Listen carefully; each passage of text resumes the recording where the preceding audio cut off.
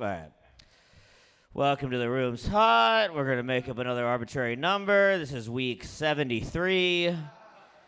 And I've washed this suit twice, which is horrible. But here we are, everybody. Mikey Silver's in the house. He just got done golfing. Me and Mikey are the bosses of our company now, which is hilarious because our boss quit and got fired, which is so funny. Me and Mikey don't know what the fuck we're doing. People are looking for us for advice. But our boss, she's like this witchy lady, you know what I mean? She's very like the Jupiter rising, whatever. And she posted on her Instagram like, I have a lot of change in my life right now. The full moon has really redirected me. It's like, bitch, you got fired. It's not the moon's problem. The moon doesn't know what jobs are. That's like the problem with LA people. If you're saying like a full moon makes you feel a certain way, when you start not taking responsibility for your actions and blaming it on the moon cycle, you're retarded in my book. You're literally just retarded. And maybe that's the moon's fault. Maybe that's where Down syndrome kids come from, is they were just born during a crescent moon or something. Waning or waxing. I don't remember which one's which. But one of them is one way and one of them is the other. Is Will in here? Will you open that door and get Will in here? Did he start the video? We do live stream this mic, everybody. Just letting you know. Oh, wow. Buckle up, buttercups. We got a lot of fans. Last week, somehow or another, there was 200 and something viewers, which is hilarious that can happen. The week before, there was 11. So, could be 1 million tonight if you're a betting man. So do your best stuff. This guy's fucking hilarious. Let's just go ahead and get this thing started. I'm about to connect to the music here in a second. But this guy's loco. He's crazy. He's hilarious. Give it up for Pej the Maniac. Kids still wanna act like me. I'm a bigger prick than cacti be, and that's why these all right. The view just went down to 1. Okay. I'm Pej the Maniac. That's right. That's right. How you guys doing? Hey, what's up, baby? I love that. Man, you're always in style here, man. Anywhere I see you, man. This guy, fucking, I'm just like, I can't afford anything he has on. I'm like, what do you do, bro? Fuck. I'm a teacher. Yeah. I teach kids. I work at a Jewish school. Hell yeah. Jewish private school. I'm not Jewish, though. I thought that would get more cheers than that. So that, I was just saying I'm with the Jews. I'm cool with them. You know what I mean? Yeah, I'm not one of those Iranians, you know what I'm saying? I'm like, no. Whoa. That's right. No, that's fine. I shouldn't have talked about the Jews. I get it. It's just it's a mood killer sometimes, you know what I mean? Not in an anti-Semitic way, just in a like, dude, we're here to not talk about religion. And you know what? You're right. I don't want to talk about religion either. Let's talk about my mom. The last hour, you guys missed it. Anya had a big thing here. You all missed. Give it up for Anya. Yeah, baby. Hell yeah. Yeah, baby. Probably would. Anya was up in NorCal for 47 days. We didn't see him for 47 days. Did you guys feel it? Yeah. Did you feel it? I started feeling it. After like day 30, I started feeling it. I was like, I haven't seen Anya. Yeah. And then he came to my show on Sunday. He was like, hey, I'm back. And then he's like, hey, can I go up? I was like, of course, bro. Let's go. It's been 47 days. There was a lot of talks about moms. Yeah? Everybody's mom. Everybody's close with their mom. Yeah? It doesn't matter if you're cool or not. You remember your moms? Yeah. My mom taught me how to write. Yeah, you agree. Great. Yeah, no, she taught me how to write, and but she didn't know she was left-handed. She was writing with the right hand for 35 years. She wrote with the wrong hand. Yeah, so she taught me how to write, and so every time I got my report cards, like, I don't know if they do this anymore, and I teach kids, so I should know, but it's a private school. They do things differently. But in the public sector, we'd had to go get our report cards signed, right? Or progress reports. You all remember that shit? You were private school? Of course. You're the only one here with a tie. We get it. All right. No, yeah. And like, my teachers always thought I'm forging her signature. Because our handwritings were the same. She taught me. They're like, we're going to have to, because I didn't get good grades. So they thought I was, you know what I mean? They're like, you're the worst Iranian. You don't even get good grades. Why are you here? Like, your parents escaped the fucking country for you to, like, be successful here. And I'm like, you don't know that. I mean, they did, but damn. You know, fuck. But she found out she's left-handed, though. Like, she read this book called Left-Hand Theories. But this is already too late. Like, she's already taught me how to write. And she's like, Pej. She calls my full name. She's like, Pejman, I found out I'm left-handed. I'm like, makes fucking sense. She's like, I'm going to teach myself how to write with my left hand now. Fuck my parents. I was like, what? She's like, yeah, they used to beat me. I remember. They used to beat her because she used her left hand. Yeah, that was the first thing that was haram over there, is just using your left hand. You know, use your left hand? Get the fuck out of here. Yeah. So she was like 4 drawing with her left hand, and that shit fucking, my grandmother just beat her with a yardstick. She was like, hey, stupid, you're retarded? They think you were mentally ill if you like, I'm not kidding. I think my grandparents were retarded. It's cool. It runs in the family. I mean, look at our handwritings, you know. So then she taught herself how to write with her left hand. And then she's like, she was so excited to show me. And it was like shittier than her right hand. I'm like, just stick to the wrong hand. It's fine at this point. You're retired almost. She's a hairstylist too. Like, she cut hair with the, it was weird. Like, she cut my hair, right? That's why I wear a hat. But no, yeah, it's a whole thing. I love her though, man. She was tough. My dad was not tough. My dad was like they were both opposites of what Persian parents should be. Like, Persian moms are the sweethearts usually, right? They get you candy. They always have Hershey Kisses in their fucking purses, right? My dad, and the dads usually are just, they're fucking traumatized from the war. And they just fucking, they start greeting their children with a kick, you know? Yeah, that's how usually, yeah. It's okay. My dad didn't do that, so it's fine. All the other Persian comics, you can, if they have a little ingrain here, that's, yeah, they have a little, they have like boot marks. Fuck them. My dad was nice. No, my dad was always around. But yeah, my mom, she wouldn't hit me, but what she would do, she would make threats. Like, if I didn't get good grades, which I didn't, she'd be like, if you keep playing stupid games and you get bad grades, you think I hit you? Worse.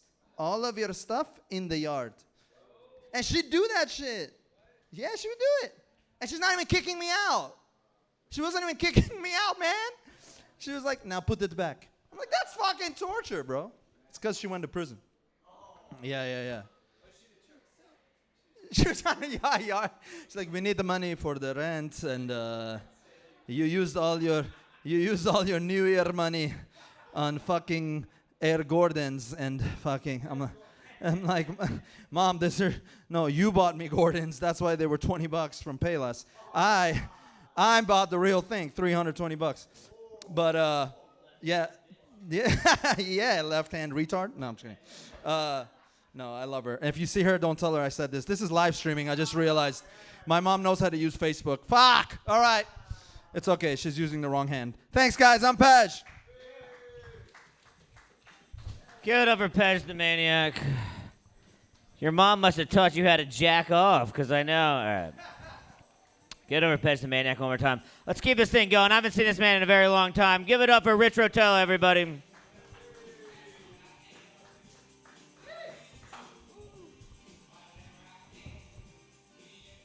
Ooh, it has been a minute. How we feeling, Accidental Chaos? Good to see everybody. Let's get it out of the way right now. I cannot perform here unless I say it. You're looking at me, this gorgeous woman sitting right here dead center next to Raiden from Mortal Kombat, who had sex with Elton John. Appreciate you coming out, sir. Takes a lot of confidence to wear a skunk that she killed earlier, wrap the Dalmatians around her feet, and you're going bare chest for me.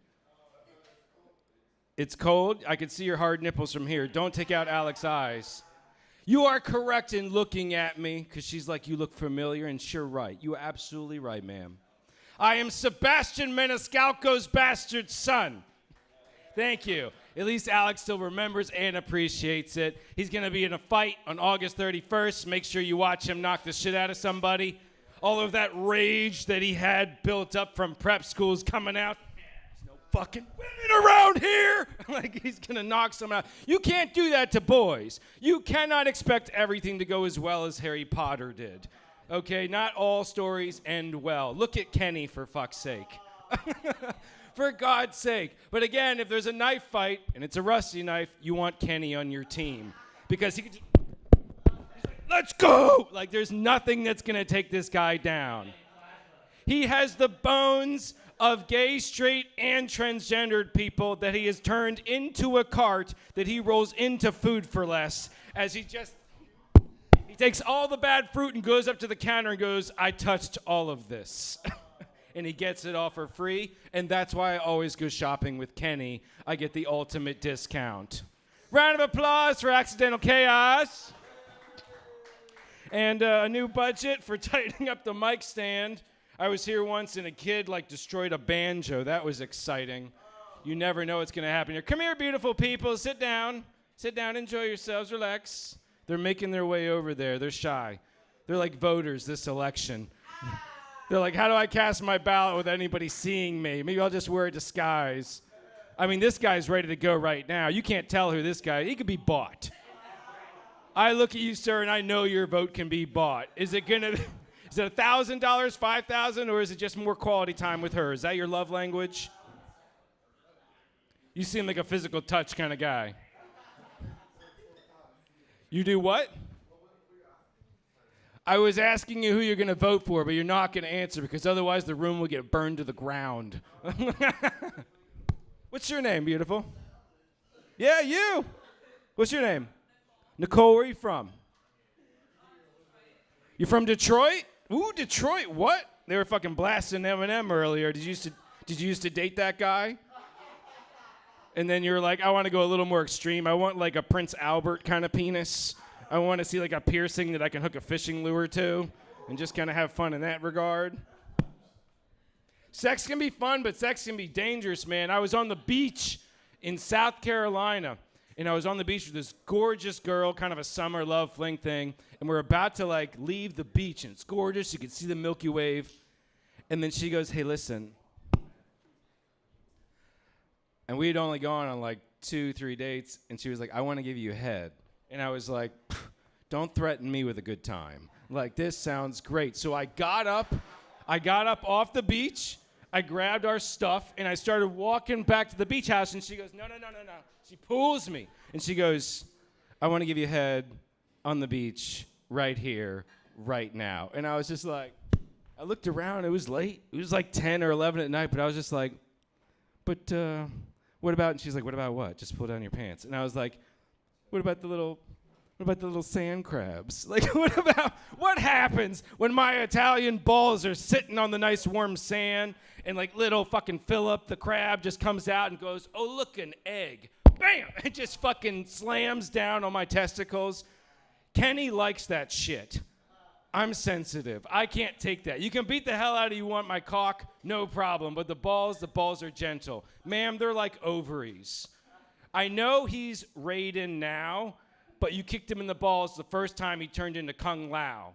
Okay? And if you don't know Mortal Kombat, you have no idea what I'm talking about. You probably wear a sweater like this handsome gentleman over here with a beard, who's actually a very funny comic as well. You guys feeling good? It's Thursday. We awake? JP, I did. I'm pretty good at it. I'm getting better at it. It's fun.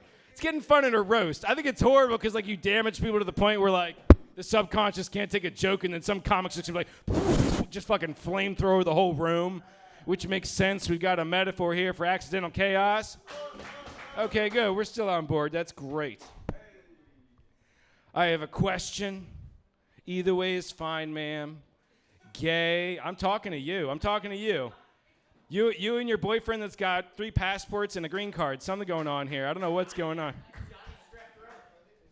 Well, then I'm glad I'm touching the mic before he is. So I have a question. I'm going to ask you. You get to decide, okay? Gay, straight, bi, it's all good. I love everybody. Great. But in this situation I'm about to tell you, who's more gay? You for texting a picture of your bare naked ass to a buddy at 2 a.m.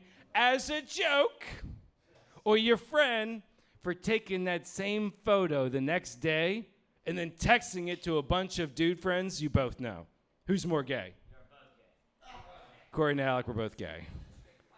She thinks it's a trick question. Technically, he's got a 50% chance. Actually, no, he said we're both gay. So, yeah, that's 50-50. That works. Everyone involved is gay. Got it.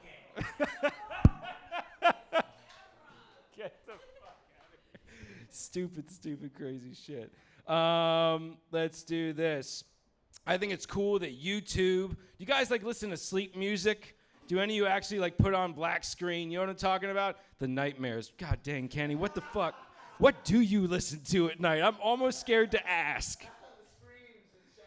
Yeah, that makes sense. I bet there is like a fucking god. Yeah, Kenny would be the guy that literally would listen to like black screen where it's just like, come and play with us.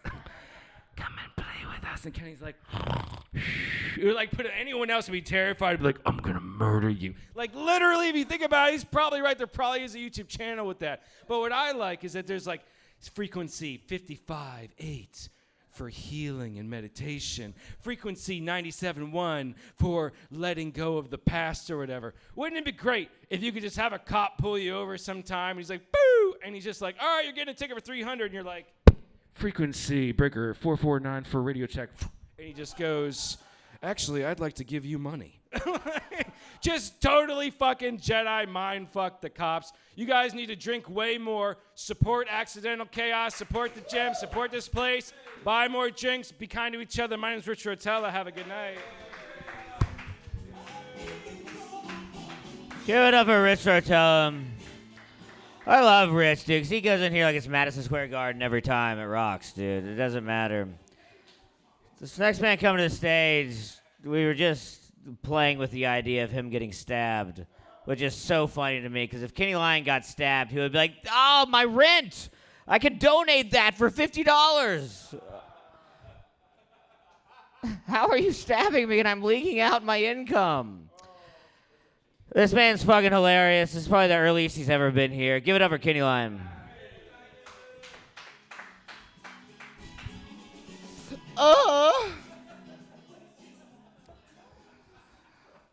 Room's hot. Fuck yeah, Roteller. Oh shit. Right? Ooh, this one's good for fucking right here. Got that hip motion. He knows what I'm talking about. Hell yeah. It's a fucking sex star right there. Look at him. Not out of shape, but not too in shape. I'll tell you that much. He's just got a fucking modern sex body. You guys dating or friends or? I can't even hear what you just. 3 years. 3 years. He's done so many drugs I can't even understand what he just said. What? Are you gonna perform or music? Comedy? Oh, shit. I'm getting wet right now, too. Damn. I'm wet, man. Shit. He's like Lenny Kravitz if he was from Venice Beach, you know? I love you. Too. Yeah. He showed his dick. Lenny Kravitz showed his dick on stage. Fuck, I hope he does too, man, because then that'll be in both of us. Both of us. I bought a thong, man. This was actually a girl's thong, but I wore it while I had a boner and stretched it out, so now it's like a cup or a slingshot. It's like a slingshot. It should cost like $25. Just this, yes. It's not real silk either. And Rich, you're the best, bro. When you gonna get me a set at the Comedy Chateau, bro? Pull some strings, man. Please do, but I don't want to pay $5 for 5 minutes. Yes. Thank you. See the set. How about these set of balls? Oh. Oh. Look, if y'all don't want to watch comedy, y'all can get the fuck out, all right? I'm tired of the fucking bullshit, fucking bouginess, all right? Y'all can get your bullshit up ass and walk outside and wait in the alleyway, all right? Tell a joke. Are you my manager, Alec? All right? Are you my fucking agent? Because I don't have one, and I'm looking for one. Please, someone, God, take me. For the love of God, take me. Take on me. Take me out. I'll be gone. Fuck Riff Raff, man. I told Billy Myers. I'm tired of this shit, man. All right, I'll do jokes, Alec. Sorry, man. Sorry for making your open micers uncomfortable. I don't give a fuck. All right. Rotella, I'm keeping your jokes. Hey.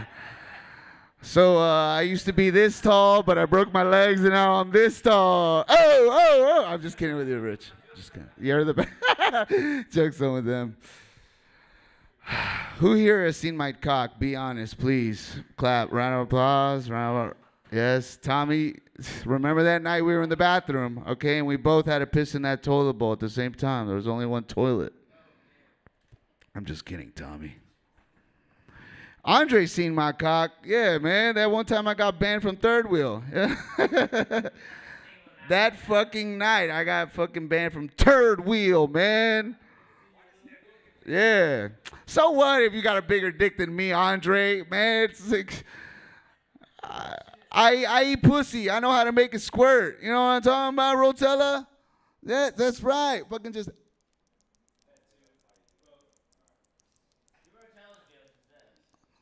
Fucking going crazy eating pussy. I love to eat pussy. I'll eat tranny pussy. I don't give a fuck, all right? Artificial, organic, real, doesn't matter. She's like, who's the real feminist here, all right? That's a good joke, motherfucker, because women are appalled. But they love to go to West Hollywood for the pride. You know, they love to fucking hang out. They love to fucking party with the gays. Woo! I got the crop top on. I fucking had sex with 2 trannies, Rich. Have you ever, anybody here had sex with, I'm not, besides Alec and me, who else has? But seriously though, I had sex with 2, okay? And if I do it a 3rd time, that means I actually like it, all right? That's a good one too, because, you know, I did it once. That should have told me, hey, I don't want it again. But the second time, it was a fucking he, she, Kim Kardashian clone, bro.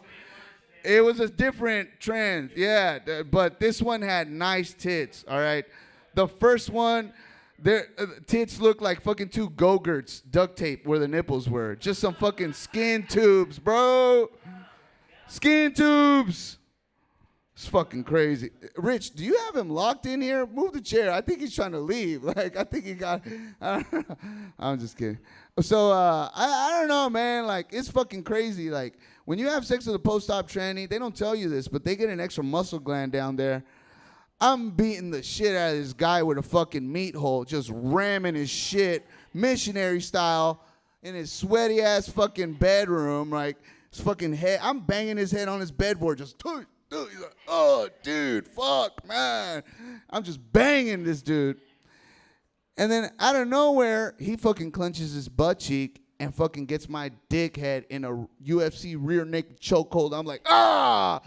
I couldn't pull out. I tried to pull out, and I was like, bro, let me go. Come on, man. This is too intense.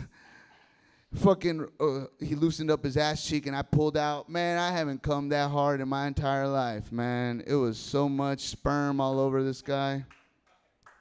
It's fucking crazy. But it technically wasn't a guy, cause he had no dick. There was inside out, yeah. So it's not gay, right, Mike? It's not gay. If there's no dick involved, it's technically not gay. Wait a minute, let's ask the beautiful girl from Detroit. Be honest, okay? Because these guys ridicule me 24/7, so it doesn't matter if you're one of them as well. It was like, there was, okay, look, born with a dick, but at the present moment that I was having sex with them, there was no penis whatsoever, just muscular, hairy legs, masculine legs, right? It's like, yeah. Yeah. All right. Let's put it like this. Let's say we got Rich Rotella, right? Right. All right. He's got long hair, fucking a dress or whatever, but we duct tape a fucking fleshlight where his fucking pelvis area is, right? That's basically what it looked like. It's like the body, the figure is still manly. Yeah, it is gay. But I didn't suck cock though. A guy with a missing dick sucked my cock, which it was kind of hot. I was like, bro, there's a guy sucking my dick. Like, what the fuck? I mean, it was like, is this gay? Why am I hard? You're questioning it. Like 2 years ago. But it happened because I was using my damn Tinder account on my EBT phone, all right? On my EBT phone. No, I'm not gay. I swear to God, I'm not gay. Have I sucked cock? Well,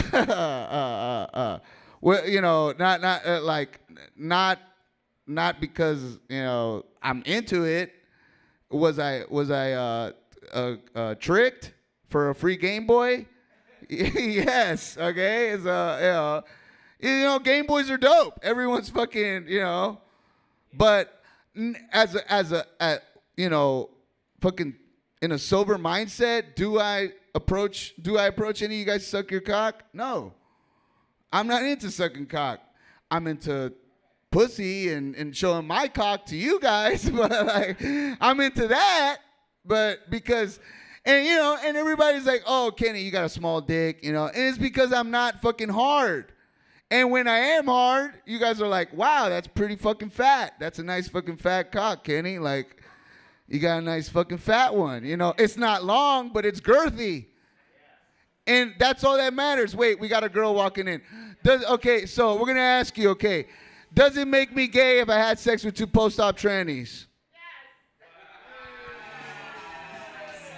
Guess I'm gay. Have a good night, everybody.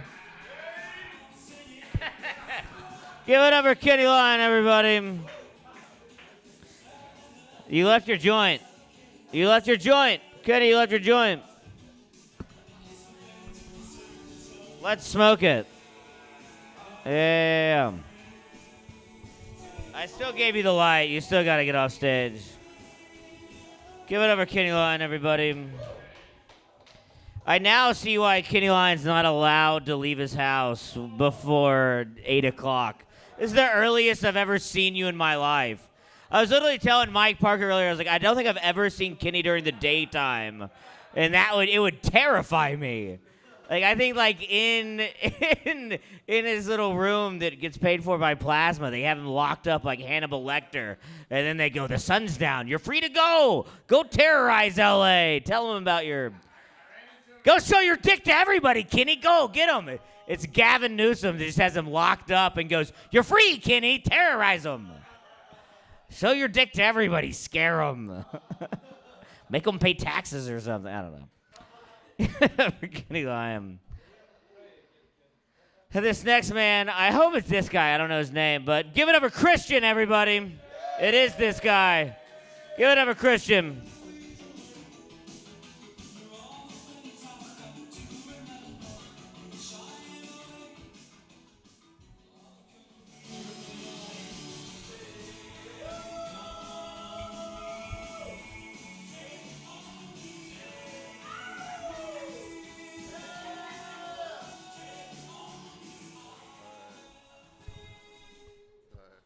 Gotta go incognito.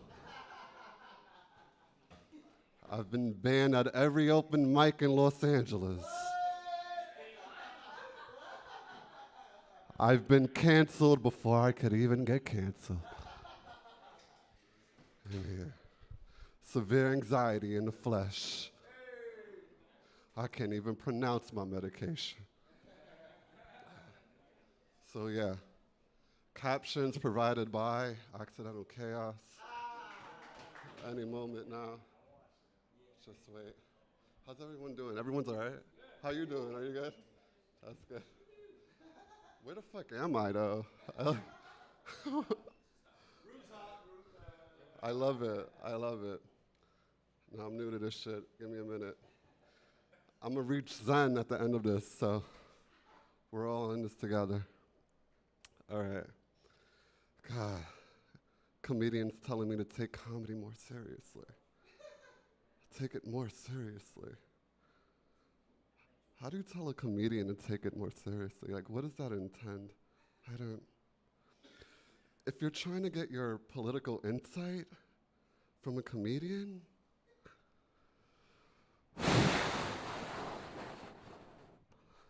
is anyone trying to get like some political insight tonight?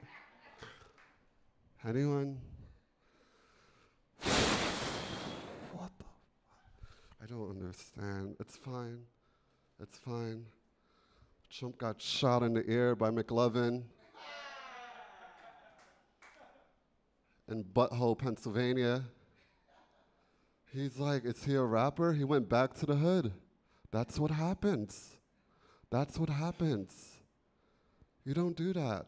And let me tell you, I've worked in Dixon City. Take that in, Dixon City. That's a city in Pennsylvania, right? Fuck it. If I get banned, just got drunk, you won't remember my face. You'll know at the end of my set.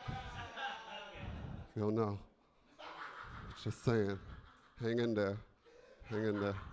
If these jokes don't work, I gotta let these people know, you know. All right, worked at Dixon City. Worked at Wilkes-Barre. My godfather got me a fucking job out there, showed me the light. People are fucked up in Pennsylvania, man. That's just the truth, man. I partied in Scranton, the Electric City, that's what it's called. Half the people can't even fucking afford electricity there. Shit is real. It's the hood for white people all over there. They're fucked up. It happens. People get shot. I got stabbed at CVS last week. I'm here. I'm living. I'm not fucking complaining. Took a nap. That's it. It happens. It happens. Dumb shit, man. Yeah, I worked at a job in Wilkes-Barre. My godfather was like a manager for like this is a true story, like a manager for like a glass pipe company. They sold bongs. Weird shit, they worked in an office, but it sounds like I'm describing a meth lab to you guys, right? Around the corner from that office, I packaged kratom pills, and they sold it to people in the neighborhood. And I was like, what the fuck? This is some weird white hood shit going on in a fucking office, right? I took off when I quit that shit. I took off on my skateboard, got lost in the mountains, did cocaine with some random ass people, fell asleep in someone's backyard, had like a campfire. I learned this song. Dun-na-na-na-na, dun-da, dun-na-na-na-na, dun-da. And I thought these people were gonna fucking kill me. They were fucking crazy. So I skated down the hill, listening to Lana Del Rey on my cell phone. I know. Describing Lana Del Rey to people who don't listen to it, it's like Willie Nelson talking about his dick tasting like Pepsi Cola. But she's very insightful. She's very real. I love it, man. Don't worry, I'm quitting comedy after this. Don't worry. I know. My girlfriend threw my clothes out like an art project. It happens like the last Thursday of every month. Then she dropped a diss track about it. She was like, you only pay 50-50, 50-50, 50-50. Last month it was 30-70, 30-70, 30-70. You not like me, you not like me, you not like me. Wop, wop, wop. It's like, shit, damn. Sorry, you know, she's like, you know, you're white doing rap music, right? So I had to drop a diss back. And she is. And I'm Latino, so I had to drop a diss back in alternative rock. So it went like this. My girlfriend threw all my clothes in the garbage. Threw the Trader Joe's chili oil at my armpit. I was doing yoga on the carpet.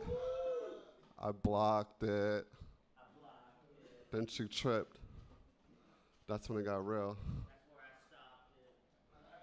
No, that's when the rap version transitioned. It's like, why you always tripping? You tripping. Said you always tripping. You tripping. Then I transitioned into jazz. Ready? This track is fire. I didn't put it out yet because we made up makeup sex. But the jazz version was the outro. It went, searching for the light. Everyone's searching for the light. Help me to the light. Everyone's searching for the light. Fire. I didn't put it out yet. Anybody do music in here? I really need help with it. Really need help with it. Damn. You ever feel like your dick needs a chiropractor sometimes? Like, I just wish I had a chiropractor for my dick. I can't even afford a real chiropractor. I would need like an offer code like 06748, get 50% off. Snap, crackle, pop. Get that shit back in place, man. It happens. Just going through it. Just going through it. Sorry. I know I got a lisp. Working on it. Searching for the light. Everyone's searching for the light. Threw my clothes in the garbage, it's alright. It's alright. It looked kind of beautiful though, the way you stacked it up. I was like, fuck it. Threw your clothes on. We out here. Accidental chaos. Lit. Damn, I guess I don't have to show my dick. This is going all right? I'll show you some ass.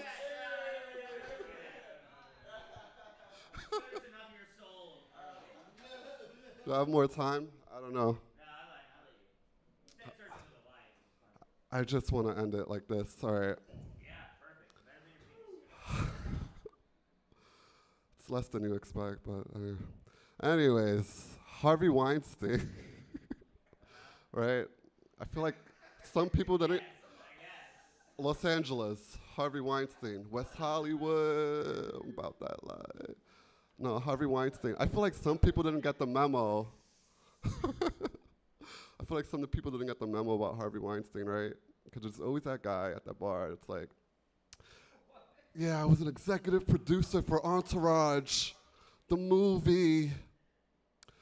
And then the donk song comes on and he starts touching your ass, right? And as a woman, you're like, oh, executive producer. You start grinding on his dick, right? that don't, right? Like it's going down. And then you wake up on his bed and his mom kicks you out of the apartment. Just take the bowl of cereal he offered you and go. And go. Now you're the female Kevin Spacey. You can't even sue him. Learn your lessons, people, like I did tonight.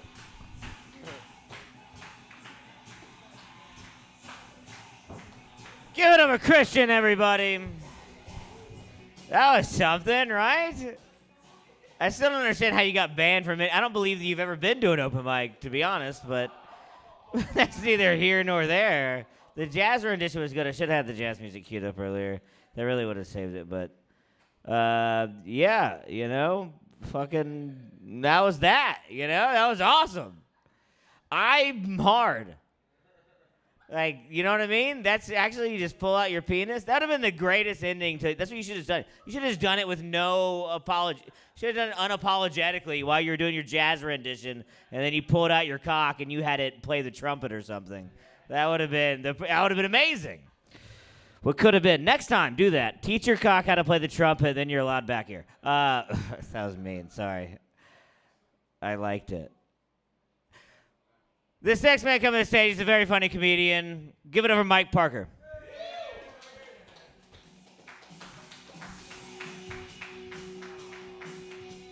Yeah, thunder. Yeah, room is hot. Alec, man, fucking Alec. Give it up for Alec. Give it up for Alec's accidental chaos, man. Hey. Give it up for your last comic musician act, Christian. That was awesome. Up here looking like a gender-neutral Indiana Jones and shit. That's you look like if MGK was going to do a biopic on Johnny Depp, but I'm just saying. That was inspired by you with the Johnny Depp. All right. Yo, dude, I'll be driving down Santa Monica a lot, and I was driving earlier today. It was around noon. And I saw a lady of the night during the daytime, and I stopped to pick her up, and I immediately realized it was a dude, and it was Kenny Lyons. So that was the first time I ever saw that dude during the day. It was crazy, dude. Yeah. It was a rare sight. Dude, I also saw his cock, which is crazy because, like, listen, I'm 46 years old, and the problem with, like, getting older is, like, the dad in me always wants to fix shit, you know? So, like, I was talking to Kenny. I was like, you know what? I would love to get some cock in here. And this motherfucker, you know, pulled out his dick, and it fit somehow. I was like, you ain't got no girth. Stop that bullshit, dude. I don't know. No, I do want to, I want to bring some cock and just close this up. I just want to close this up. I want to flip this board upside down because I think that these bricks match over here, but that's it. I don't know. I did it.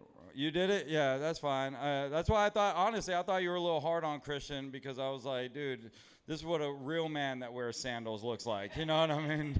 No socks. That's how you do it, dude. I don't know. So 3 years, huh? All right. You must really believe in this dream. All right. No, yeah. Shut up. We're doing. Oh, we all getting. Come on, man. That was great, man. You're an artist, man. I loved it, dude. Yeah, it's all right. Now that's the real me off stage. But on stage, I'm gonna talk shit. No, all right. No, 3 years. I took a Matt Riffey and a Jeff Akuri class. So that's how I do crowd work. So that's how you do it. So 3 years. That's cool. What do you do for a living? Huh? I'm looking at her, man. Take those Morpheus glasses off, and you'll see I'm not looking at. There you go. No, that's all right. What do you do for a living? You're an actor and model. Oh, okay. Unemployed. That's all right. Have you done anything that we might have seen you in, commercials or anything? Cool. Yeah. What's up? Why not? In this third wheel, this is what we do. Oh no, sorry, wrong one. No, I was just playing. Sorry. Who said that? Was that you, Andre? No. Who said? No crowd work. Is that you? Who said it? Come on, Andre. Man, look at me. Come on. Who said no crowd work? You're not allowed to do crowd work. All right. No, they said it wasn't. No, who was it? Who said no crowd work? Speak up. Don't be scared. Was that you? No. All right, Jesus Christ, dude. I know. All right, you second the motion. You third the motion. All right, no crowd work. All right. Is that the rule here? I didn't know that, man. No, I'm just playing, dude. I know. It's like, what do we do? I know exactly. It's what comics, man. What do we do? You want jokes? All right, now. Woo! No, I'm gonna Kenny Lion it. Fuck no punchlines. No, we're not doing no punchlines. No, we could do a punchline. I don't know, man. Stupid punchlines. No, but what do you do for a living? No, I know. No. I went to a seminar actually recently, and we had there was actually an actor that was one of the speakers, and he looked out amongst all of us. He's like, "Are there any actors out there?" And only a few of us, clapped. And at the end of the seminar, we talked to him, and he's like, "Oh, so you're an actor? What did I see you in?" And I said, "Oh, I'm not an actor." And he's like, "But you clapped when I said that." I go, "I know. I just wanted to prove to you how easy that shit was, So. Thank you. See, from the actor. All right, cool. That's all right. That was good. I do have a Laker joke actually. Yeah. So I'm a product of the 80s and 90s, and I grew up. I love the Lakers, man. I grew up in LA, and one of the major teams we used to play were the Seattle Supersonics, and they're no longer in the league. You know what I mean? And they're since 2008, right? It's crazy because. And they keep talking about, we're going to get them back in the league. It's almost 20 years, literally, since 2008, there have been more NBA players inside Khloe Kardashian than Kia Arena, dude. It's, it's nuts, dude. There you go, see. You want a racetrack joke? Hold on. Is there a NASCAR fans in here? No. Woo! Yeah! Yee! Yeah, fuck, man. Dude, I live in Florida for a long time. That fucking state sucks, man. It's so terrible. It's going to hell as we speak. I mean, do we have fucking Hulk Hogan fucking all ripping his shirt off for Donald Trump and shit? Florida's the capital. Yeah, look, Rich, who you voting for, brother? That's all right. Let's get into it, man. No, I don't know. Hulk Hogan, dude. I used to love Hulk Hogan until I found out he was racist. I don't like racists. The moment you use the N-word in any fucking improper context, at any point, I automatically lose respect for you, because he was talking about you can't date black men to his daughter Brooke, and which is crazy because Chris Hemsworth is about to do a biopic on this guy, I know, right? And I was like, that's fucking crazy. 'Cause I love Chris Hemsworth, But I also don't know what it's going to sound like for this Australian dude to say the N-word. You know what I mean? What's that going to sound like? I bet it sounds a lot like Toiga, Well, I bet a bunch of y'all just said in your head right now, you racist fucks, get out of here. Yeah. Shut up, you black Toiga. All right, now, all right. All right, that joke went too far. Fuck you guys. All right. I didn't say it. It was the Australian, dude. Relax. Jesus Christ, dude. No, I actually had a really racially charged moment at the park earlier today. I got off work early, and I decided to go to the park because I love crows. Crows are my favorite animals, man. They're so awesome. They're smart birds. Yeah, they're smart birds. If you get to know a murder of crows, they remember you and they will start bringing you gifts. They'll bring you seashells. They'll bring you cigarette butts. It's just they bring you. It's a gift, right? And I go every day to this park, and when I get off work early, and I have the end of my sandwich, and I'm feeding this murder of crows, man. I love them every day. I just love them, man. They're awesome. And then it was crazy because all of a sudden this white dove comes and flies in the middle of it trying to get some of the bread. And one of the crows immediately ran over and was like, caw, Cajun, caw, Cajun. That's so stupid. It's such a dumb joke. That's good. That was no crowd work. Dude, come on, man. You know how good that joke was in your pink sweater, man? Come on, dude. That just Caucasian. All right. Now I know who yelled out no crowd work. All right. I don't care either. I've been doing this longer than a lot of people in here. I've been doing this 11 years, and I've made enough money to live 6 months in Boise, Ohio, Idaho. All right, so that's 4 days in LA. So fuck you guys, you know. You know what's up? Thanks, man. Dude, these jeans are from 2012. I guarantee you. I've had these jeans a long time, man. You know. You just don't put them in. You don't put them in the wash. You only wash them you only wash your jeans like what, 6 times a year? Anyone know that? All right, just no. Well, you only wear them like 12 times a year. You gotta have a bunch, you know. I don't know what brand they are. They're probably like U.S. Assassin Polo or whatever that shit is. You know, yeah, that's not too bad, man.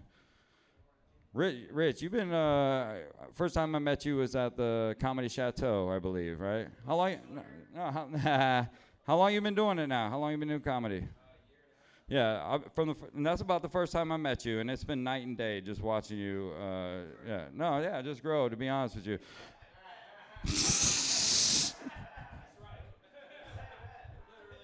I fucking love you, Alex. I do want to say, dude, I do love Los Angeles. I love living in Hollywood. I think the most beautiful people in the world live here, you know, and when I come back next week, I hope one of them shows up. So, all right, guys, thank you so much. Mike Parker.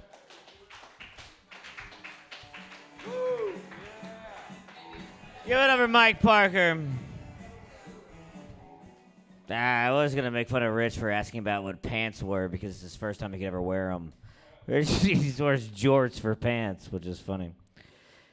He got surgery to make himself taller. I just wanted to be a dick and say that. Isn't that funny? Isn't that... All right, ooh, joke's on me.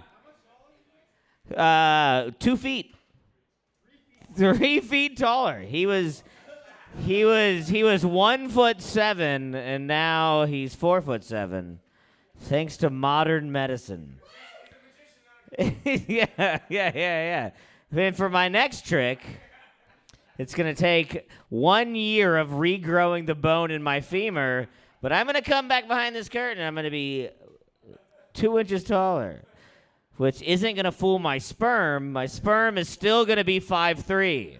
I'm going to later in life get a woman pregnant, and she's going to wonder why our child is a midget.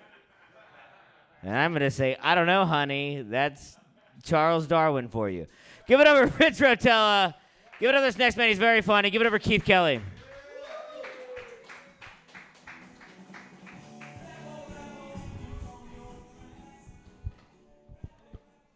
All right, thanks. What's up?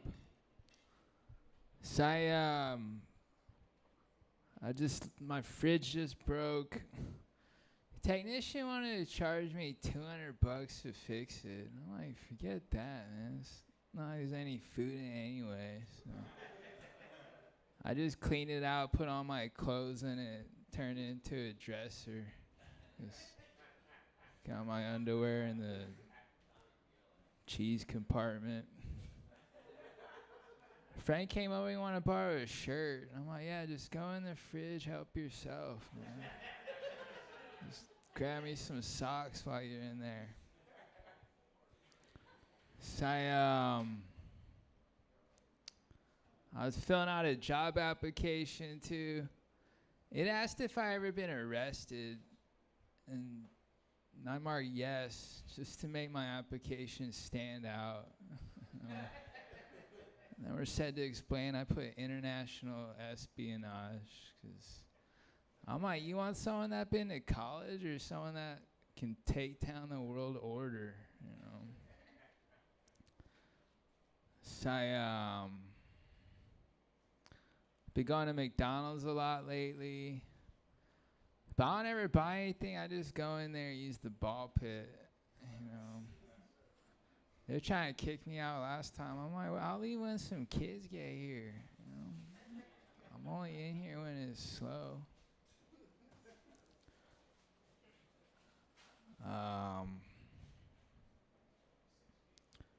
So I was just getting some gas earlier. I don't know about you guys. I always top off the last $2 with premium. It's like a little sweetener. You know, it's like a gasoline Arnold Palmer, you know, for the long drive. I was drinking I was reading the back of a sparkling water can earlier. It said it's been family made since 1882. I'm like, wow, this family's been sparkling water over 140 years. That's what I call dedication, you know.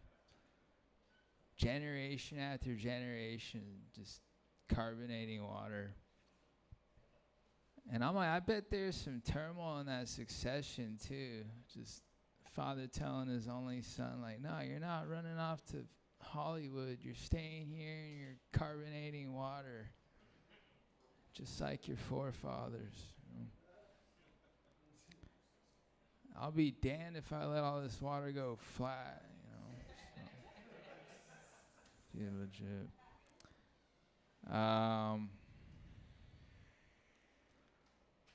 So I got I'm trying to, I don't know, so I had to throw out some condoms the other day. They all expired on me. Oh, man. Second box in a row, you know. But I just bought another pack just to stay optimistic. Just checking the expiration. It was in CVS. It's like, you don't got anything that'll go further back? Like, he's like, they're good for another year. I'm like, do I look like James Bond to you? Like, I need to keep going. All right, thank you guys. Give it up for Keith Cohen. Let's keep this thing moving for another killer. Give it up for JP, everybody.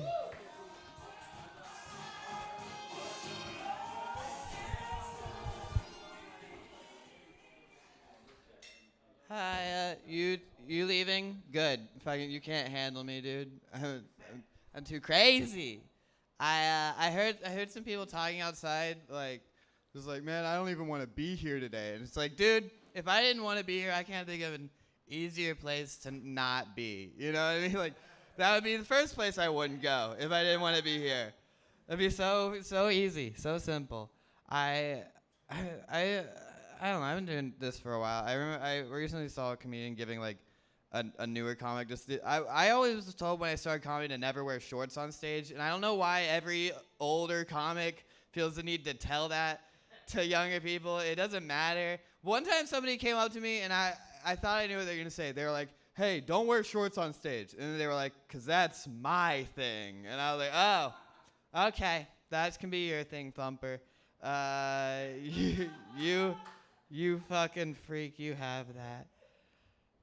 I was also told that if you want to do well on stage, you should imagine the audience in their underwear.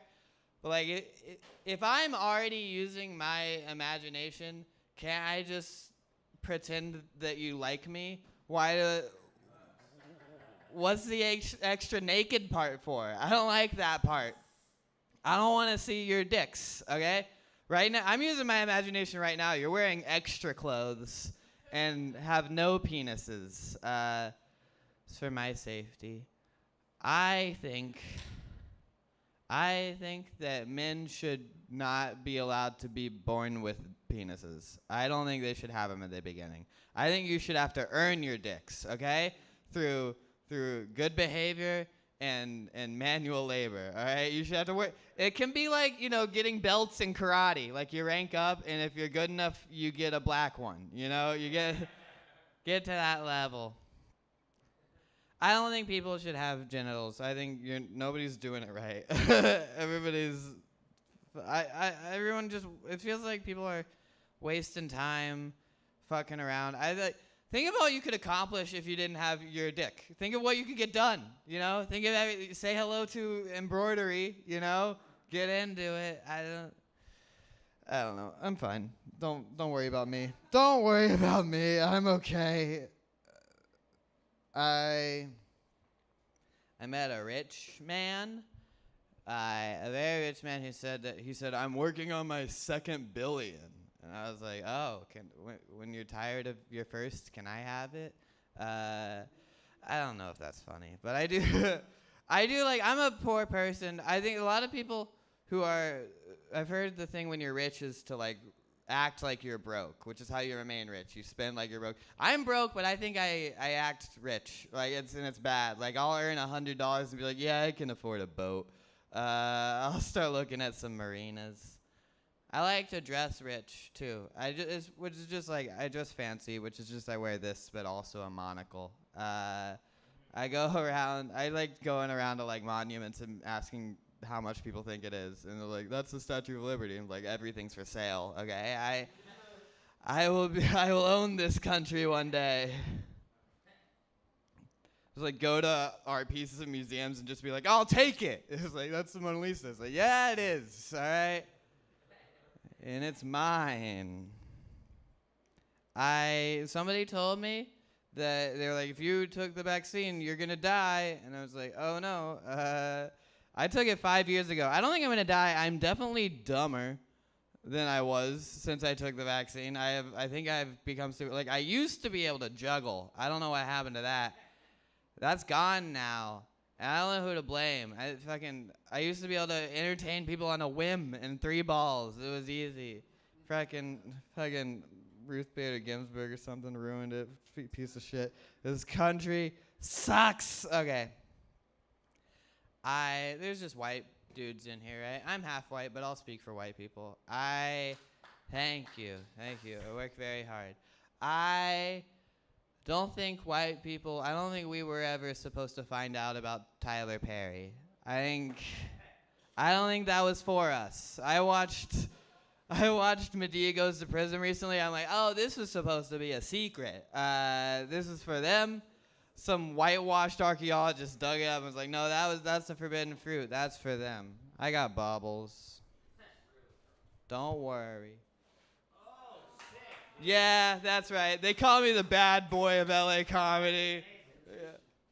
That's right. I love it. I got so many bubbles, dude. I bought a 32-pack. Yeah, go crazy. Pass it around. I bought a 32-pack. I don't quit, dude. I quit vaping. Now I bubble. Okay. Look at him go.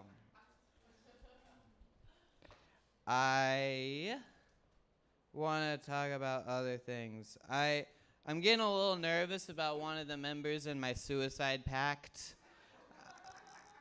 I don't know what to do about her, okay? I thought we were just making a fun little gang of people. You know, we were playing hoops in the Badger and Jam parking lot, and now she's like, I don't want to kill myself, all right? I just wanted to be a part of something. I didn't know that we would go to that point. It's looking bad for Charlie, though. I'll tell you.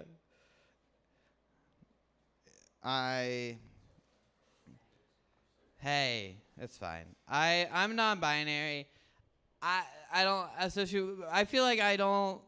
It's definitely a mental disorder. You know what I mean? Like, it's 100%. Because sometimes I don't feel like I'm like in the midst. Shut up, Mikey. I'll stab you. Okay.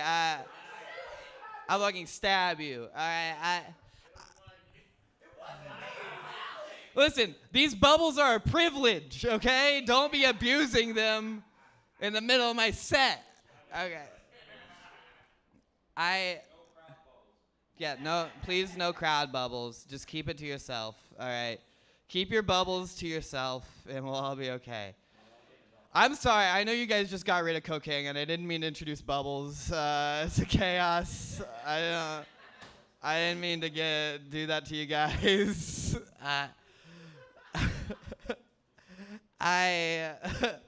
Oh yeah, so I'm non-binary. I don't associate with either gender, but it's not that it's not that I feel like I'm in the middle. It's like sometimes I feel like I would rather be a man, and a lot of times I'm like I would rather be a woman. And it comes up at different times. Like I was driving down the road and I saw like a street sign that said "Man's Land," and under my breath I was like, "Goddamn right," which I guess that was me being a man. But then I got distracted and I swerved and hit a pole. So I guess that was the woman part. When that joke doesn't get a laugh, it's sounds way more offensive, which is just what most of the jokes in this room are. But that's okay. That's fine. I thought about going trans. I want to wait until I have more money and the science is better. I don't think the science is there for trans people yet. It will be. I don't think.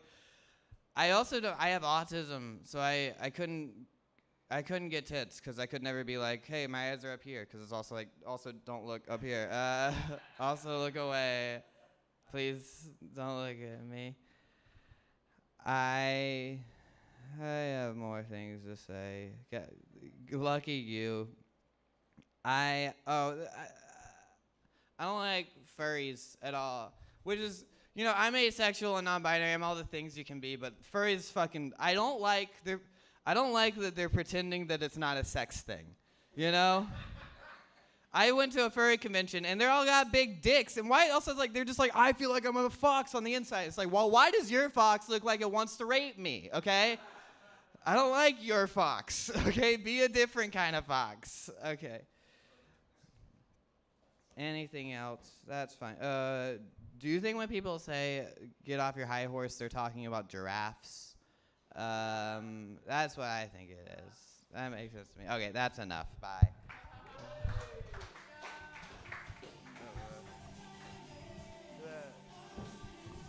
Give it over, JP, everybody.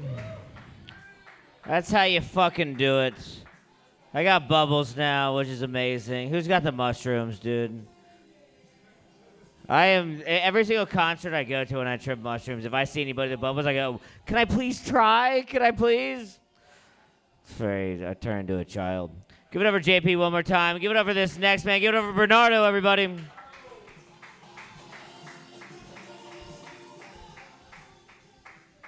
I didn't get bumped. Let's fucking go. No, I love you, man. Thank you. I'm just fucking kidding. Okay. All right. Let's fucking go. We can all agree the homeless issue is becoming a problem, right? It's seeping into Culver City. I'm seeing a lot of them where they built a plaza in Culver City where they can steal shit from. I was driving by there. I had a sandwich in my car, and there was a homeless guy in the corner, and I drove up. I waved him down, and I wanted to give him a sandwich, So he not crawled up. He walked up, just very hungry. I saw he had no shirt on, his rib cage, and he comes up to my window, and he leans in, and he says, "Is it an Erewhon sandwich?"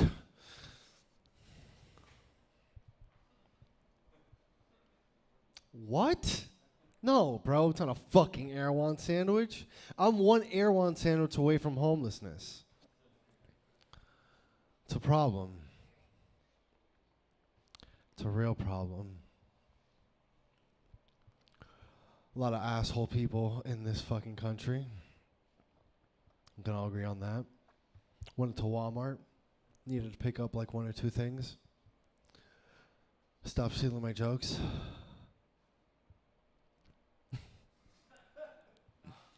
Yeah, you're good. It's fine. There's no crowd work. No, this is a shitty fucking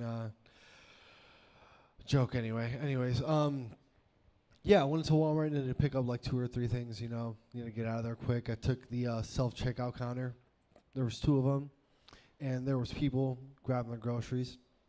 One person standing in the middle.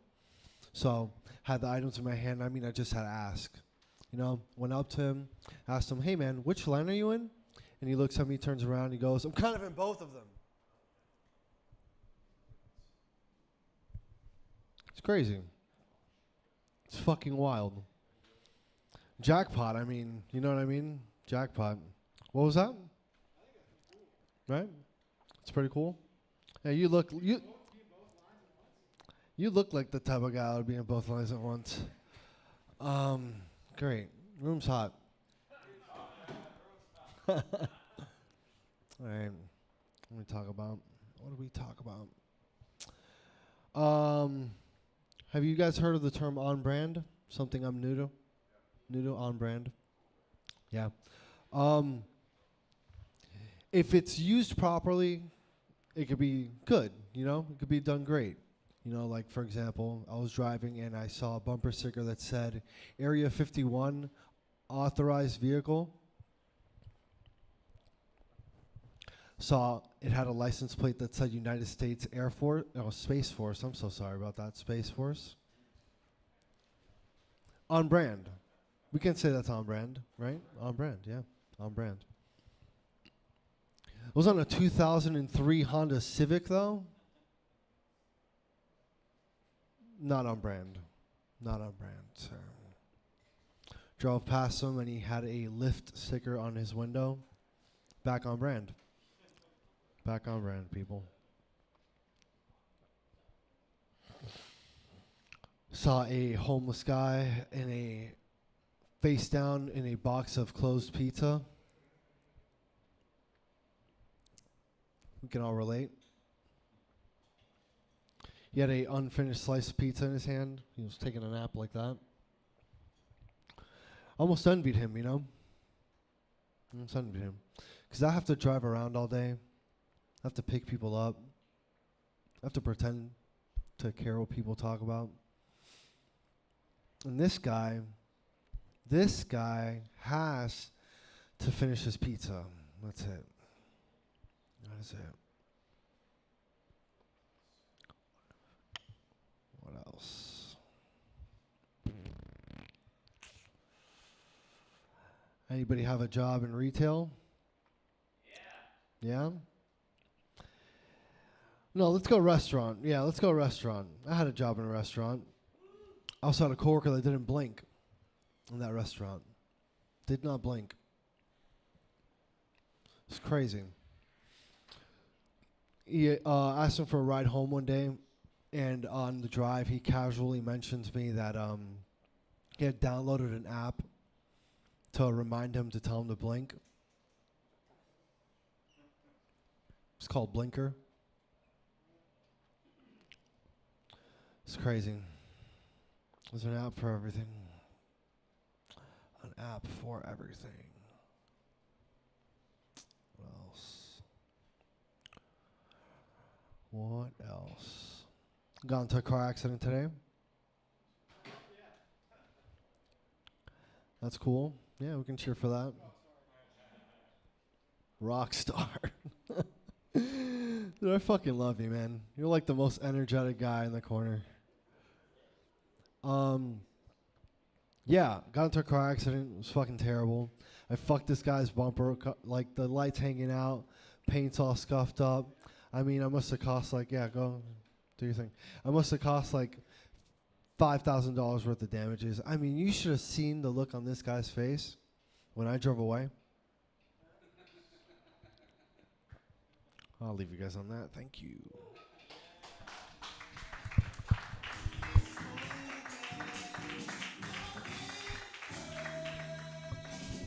You forgot your phone. Give it up for Bernardo, everybody. Is everybody having fun? This whole section over here is either asleep or doing the most intense research on their phone that I've ever seen in my entire life. Look at that. He's deep in it, dude. She's just uncovering how Trump was not even attempted assassinated, but he shot himself. I was deep into it today, dude. Now there's a whole conspiracy that like the teleprompter was actually shot, and it was the glass that hit him in the ear, which rocks. That's just hilarious to me. It's hilarious to me of like just the attempted assassination of the president. It's like he wasn't even shot at directly. People are saying like Trump because he was in the WWE cut his own ear, which is hilarious. I hope he did that, dude. That'd be like, all right, now I'm voting for you. If you were able to pull off that kind of stunt, that's incredible. RFK Jr. 2024. Give it up for Brandon Baddock, everybody.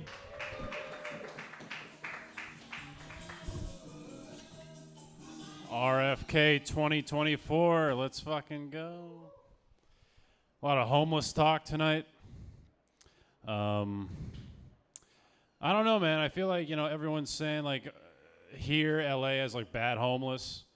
I was in Texas for a while, man. They would, like, homeless in Texas would, like, chase you with, like, animal bones and knives and shit. I saw a homeless guy the other day playing a Nintendo Switch. It's like, what the fuck is going on? Damn, where'd everyone go? Shit. All right. Sucks, man. I'm in my 20s, but I feel like I look like I killed a guy in the 70s. It fucking sucks. I don't know. People stereotype me as being satanic. It fucking blows. I was in line to see the band Megadeth. Some preacher religious guy protesting the show goes up to us, goes, "You all are going to hell for praising Satan." I'm like, listen, man, if we're all so satanic, why do we all look like Jesus? Come on. No. It's crazy, man. The people who listen to the most satanic shit resemble like the holiest guy, I remember being like a teenager at my grandma's house, saw a bunch of pictures of Jesus. I was like, damn, I didn't realize grandma was into dying fetus. Fuck. It's a good band. All right, great. This is cool. It's cool being on the web here, being live streamed. Just evidence of this bomb. Archived forever. My legacy. I'm going through a breakup. Hopefully she isn't watching. It sucks, man. Back in the 80s with a breakup, all you had to do was like burn a Polaroid. It was great, Now you have to cleanse your whole social media. It fucking sucks. And I thought I unfollowed her on everything, and I was doing pretty good until I realized I still had her as a friend on Venmo. Checking my balance, all right? I see a payment she made with a guy titled Late Night Fun. Worst part about it, 2 likes. Probably a threesome. Awesome. I don't know. Am I just an old soul or something? You know what I mean? Like, remember the good old days when your bank wasn't telling you who your ex was fucking? Wasn't that sick? That was awesome. Because, like, I'm on my phone. I'm just trying to figure out if I can afford a fucking donut. All right? That is the only hole I want information on. I want a glazed donut. I don't need to know who's glazing you. Let me recover. Hopefully we got like a super chat for that one. Fuck. There's a lot of people into hookup culture here in LA, I've noticed. I've noticed a lot of people into hookup culture either own or are obsessed with cats. I feel like there is a correlation there. You know what I mean? Because I feel like having a cat is almost like having a friend with benefits, where it's like, look, you don't have to love me, but as long as I can touch you occasionally, this might work out. I'm Albanian. Sorry. It's always followed by apologies. It's all right, man. Kind of a day walker. It's hard to tell sometimes. It sucks because every time I tell someone, a lot of times it's either like an apology or they go, "Weren't those the terrorists in the movie Taken?" Yeah. We're lucky if we get to steal a white bitch occasionally. That's about it. All right. Thank you. All right. Keeping that one. All right, this next one's gonna fucking suck. Thank you. I saw a baby human crying the other day. I was like, be a little more fucking grateful. All right? At least you're not a different baby animal, like a tadpole. I feel like those guys have it the worst, Like, imagine being born and you're still a sperm. It's like the worst case scenario, I'm pretty sure. I don't know why they look like that. You think it's like just a defense mechanism against predators or something? Like, listen, man, if I'm a starving fisher cat and I saw a bunch of tadpoles, I'd be like, listen, man, I'm starving, but I'm not gay.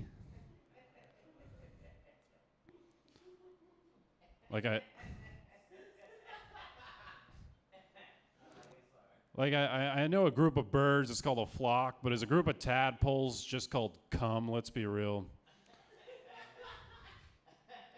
What's their natural predator? A back? Fuck off. Stupid. All right. Awesome. I thought I had like 20 minutes on that. Fuck. All right. I had to put my dog down recently. Thanks. It's the doctor's here, I guess. I had to put my dog down. It was mainly because my arms were tired. Yeah. Thanks. Then I shot him. All right. If any of you have a room I can rent out, that'd be sick. I'm Brandon Baddock. Thank you so much. Give it up for Brennan Baddock. Damn, dude, I got dared to eat a tadpole one time for $5. I guess that's how much it costs for me to be gay. Give it up for Brennan Baddock one more time. Give it up for this next comedian. She's very funny. Give it up for Lexi, everybody.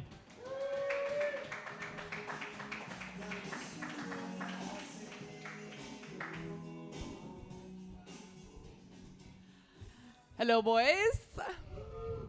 I just want to preface that Brandon and I, we do have the same hair, but we are not sisters. Nice. Okay, I have hemorrhoids. Sorry about it.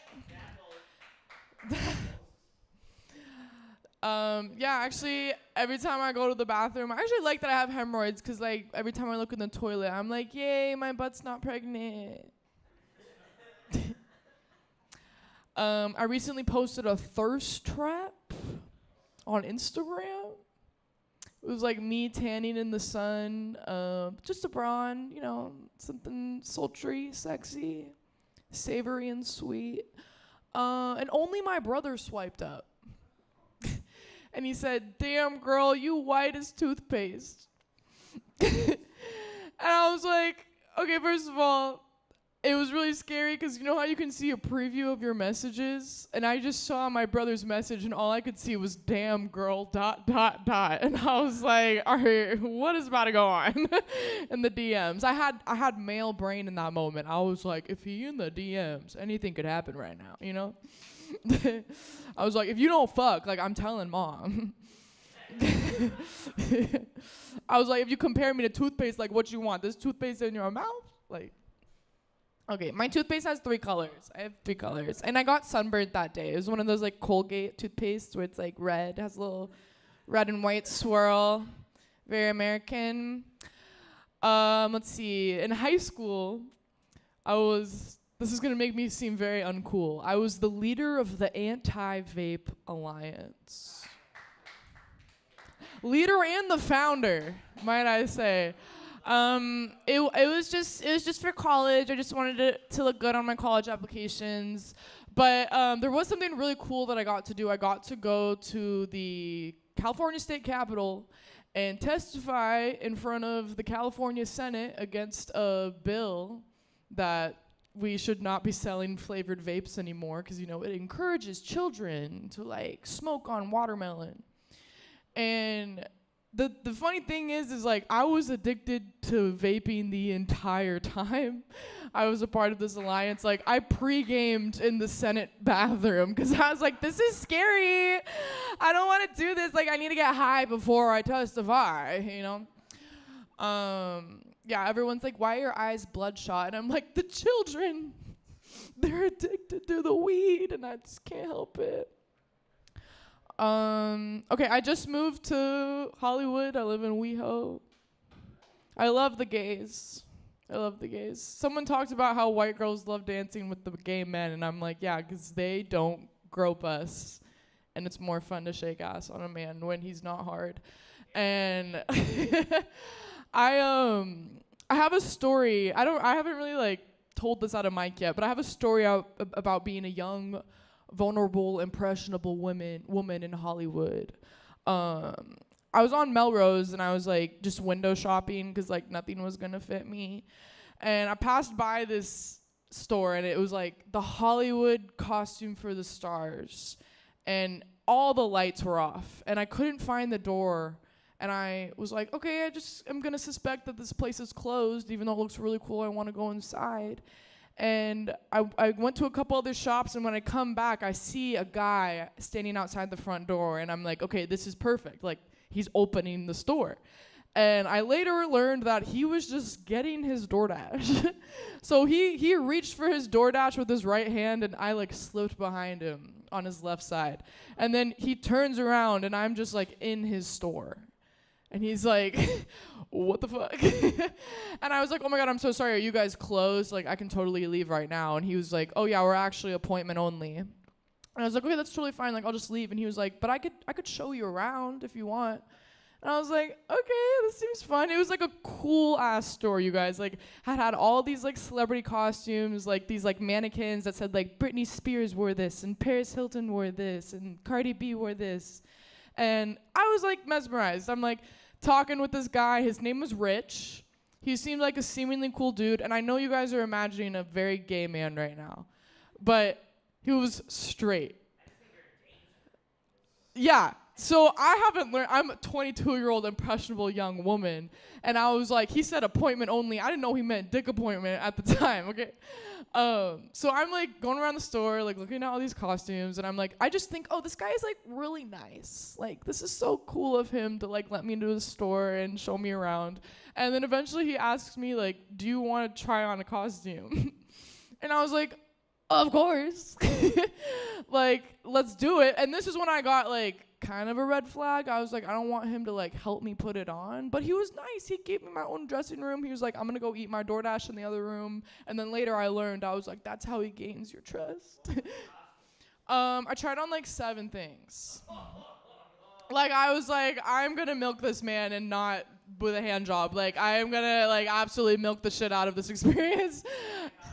It was like this cute like dress with like bedazzled stuff, but the problem is they make it fit to size, so that like they try to use the least amount of fabric that they can, so like it's just like, so celebrities come in and they're like, oh, I'm just gonna inspire a look based off this outfit, and then they actually size it. So nothing was fitting, and I go to Rich and I'm like, yo man, like nothing's working out, like I really want to try on a costume, like what are we gonna do here?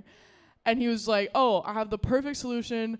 The leotards have the stretchiest material, and those are going to work for you. And I was like, you know what, Rich? You're a smart man.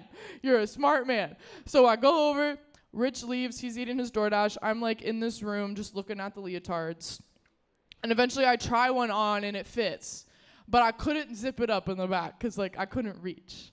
And I take it off. I like pretended to be Shakira in the dressing room real quick. I was like, Shakira. Had like all these like bedazzled shit and like rhinestones. It was so cool, so pretty. And I took that off, got my regular clothes on, and then I went back to Rich. And I was like, yo, bro, like I finally found something that worked. Like, I'm fucking hyped. And he was like, oh my God, why'd you take it off? Like, I wanted to see it.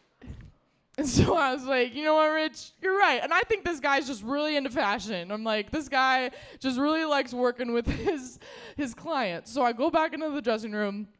I put the leotard back on. And then I was like, Rich, like, I really need you to zip it up for me. Everyone is, like, smiling because they're like, this girl is so stupid. But at the time, I was having so much fun. You guys have no idea. I like looked it up online. This is like $1,000 experience that I got. Like, yeah, he was like, these appointments are like really expensive. So he's like zipping it up. And then there's this like model runway with mannequins on them. And I was like, this is so cool. Like, I want to show my parents. So I asked Rich, I was like, can you take a picture of me in front of the mannequins, like pretending to be a mannequin myself, and I'll send it to my mom. I said that. I was like, I'm going to send it to my mom. And so everyone is like, this is... So he takes a picture of me. This is when it starts getting weird, okay? Because he starts taking the pictures, and he's like, I really like your body. Like, you really turned me on. And I'm like, careful, buddy. This is a live photo. Like, if my mom touches this, like, she's going to be like, who the fuck took this picture? And then he said something that really offended me. He said, "I really like your body. Fuck that skinny shit." And I was like, "Fuck that skinny shit." Like even an overweight woman like doesn't want to hear "fuck that skinny shit." Like, are you kidding me? So he's like trying to make a move on me. He's like asking me like if I'm his type, and he's like, I like didn't know what to do. I didn't want to like turn him down and say no because I didn't know if he was gonna get aggressive. So I was like, "Do you want my number?" And he was like, "I'm more of a spontaneous kind of guy." And I was like, "Oh, he's trying to fuck me in the store right now." And so I'm like in this leotard with my butt cheeks out. And I'm like, at this point, I feel like Simone Biles after doing a triple front flip. I'm like, I need to get out of this leotard. So I'm like, on that note, Rich, I'm going to go to the dressing room. And so he follows me to the dressing room. I didn't realize that was like an innuendo, you know? And I was like, "Rich, this is not gonna happen, but like on some real shit, all right? On some real shit. I can't reach the zipper on this leotard, and I need you to unzip it for me." So he unzips it for me, and he's like, "Yeah, I know you need help getting on this leotard." And I was like, "Yes, I do. I'm so sorry." So then I get undressed. I go back in there, and he was like, "I made things really uncomfortable. Like, I understand that was weird." He was like, "But I just really want to kiss you right now." And I was like, "Rich, your breath stink. Like, I don't want to do that." Like, and then I just left. I just left the store. I don't really have an ending for this story. I was just kind of like talking about it. But like, I almost got molested, but I got like $1,000 experience. So kudos to being a young woman in Hollywood. Don't really have a way to end this, but thank you guys for the time. This was so fun.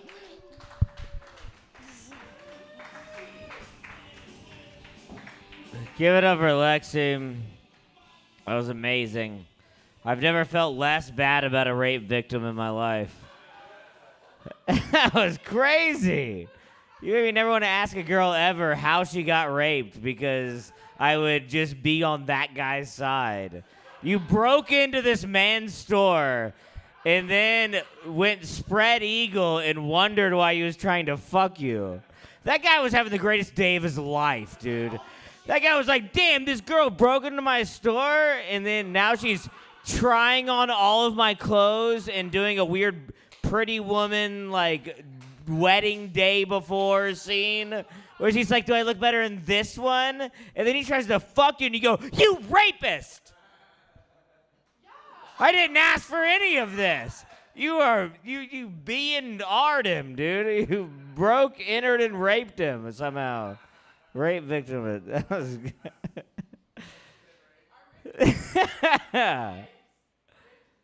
Yeah, you did. I bet. Exactly, dude. That guy's like, Cardi. No way any of those celebrities were ever a part of that store ever. He literally, you probably walked into his walk-in closet and it was like some child that he abducted before, their clothes, and he goes, Cardi B wore this one. You're like, oh my God, Hollywood. What? How do you think I got this? I actually had sex with him.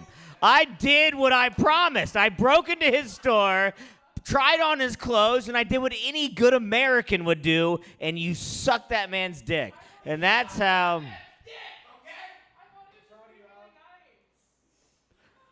No men are ever nice unless pussy is involved. Where are you from? What planet are you from where men don't fuck women for only selfish gains? That's all men do. We're selfish. Welcome to the real world. I bet he was Indian too for some reason. I don't know. Because it's funnier. An Indian man eating butter chicken, watching her try on dresses. That's very funny. Like out of a to-go box on a pleather couch that doesn't even have a napkin. When he gets it on his hands, he just rubs it into the couch while she's in the dressing room, changing to another dress to tease him. I don't know, sorry. Give it up for Lexi one more time. Give it up for this next girl. She's very fucking funny. Give it up for Alex Brown.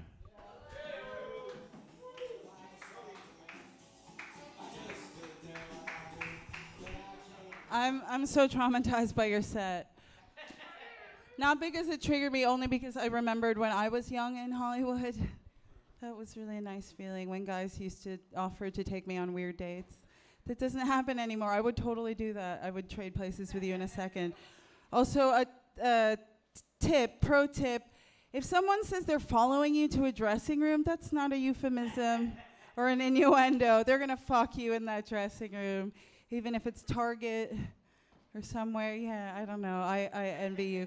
I remember having sex with a 22-year-old once. It was really nice. I felt really weird because I was like, when this guy was learning how to breathe, I was learning how to drive a car. And it was very, I don't know, I think I just did it for bragging rights, and then I realized you could probably get arrested for that.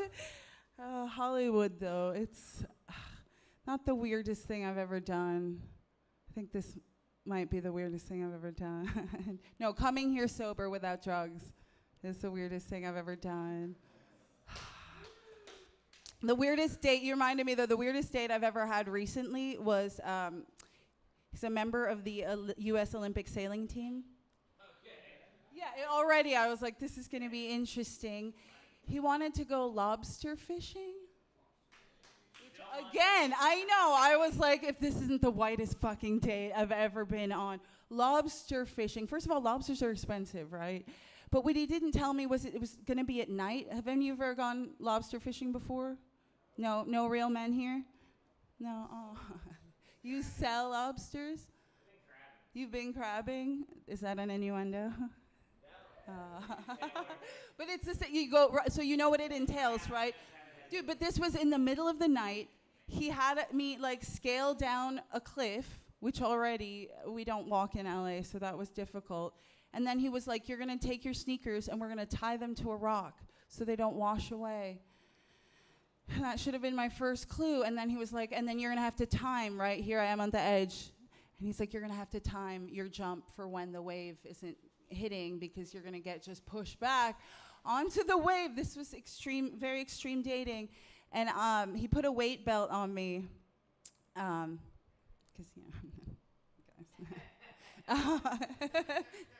but he put it on too heavy. So the whole time I was struggling. I could barely breathe. And we ended up catching 7 lobsters, which was incredible.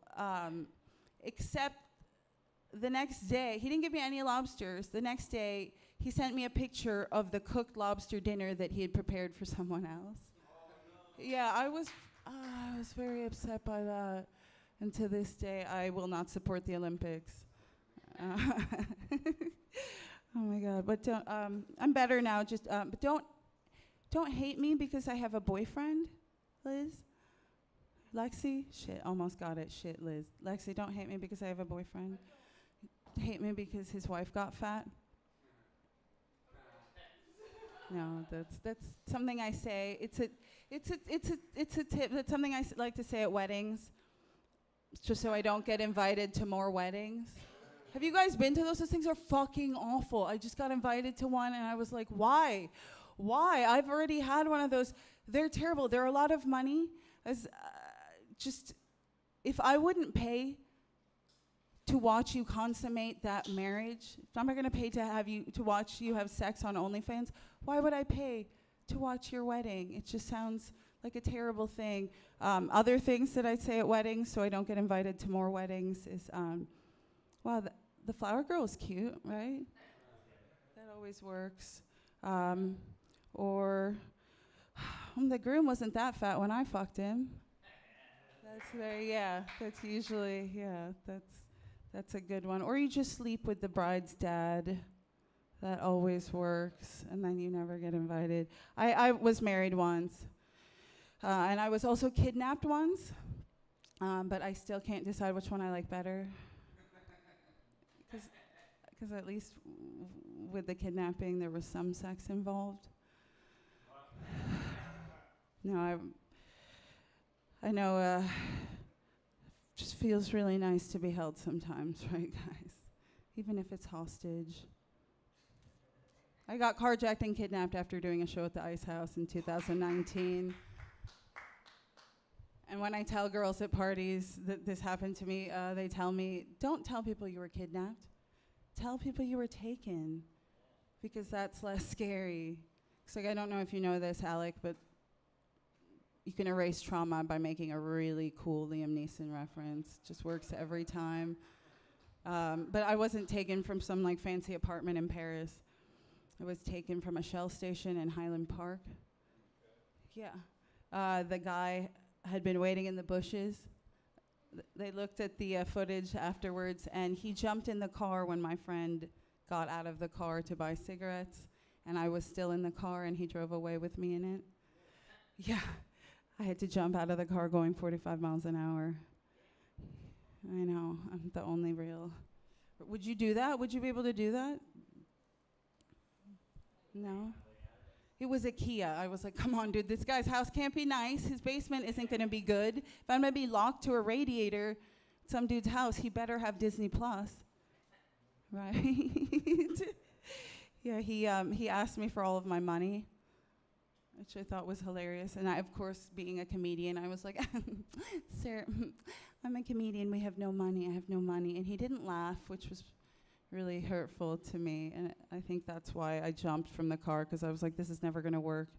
He doesn't like my material. Then I asked him, I was like, can you please let me out? I'm really fucked up, I will not remember a single thing. And he said no, and he accelerated. And that's when I knew. That's when my gut instinct started to scream, get the fuck out of that car. But because I'm a surfer, my only thought was, do I bail goofy or regular? It just didn't fucking matter, because when I hit the ground, I just rolled and ended up like a drunk starfish in the middle of the road. He didn't come back for me, just like all of my exes. But that's okay. I still wonder, though. They got the car back, but they never got him.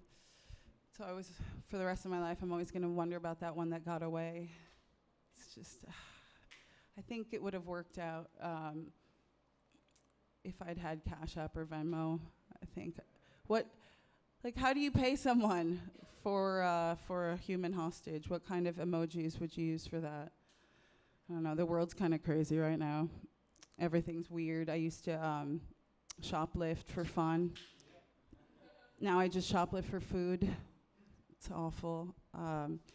America's crazy. I was thinking about this the other day, and I want to be the first person in the world to invent a firearm specifically for the vagina. I'm going to call it the gunt, because it's a gun for my cunt. I like to say that word. A lot of people are weird about that word, and I don't understand it. If you think about it, it comes from a really good place. I was brainstorming taglines on the way over here for the Gunt, and a few of them, or you could help me pick, but a few of them were like, the Gunt, 2 in the pink, 1 on the trigger. Yeah, I'm still workshopping. The Gunt, we put the cunt in defending your country. It's pretty good, right? That one, I think we'll stick. Or for like the Miami market, the Gunt, say hello to my little friend's friend. No, we're still trying to workshop that. I don't know what to do anymore. America's really, really just a fucked up place. In fact, I have so much trouble relaxing that a friend of mine the other day told me that I should try that alternative medicine thing with all of the needles. I believe it's called heroin. It's not for me, though, because personally, I really love cocaine, unless I'm the only one at the party who has any. Thank God we're in LA. Thank you, guys. This has been awesome. Give it up for Alex Brown, everybody. I like it. The Gunt. For 1 week a month, lock me away. Because the period thing. All right, you got it. Give it up for Alex Brown one more time. Give it up to this next man, Michael Lucier, everybody. Michael motherfucking Lucier.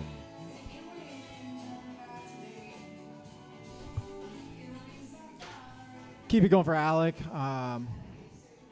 Thanks, guys. Thank you all for being here. Alex, was it? She's still in here? She had that list of all the ways to get out of being invited to weddings, right? was a good list. Personally, I've been doing the groom's dad thing. Like, that has been my way out of every wedding invite, you know? Like, I don't even need to know the rest of them. That one works for me pretty well. So I was riding the bus on the way over here. It's good to be back in LA, smelling the bus again. And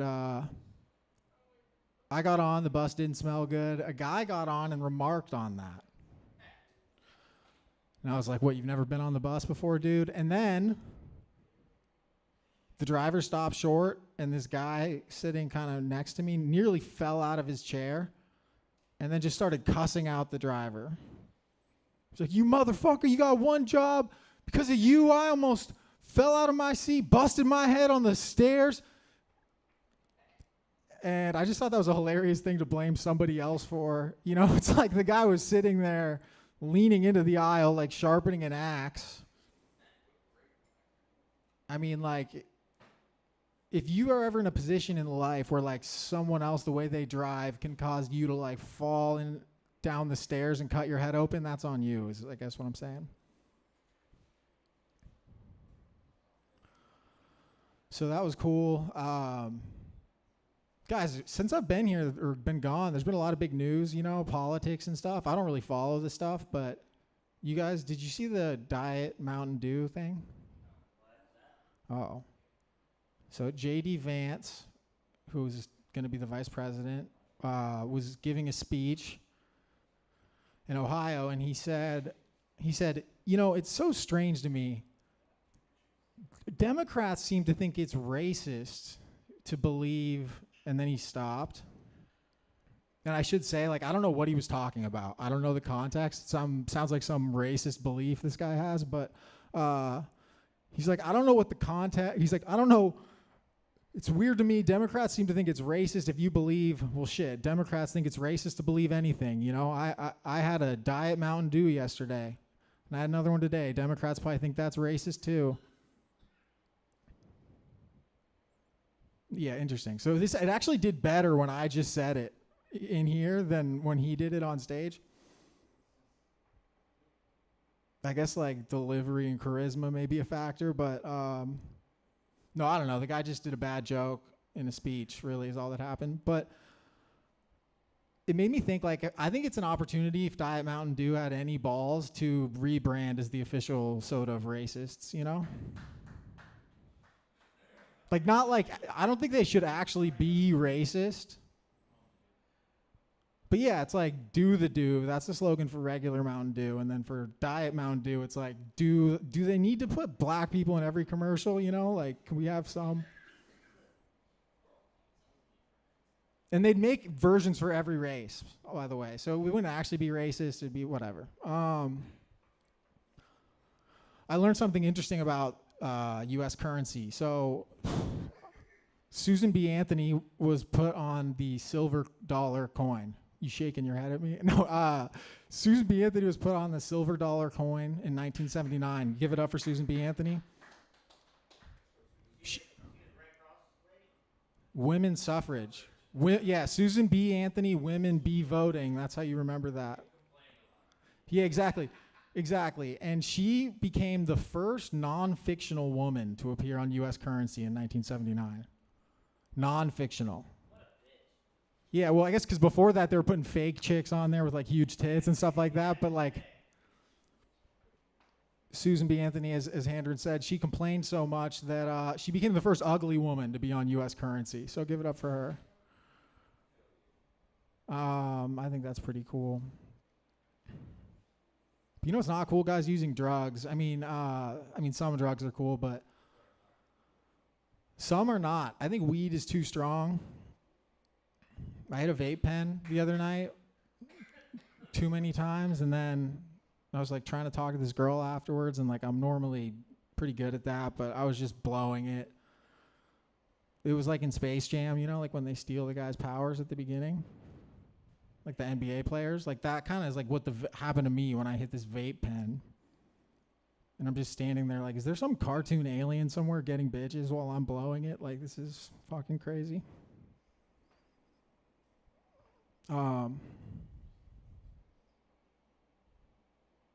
What do you guys want to talk about? Alec, what's going on? Oh. No, I sucked his dick to get these. Yeah, me and Reggie Miller have been. What you talking about?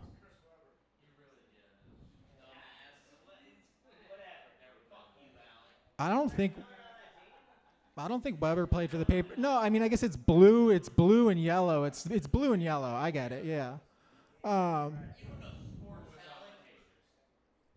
So speaking of sports though, we're all sports guys. I don't know if you guys saw this. Jordan Addison, he's like a wide receiver for the Vikings. He got a DUI a couple days ago. And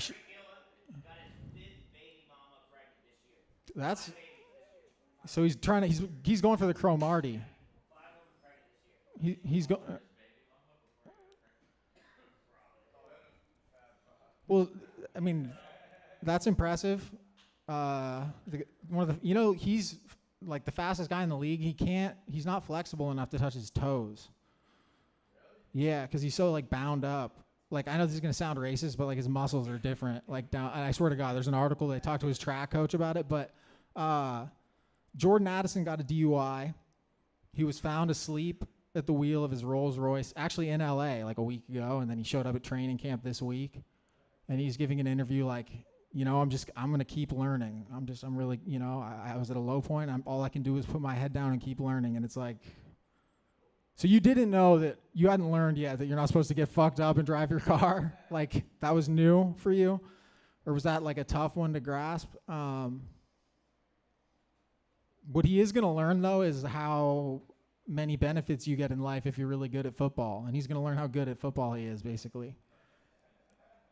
Because if he's good, which he is, he'll just get to keep playing probably. And if he's not, then, then he's going to have to keep learning that lesson. So, yeah, I was up in San Francisco. The amount of crime, I mean, it's the same shit out here, but, like, I don't know. I think we take for granted the, like, intensity and severity of the crime we're exposed to at all times living around here.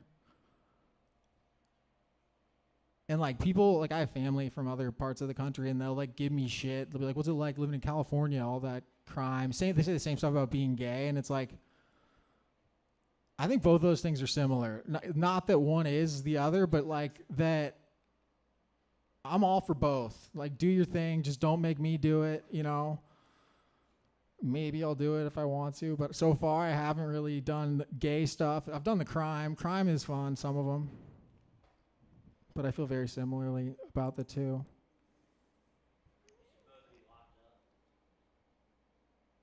Well, some of them like that, I think, from what I've heard. You guys are awesome. This was fun. Thank you.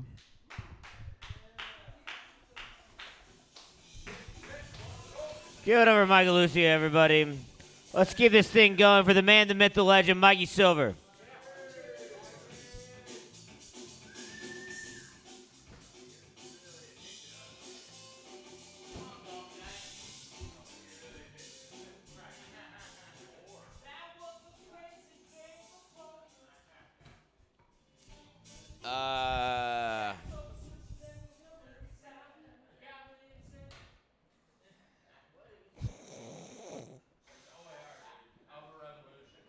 Dude, I like black people. I don't listen to that shit. All right, I don't know.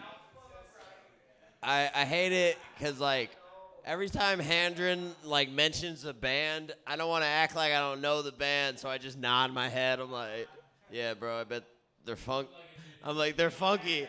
I don't know about any of them, dude. Like, dude, fucking Alec will play Grateful Dead at work, and I'm like, this is nice. Who's this? Like, it is not, like, dude, I remember, it's funny, I went to San Diego with Evan a while ago, and then he played I guess a playlist that you discussed with him, and every single song I was like, I don't know who the fuck this is. Like, every single one.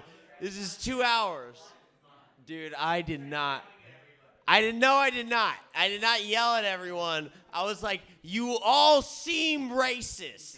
And I said that at a louder voice because they all seemed, I was just like, why? I was like, why aren't there any black band players? And they're like, because they don't play this garbage. That's what they said.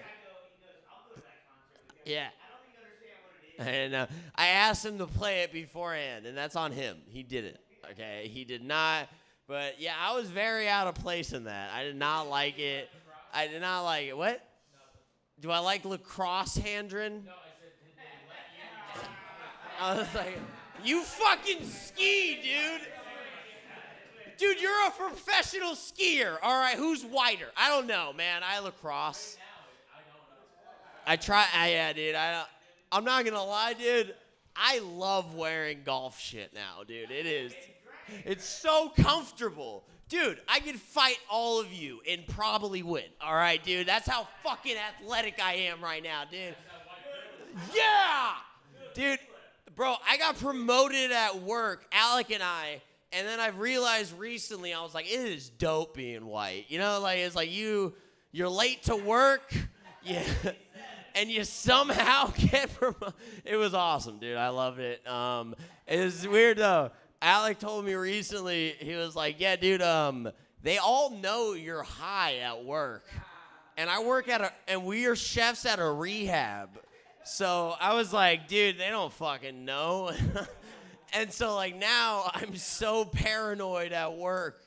Like, because you're already paranoid when you're high regardless. So, like, I smoke a bowl right when I wake up. All right, right when I wake up. And then it takes me, about, like, waking up, I walk my dog and shit. It's about an hour to get to work, so I'm not really high anymore. I'm just only paranoid at this point. All right, so like I smoked 2 cigarettes to get the mass. I smoke 1 cigarette and I light another one and I just put it right here to like mask the smell. I'm like, all right, I just smoked cigarettes. They do heroin. They know it's cigarettes. They're like, they can't tell the difference. And then so like today though.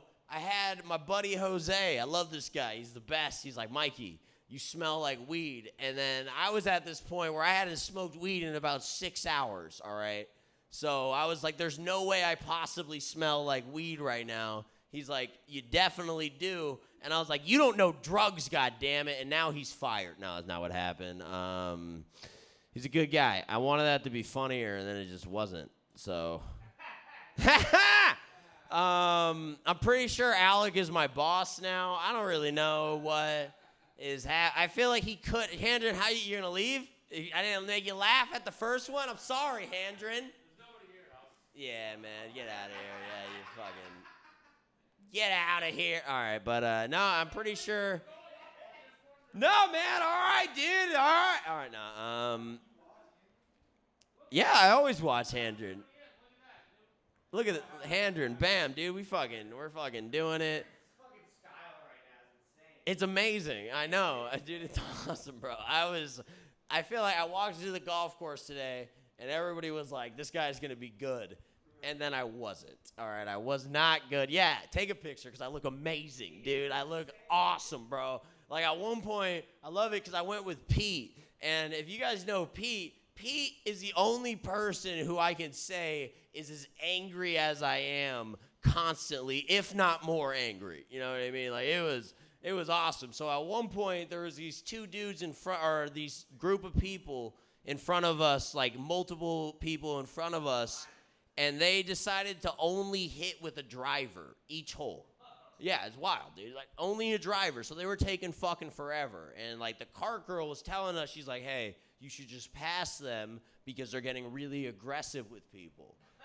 And for me, I was like, fuck yeah. You know what I mean? Like, that sounds awesome to me. I was like, let's fight these guys. And Pete was like, yeah. It was great, dude. He didn't say that, but we made eye contact, and he was like, yeah, I'll fight him. But also, last time I got into an altercation with Pete, it was the last time we all golfed together.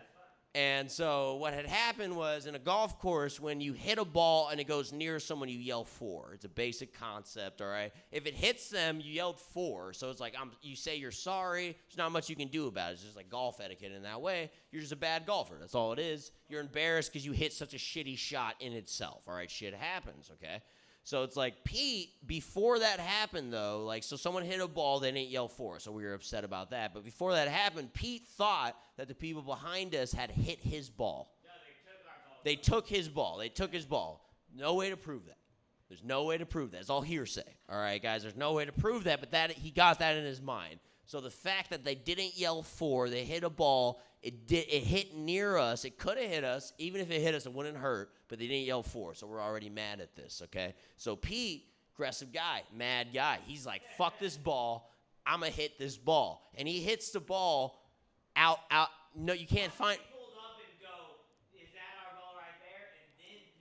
No. They saw, no. He didn't hit it in front of them. They saw where the ball landed. They're driving over, and he says, fuck them, and he hits the ball, okay? That is what happened. And then they come up, and they're like, where's my ball? Pete, at this point, looks at them and then drives away, all right? Leaving Adam and myself to deal with these people who he just hit the ball, and Pete's my boy. So I'm not going to be a little bitch and be like, he hit your ball, all right? So I'm going to be like, why didn't you yell for, bro? I tried to bro it up, and he's like, it rolled by you. Or I was like, you still yell for. And then Adam jumps in at this point. He's like, yeah, man, why didn't you yell for? Like, well, where's my ball? And Adam's like, it's over there, bro. They know they can't find his ball at this point, all right? But also, I'm like, am I going to fight these people for Pete when Pete's not even in the fight? It didn't, it's just like, at what point do you support your boy, all right? Because I made eye contact with Adam, and Adam's like, dude, let's just drive away. And I'm like, dog, but let's fight them at the same time, because golf etiquette is stupid, all right? I don't know. I felt like we should have fought them. We should have just, but today, well, no, they gave us Coke at the end of it, so it was dope. But, like, still, yeah, no, like, it was weird. Like, it was fucking, wait, no, this was with, this is when I went with my brother the other day. That was sick. That was sick, though. No. Wait, who was I with, man? No, it was crazy. This dude, he started talking shit, and you guys, Adam, you hung out with my brother. He kind of, like, when he gets drunk, he's just going to fight someone. It's not the best. Like, I think of myself as a calm individual at times, like, you can tell, like, if we're all together, no, but if you're some of my best friends, if you guys are like, dude, you got to calm the fuck down, I'd be mad, but I'd be like, yeah, I got to calm the fuck down. My brother, I'll be like, dog, we're at a golf course right now, man. You can't just fight these people. He's like, fuck this. And he takes off his shirt and puts on a wife beater. I was like, dude, why are we, like, I was like, what are you doing right now, Alan? And he's like, fuck them. Because, no, they started talking shit. Like, they hit a ball. It almost hit us. They didn't yell for. And then they're like, yo, what are you guys doing? He was with. No, this is a different time. This is a separate thing. So, like, we start talking shit. Like, I'm like, yo, fuck you, bro. We're golfing. Like, what the hell? Like, I was like, yo, I'm like, dude, I'm like, what are you, I'm putting. Like, what the hell is this? No, I was wearing a penguin one. Yeah. Equally cool, though, dude. I got shit now, bro. Dude, I fucking look awesome. Bro, I fight you, dude. Look at this. Dog, what's up, bro? Like, I'll fuck. All right, I'm sorry. All right, wait, let me just. Okay, so, like, then, like, the guy, though, at the end of it, I'm like, Alan, dude, calm down. He's probably going to apologize. Because I already said fuck you to him. But, like, I'm like, dude, we don't got to say anything. We already said, hey, fuck you, chill out. He's not going to do anything else. And then he's like, all right, whatever. And he already's in a wife beater. He's already fucking. And he started smashing it. I'm not going to lie. He started hitting it really good when he was angry. But at the end of it, though, they come up. And he's like, hey, my bad, dude. I'm really sorry. I'm just trying to get 18 out. And we're like, oh, yeah, dude. Like, it was very, like, golf etiquette. It was very nice. And then he's like, you guys party? And we're like, yeah. And he's like, cocaine. And I was like, I'm drunk. You know what I mean? Like, and it wasn't, I didn't feel good about it after. But also, at the same time, I'm like, friendship. You know what I mean? Like, it was, and that's golf. All right, guys? And that's golf for you. Yeah, give it up for Alec, dude. He's my boss. Give it up for Mikey Silver. It's hilarious, dude. I love your attire. It's weird and funny. It's just funny, like we scolded him just being like, you gotta wear fucking actual golf stuff on I like it, dude. It's very. Yeah, it looks like you Googled what do golfers wear, and then you copied all of the Google image searches. I bet. Nobody is surprised by that you got those all used. Dude, you fitted that suit when you were skinnier. Because you're fat now. Give it over Mikey Silver, everybody. Give it over his next band, Handren Stevie.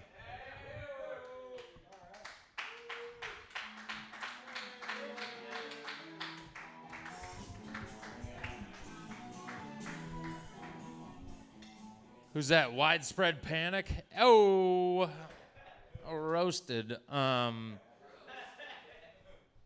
used to go to a lot of jam bands, dude. I love jam bands. Anybody gone to jam band shows here before? You never gone to a jam band show, dude? Oh, I've been why? Because my militant vibe. I do love reggae. I'm a big fan of reggae, but also a fan of jam bands. You know. What's that? Dude, some fucking nice cold fatties. Let's go, Jerry's here. Yeah. Something that the black community does not want to admit is the amount that Sublime taught white kids about black shit. Simply because of 2 lines in a song, and it goes, and I know, how do I know? Well, I know because of KRS-One. And I heard that, and I go, what the fuck is KRS-One? And as soon as the internet came out, I looked up KRS-One, and they're a rap group. I never would have learned about rap if it weren't for... I was telling people this the other day. I grew up in Maine. We did not have a rap station at all my entire time living there. Apparently, rumors are they have one there now, but there was no rap radio station you could listen to. And I remember hearing Wu-Tang for the first time, and it wasn't until about 5 to 7 years after hearing Wu-Tang that I saw what they looked like. And when I found out ODB was not fat, it blew my mind. I thought he was a big fat dude surrounded by hoes. And then you look at him and you go, well, yeah, he's got a lot of clothes on, but just a little guy. I do have some things I'd like to work on here, if you'll allow me.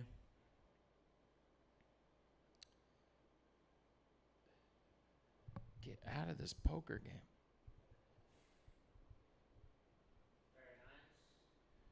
What's up? Oh, I just wanted Queens, but then I dipped out. Don't ask, don't tell used to be the rule in the military. Now they just let them in. But I get if you go, we want to let gay people serve, but we don't want to let gay people serve. So the rule is, I get don't ask, but don't tell seems pretty gay. It's like, don't ask and don't tell. Don't tell if you know. Shh. It was basically, don't ask, and if you just suck my dick, you can't tell. It was made for the officers who got the underclassmen and fucking sucked their dick, and they're like, and you can't tell, soldier. You take that load. School shootings, a lot of people want to blame guns. A lot of other people want to blame mental illness. I think the common denominator, schools. Maybe school just fucking sucks. Maybe locking kids in white classrooms 8 hours a day makes them want to shoot the place up a little bit. Have you ever heard of a school shooting happening anywhere else? That's what I'm saying. They're only at schools. Checks out.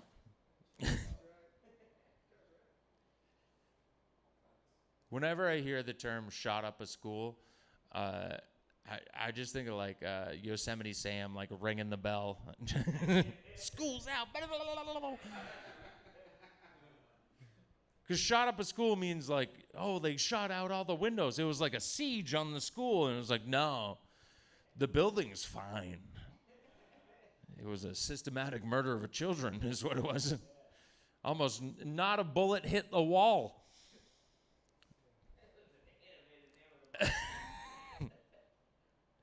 They're like, we opened the school a week later. The building was fine. No, most of them they do wreck. They do. That's the thing. Yeah, yeah. Most of them they tear down the building after, because they don't want everybody to find out it was crisis actors. You know what I'm saying? You know what I'm saying? Sandy Hook. Sandy Hook.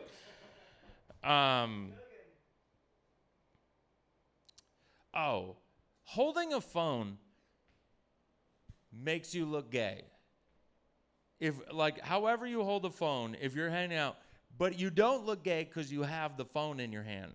But if you took the phone out of your hand, if I just did this, and now I'm just standing on a corner like this, it looks pretty gay.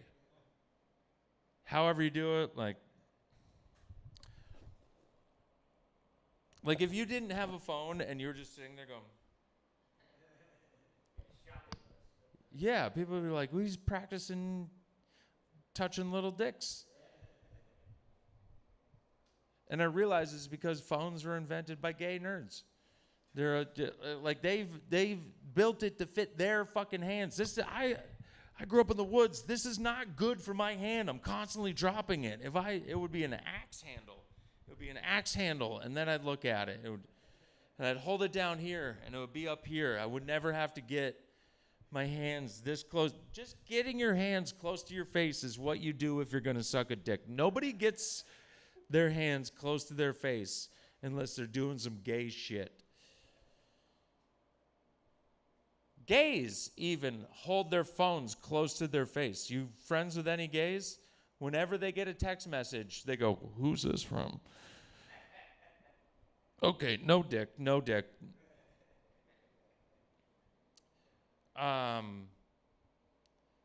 Lastly, I'll leave it with this. I bought two things. One, I have another baby on the way. I made jokes for a long time about how having a little baby girl, I did not think about the amount of shit I was going to have to clean out of a pussy every day. That did not factor in. If you had asked me pre-having a girl, I would have been like, bad day 3, good day 3. I've had 9 to 10 times a day had to get shit out of her little, I feel wrong calling it a pussy. It's not. Vagina also seems like an adult word. Gash, coin slot, I don't know what you want to call it. But just cleaning the shit out of it, you just gotta get deep enough to get it out, but not so deep she remembers. That's the fine line you have to toe when cleaning the shit out of her pussy. Sometimes it's caked on like a fucking, what is it, maxi pad. It's just like I just peel it off. Yeah, oh yeah, it just peels off, and I look at it, and it's like a little imprint of her tiny little pussy.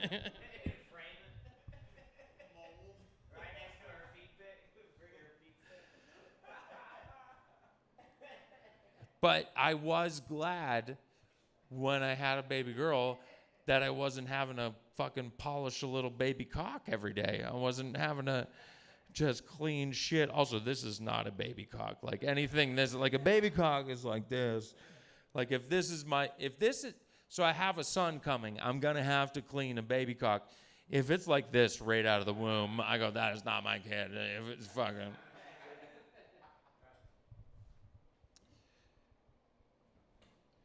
You know, Rosa Parks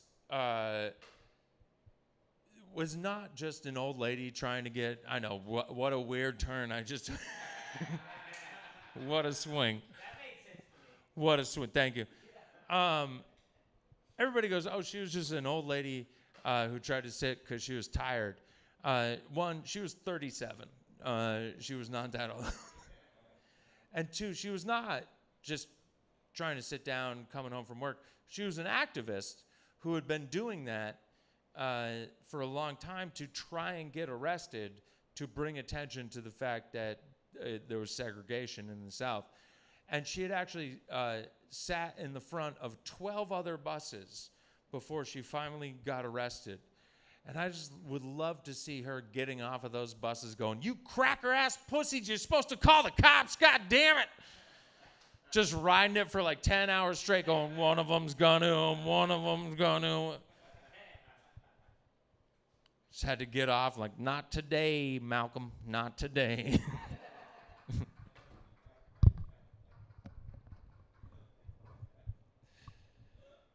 Thank you.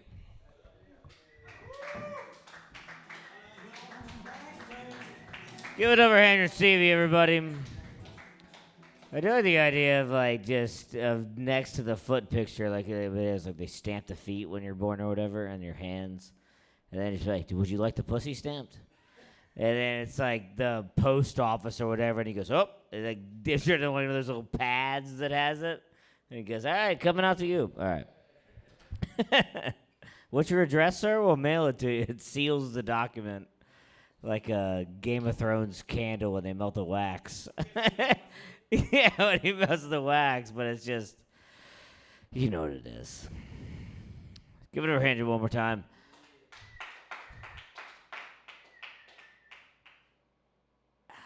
Fuck. I can read it.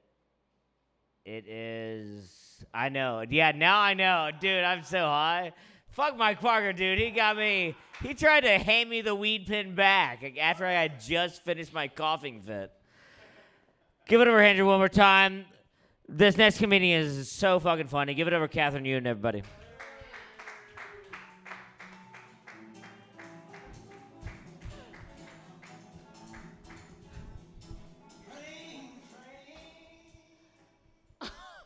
What kind of country song was that? All right, okay.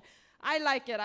All right, okay. I don't know. I think I heard that once in a barn. All right, okay.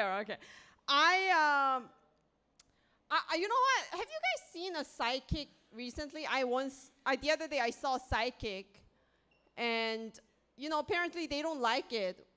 Apparently psychic don't like it when you ask them where do they see themselves in 5 years. Okay, all right. I like that joke. Okay, all right, okay. All right, these are for me. Okay, fuck you guys. Okay, I like, is this see-through? No, right? Okay, good. All right. Okay, all right. Hey, do you guys know that there's like a society called Reading for the Blind? Do you guys know that there's like a society called Reading for the Blind? And I like to read for the blind. It's just that they don't like it when they're playing piñata. All right, I like that joke too. Okay, all right. They want to play it in silence somehow, okay? They don't want to hear Lord of the Ring. Okay, all right, okay. All right, okay. You know, this is a good one, okay? Pay attention, okay? This is a good one. All right, okay. Okay, get ready, okay. You know people who are often talking trash are actually recycling their own insults? Yes, I got a chuckle out of that guy, okay? Yes, let me try that fucking joke again. Okay, right. I didn't know what trash talk was. And I had to Google trash talk. And then one of the example was like, your mama said you left your game at home. Which is like really ridiculous. Because for me, my mom was never home, okay? Okay. She was at work. She was a talented woman. She worked full time, okay? All right. All right, I'm killing it. Okay, all right, okay. I'm recording this, by the way, so, okay. We'll delete this video later, okay. This is on the internet? Oh, really? Okay, all right, well, I mean, are they laughing? Okay, all right, okay. This is on internet? Who's watching this? Someone's watching this right now? Wow, okay. So this is Internet. I'm on internet right now. Okay. Wow. Why? Everyone is amazed? Okay, okay. All right, okay. Well, I guess I'm, what is that? What is that noise? Okay, all right. Hey, do you guys know that this is on the internet, right? Okay, so I'm gonna be famous. Okay. I don't like sex. Thank you. Yeah, that is the music when I also have sex. Okay, all right, okay. And I don't like sex, and people like often ask me like, what do you think about when you're having sex? And you know, I do math. I do mathematics. Thank you. Yeah, you know, because I'm Asian. You know, and thank you. Yeah. Give it up for me. I do algebra. I do calculus. I do geometry. Okay, bring it on. Thank you. Yeah, that too. Okay. Yeah. I am Asian. Okay. Yeah. Flat chest. Okay. Yeah, it must be me. Okay. And you know, in math, x is an unknown number, which in my case is an unknown guy on top of me, okay? Okay. And you know x equals y, which is why am I having sex with this guy? Okay. Tell me, fucking tell me. Ow! But you know, I did have a revelation recently. A guy I had sex with. I have sex, and my mom is not watching this, right? And he was like, look at me in the eyes, look at me in the eyes. And I stopped doing math, and I looked him in the eyes, and I instantly fell in love with this guy. Like I instantly made a connection with this guy. I didn't know sex was about connection. I thought it was just an act of savageness. Okay, it's just me. Okay, okay. Yeah. So now X is known to me. I like sex. I'm still ashamed of it, though. That's another problem. Okay. Okay. Yeah, so what was I? Okay, all right. Okay, all right, okay. It's so quiet here. I love it. I am excited by it. Yes, yeah. For once, some quietness in my life. All right, okay. What? We're zoned in. Yes, thank you. Yeah. Okay. Hey, do you guys know that people who are often talking trash are actually recycling their own jokes or own insults? Okay, all right. Damn it! All right, okay. They're actually eco-friendly people. That's what I'm trying to say. All right, I thought there was a clap. Oh, okay. He just missed 3 shots. Okay. I think I feel like I need to be more present with you guys. What is going on with your lives? Okay, fuck you guys. Okay, I don't care. Okay. My grandma. I'm just gonna tell you. My grandma. Let me tell you. Hey. Let me tell you guys about my grandma. You know, my grandma actually tried to commit suicide at my age, and when she passed away, her time of death was same as my time of birth. And my parents often think I'm the reincarnated spirit of my grandma. And I want to also commit suicide sometimes. And I think that would happen to you if you keep reincarnating over and over again, okay? It's fucking exhausting. Thank you. Yeah, for me, back in the days, like 1902, okay? All right, okay. I want to stop doing this. Yeah, it's like I people are like YOLO, you live only once, and I'm like, not me. All right. I will be coming back. to haunt you, everyone. Haunt everyone here, okay? You're excited about that? You're excited about me haunting you? Yeah, with this body again, hopefully. Okay, okay. I'm not wearing a bra right now. I feel very unconscious right now. Yeah. Yeah, you too? You're not wearing bra? What is this? If you were not wearing bra, we could be making so much money right now. All right, okay. All right, okay, yeah. What? I don't know. I have no breast. It's fine. It's fine. What? I still have 2 openings, you said? Did you just say that I still have 2 openings? Oh, okay. 2 bags. Okay, wow, okay. But still crazy, yeah. I don't know. I don't know. I want to be objectified these days, guys, please. I'm so busy. I'm so busy that these days I'm just catcalling guys and rejecting guys at the same time. Do you guys do that? Okay, all right. Just like so busy that I need to get through these getting to know people and rejecting people at the same time process. All right, that's my time. Thank you so much. Give it over, Catherine Yoon, everybody! Catherine motherfucking Yoon! All right, I don't know where we are on the list. It's you. Do you see who I'm talking to?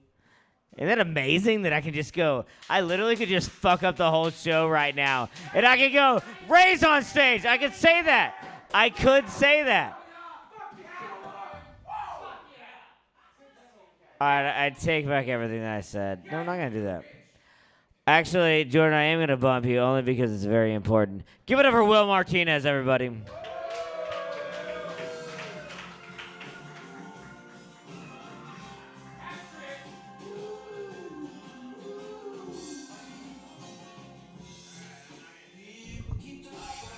What? No, yeah, kind of. I mean, I was just thinking of some shit. What's up, guys? Fucking a full room tonight. Alec is motivating me to fucking use my own Martinez motivation to get on fucking stage. Oh my God, I'm fucking tired. What's up? You guys fucking partying tonight, huh? They came in fucking noses lit and fucking mouths like a speaker. Yeah! Well, I'm not jealous.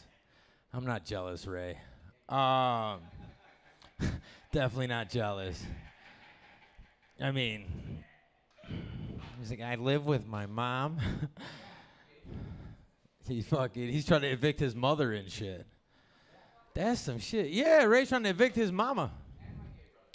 And his gay brother. Dude, I was talking about some shit today. I saw this dude. I was telling these guys, I want to start a new business.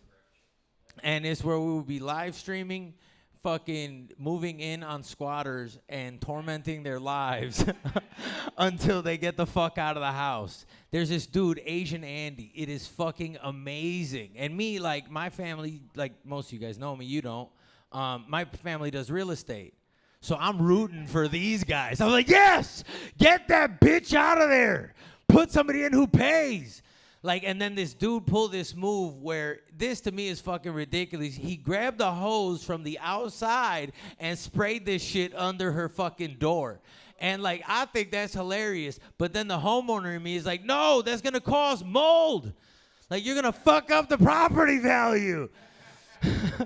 It's like, don't go that far, you know, keep within your limits. But just to me, man, like I was telling these motherfuckers one day just to piss off my brother because he didn't want to go to a family function, I fucking hid the remote to the TV and I put it on full blast because he was sleeping hungover as shit, and I put it on full blast for 10 hours of babies crying.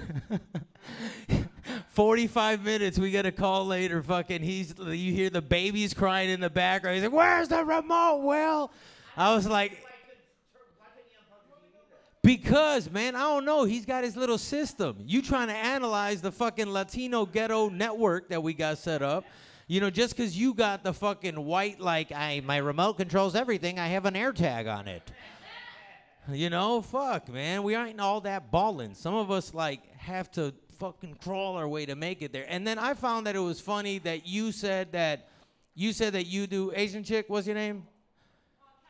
Catherine. Yeah, you was like, I mean, you acted like we were gonna be surprised. You're like, I'm good at math. And I was like, isn't that obvious? Like, y'all motherfuckers are smart. Your parents beat this shit out of you. Like, get good grades. Me, it was like, clean your room. But, I mean, didn't get the good grades. Learned how to party. Like, I mean, I would make, like, the best, worst drug dealer and shit.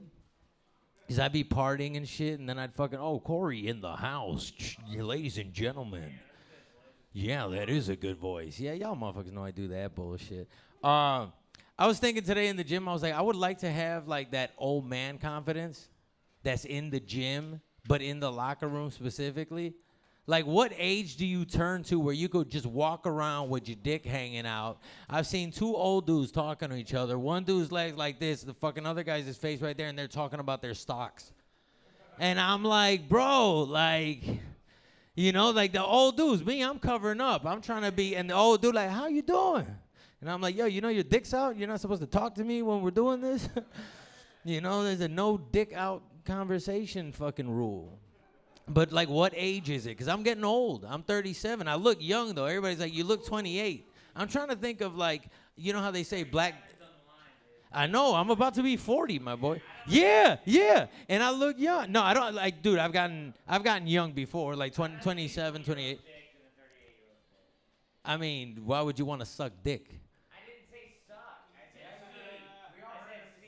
Oh, see, suck, same thing. I'm not trying to see no dick. Yeah, I mean, we all knew fucking, oh shit, Schmalpy in the house. Yeah, I mean, no, you take it in the back. Nah, he takes it in the back. You don't take it all back. Fucking Adam Smith. Tom fucking appeared out of the fucking sky one day. I just hear from the fucking the chaos phone and shit. They're like, Tom's back. I'm like, oh shit. Does he know that we don't party anymore? The whole vibe changed. You see the crackheads that like, because I'm a fucking crackhead. Not a crackhead, like I don't smoke crack, but I love drugs.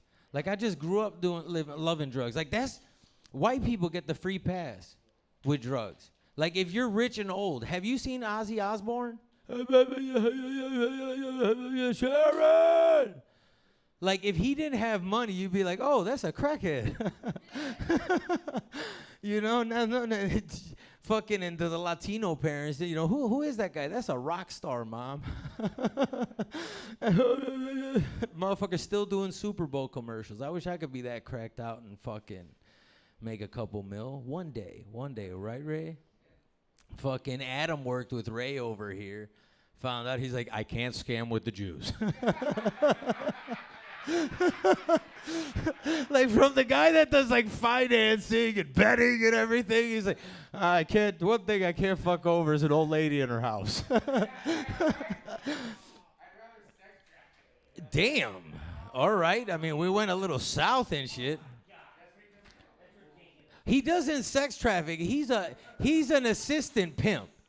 Like Adam has been talking that he's doing OnlyFans, but he got recruited by this digital pimp. That's what they are now. Dudes are digital pimps. Dudes are digital pimps on OnlyFans. Like there's a system. You guys haven't got the fucking TikToks or Instagrams, the Reels, whatever the fuck you want to call that shit now. It's synonymous to every fucking app. But I've gotten like, you see like, I'll set you up with 15 hoes and fucking the whole system on how to manage these hoes OnlyFans. Just give me $5,000. You know, and then like fucking somehow fucking Mr. Top Model has a friend who's like, listen, I'll give you the system for free. You just gotta slang your dick with it. Like Adam's going on a fucking dick slanging college tour. Like that is some shit. But for a man, that is, we want that. Like, you know, everybody subjectifies fucking women about like, you know, oh, you know, you a hoe, you on OnlyFans, blah, blah, blah. But if it's a dude doing it, you're like, fuck yeah. Like, dude, hit some for me. Fuck, man.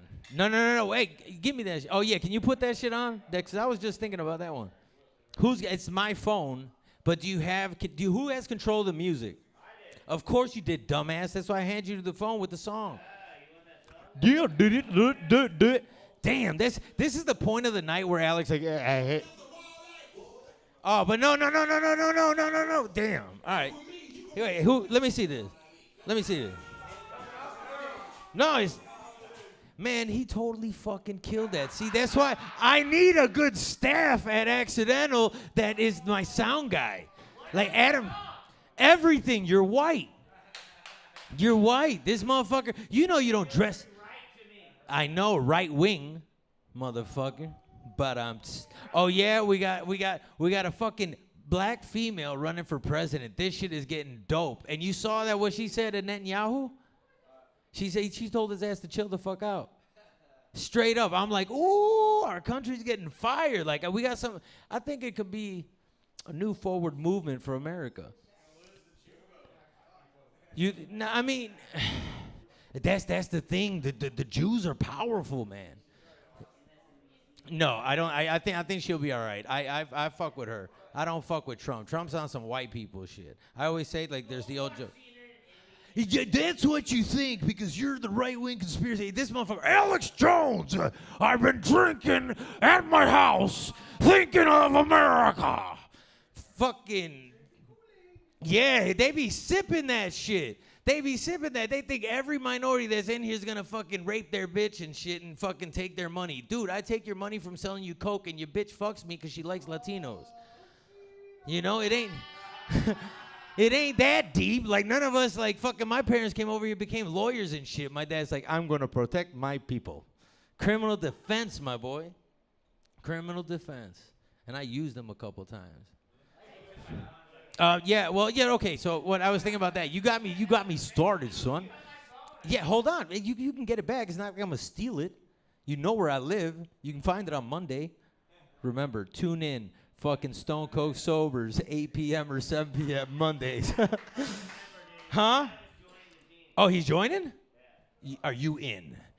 Oh, shit. It's now Stone Cold Sober and Sober. Halfway. Yes, halfway. So, well, I'm halfway sober, too, but I don't want to put that shit on the internet. But I was... Huh?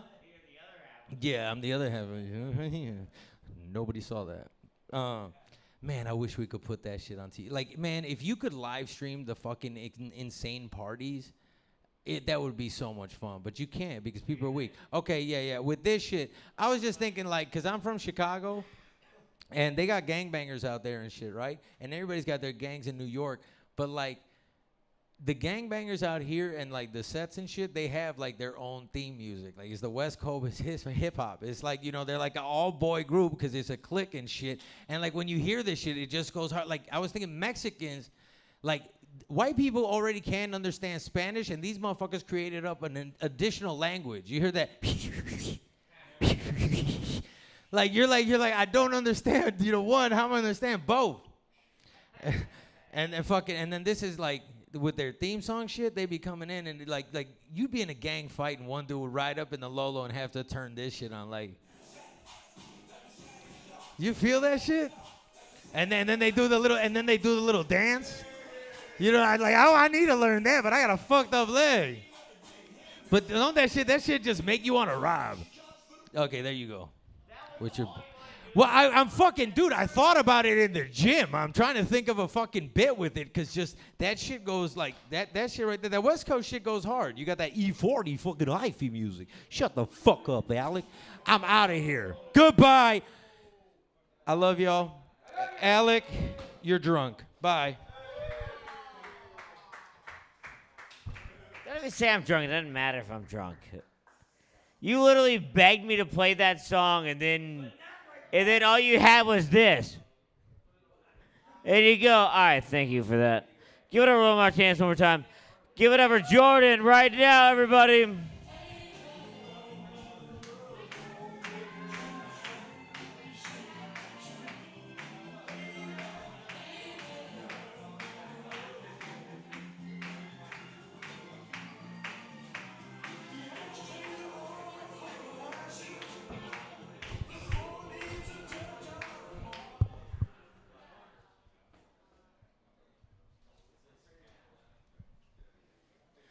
I think it's crazy that they, on the train, they say, see something, say something.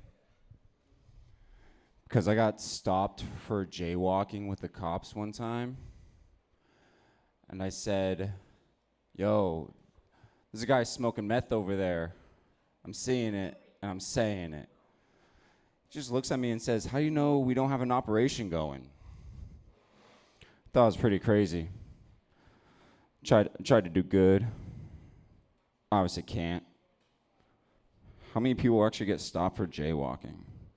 Just the white man walking through MacArthur Park. You know? It's like a good game, GTA server game. You never know what kind of mission you're really gonna find, but I've definitely been unlocking levels. I've learned that as a white male, you get named Chris a lot. So I'm walking through MacArthur Park, off the escalator, home, off the train, and this Mexican fool or this Guatemalan fool or whatever fool he is just looks at me and says, Chris, bud. And I'm like, the fuck? My name's not Chris. I'm not your bud. Again, happens the next day, going up the escalator. I walk out the park. Fool says, Chris, bud, Chris, bud. I'm just like, the fuck, man? My name's not Chris. And I don't know these fuckers. Again, day 3, you know, it pops off. Same thing. Chris, bud, Chris, bud. Look at the guy, and I say, hey, man, my name's not Chris, and I'm not your bud. So he looks at me, he's like, nah, fool. You want some crystal meth? Or some marijuana? And I said, shit, man, I got $20. How much crystal meth can I get? And yeah, I almost got jumped on the train. That shit was crazy. I'm learning a lot about LA culture down here, man, especially on the train, because I ride from Long Beach to LA. It's a good hour train ride, so you can see a lot. So I was just kicking it there, minding my business. And I hear this commotion going. This guy bumps up to one guy and he says, what's up? And the other fool goes, what's up? And in my head, I'm like, where I'm from, that's instant. Hey, yo, where Dookie at? What's up? So I jump in with these guys like, what's up? And they're like, what's up? And I'm like, what's up? And like, what's up? And I'm like, what's up? I started questioning my question. Like, what the fuck's going on? I thought we were bonding, y'all. Is this not LA culture? What's up? What you doing, man? Chilling. On the train, about to get my ass whooped, because I guess I just fucking stepped up to a couple of fools that were about to fight each other and then decided to chase me off the train. Fucking bullshit, man. All I was doing was bonding, man. I go home, open my door.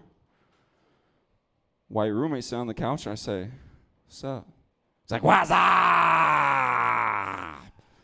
And I was like, you get it. We're home. Safe from the MacArthur zombies, man. They're out there. The MacArthur zombies, dude. It's fucking crazy, man. Like, they're inconsiderate assholes, Alec. I'll tell you this much, man. Because, God damn it, all they want from you is a cigarette. They never care how you feel. They're not worried about how your day's going. They just see you as an entity with an endless amount of cigarettes. But I don't have cigarettes. I got crystal meth that I bought from the fucking station. So you want some of that, brother? If you actually experience the conversation, you know once you say you don't have cigarettes, the next question is, oh, do you have Chris? And it's like, yes, I do now have Chris. My new code name is Chris Buds. I think it's very funny. Like I said earlier, I think every white guy out there is named Chris Buds in MacArthur Park. That's what we just look like. I've been misidentified many times. I was misidentified at Coachella once, walking to the bathroom. This fucking influencer idiot looked at me and he's like, "What?" Oh, no. I was like, "What, dude?" I was like, "What?" He's like, "I thought you were Mac DeMarco." And I was like, "I am. I'm not." But then I was working at this vintage shop on Venice Boardwalk, and we sold records. We had a great collection. And I was at the far end of the store, and this couple's going through the records. And they come across 2 Mac DeMarcos real slowly. Next one. And they just point. And I'm like, looking at Mac DeMarco's record. And they're like, "Yeah, how'd you know?" I was like, "It's not the first time. I get it all the time." Even Ponchos thought I looked like Mac DeMarco, which I thought was funny. And then I was at this club, at this rooftop on 4th of July. This lady went up to my friend. She said, "Hey, who's that guy you hang out with?" She's like, she's like, "Is he famous?" And she's like, "No, definitely not famous."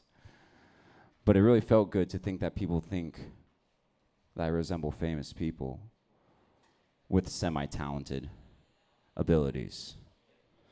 Because I don't think I have any talent. I think I just keep things on brand. And I really do appreciate giving me the hat trick, Alec. Being bumped once, shame on you. Being bumped twice, shame on me. Being bumped 3 times, that's what we call a hat trick and a turkey in sports, my friend, so that's a win. Nah, it's all good.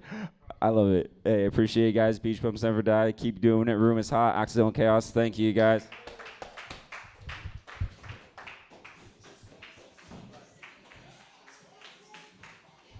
Give it over, Jordan, everybody. Let's keep it going. This next man is very funny. Give it over, J.I., everybody.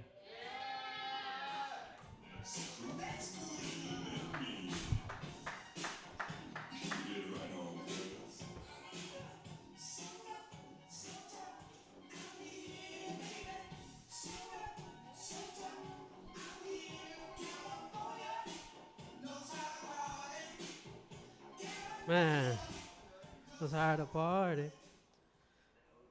We need some good drugs for that song. You know? Get the disco ball going and shit. I feel like I would have been good for that era.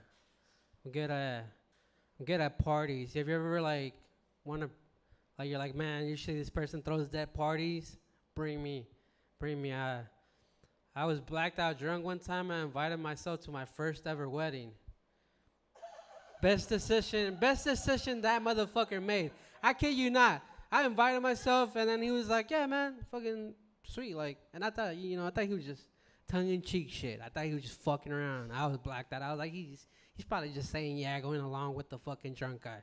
Nah, he was like, told my cousin, "Hey, make sure to bring your cousin," and he was like, "Oh, and your girl too," and I was like, "Hey." I was not an afterthought. I was like, that's tight. Yeah, it was a big letdown when I first got there for my first wedding. I was like, I invited myself to the worst wedding ever. I was like, fuck. They put money down. Like, that was the worst part too. Is like when they put money down and people are just boring. I'm like, man, these motherfuckers are spoiled. You know? They had like a live mariachi band there. I was like, man, that's where I'm from. I was like, let's fucking go play those fucking trumpets. Man, people were just sitting down. It was weird because we all looked alike, but they were Middle Eastern, and we were Mexican, and we were just like ojalá. It's just like that's the one word we were like, we both know what that means. A lot of hookah smoking was going on that night, a lot of drinking, Yeah, man. But when we first got there, the party was dead. Dead. Everybody was just sitting around, just talking to everybody on their table. And I was like, I did not come here for my first wedding to sit at a fucking table.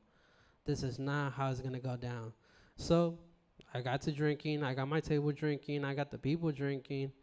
And then I was like, okay, we all, had some drinks in us. I got my table up, and I was like, there's a 360 picture booth thing over there. Let's go fucking take a picture. We went and took a picture. Everybody got up. I was like, let's hit the fucking dance floor, because I was like, I was like, I didn't spend the money. But seeing the money spent and not being, like, used, I was just like, man, this cannot go down. It was crazy because, like, my also blacked out. That party was awesome. I was told, my cousin was like, oh, I had to rescue you, dog. And I was like, what do you mean? What was going on? And he was like, see, after you at some point you just drank too much and you just were on the dance floor all night. You were just out there dancing with everybody. And I was like, so what do you have to rescue me from, the dance floor or what the fuck? And he was like, no. It was just at some point you started dancing with this couple. And then you took the guy's lady and you were just dancing with her, and he was watching you in the corner, and it kind of seemed like they were going to take you home and, like, just, he was going to sit in a corner and let you fuck her. And I was like, what the fuck is wrong with that? And he was like, what if you wanted to join? I'm like, dude, you live and you fucking learn. You live and you fucking learn. I don't know. It was my first wedding. I was open to anything, man. Open to anything. I don't know. Maybe. Probably would have been quite literally, huh? Yeah. Yeah, man. Recently got a new job. That's really cool. That's really cool. Everybody at the job is like, how are you doing? How are you doing so well? How are you picking up everything so fast? And it's like, it's called growing up Mexican. Like William said, you get your ass beat for not doing things. So whenever I'm at work, anywhere I have to perform, I am fucking performing, man. I am under pressure. I am right there just fucking riddling and just trying to be perfect and just, man. It's a lot of fun.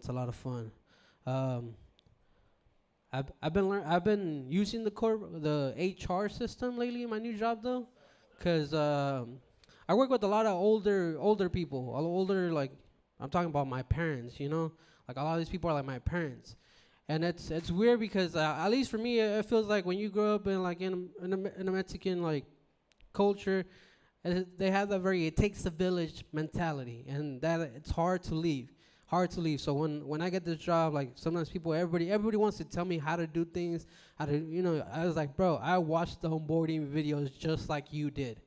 Like I know exactly what I need to do, and there's a lot of unnecessary comments. Younger me would have been like, fuck you and fuck this job and dipped out. But now I just go to HR and fucking snitch. That's what I'm doing now. HR is my fucking friend, man. I fucking love it. I love going there, Just like, for example, the other day they were fucking with me at work. They're just like, I'm supposed to be in deli, Just come in, just do everything related to deli, eggs, milk, you name it. I'm right there, that is not... Eggs, milk, what am I talking about? They really do. So my boss told me to do something, and I was going to do that. I was like, I'm a team player, dog. You're the one that said hire this guy, so I will go to infinity and beyond for you. And so he told me what to do. I was like, you got it. The other managers, though, it's two ladies. They came over here fucking corner me. They're like, as soon as he left, they cornered me. I was just like... They're like, hey, Ruben came and talked to you, right? And I was like, yeah, Ruben came and talked to me. Like, what's up? And they're like, you didn't know you were supposed to be in cleaning today? No, I was just like, what's with the thing? Just tell me, go be in cleaning, So I was just like, nah, no one told me I was supposed to be in cleaning today. They were just like, oh, okay, like, bunch of bullshit. But the thing was, like, I didn't like the implications of the comment. That's what really got under my skin. And see, the thing was like, when she said that, my first reaction was like, bitch, do you not see me doing my job? Like, what are we talking about, like, here? Man, all right. You probably, like, It's still bothering me. You feel me? Like I told HR, but it's still bothering me. Like I'm gonna get off topic here. You guys ever like, you guys know that saying when you take off your shirt off your back? Yeah, never do that. Never fucking do that, man. I still think about this fucking shirt I had. Like, I had it after a concert, and then I was like, man, I love this shirt. This is a nice shirt, nice little Hawaiian shirt, nice little wood buttons and shit. And I gave it to this dude I knew who was homeless, and I told him to come to my house. And this motherfucker didn't come to my house with my shirt. I was like, bro, I'll give you some other clothes like that I don't wear, because I was like, I used to be bigger, I lost some weight, just whatever. But this motherfucker like never came to my house and gave me my shirt. And to this day, like whenever I think about doing something good for someone, I always think about that shirt. It's like, will I think about this later? And I always think about that. I was like, I think that makes me a really shitty person, because in that moment I was like, look at me go. I'm being good because he's gonna bring my shirt back. But he never did bring my shirt back. Yeah, it's kinda, I don't know. I kind of try not to bring it up when I talk to the guy, because he's serving 15 years in federal prison. So it's like it's not a big deal, It's not a big deal when you're serving time. But give it up for your host, Alec. Give it up for Accidental Chaos, and give it up for yourself. Give it over J.I., everybody. Ray is gay.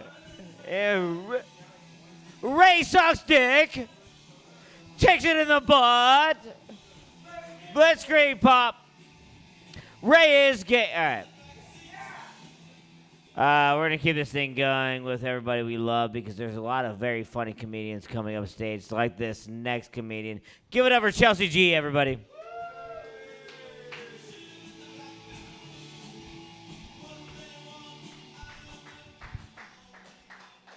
I love coming here because y'all be disrespectful, okay? How in the middle of JR set you gonna turn on a Lifetime movie, okay? Y'all saw that? I was like, who is this white woman sitting on a white linen bed? And I was like, oh, this is Lifetime. This is, oh, man.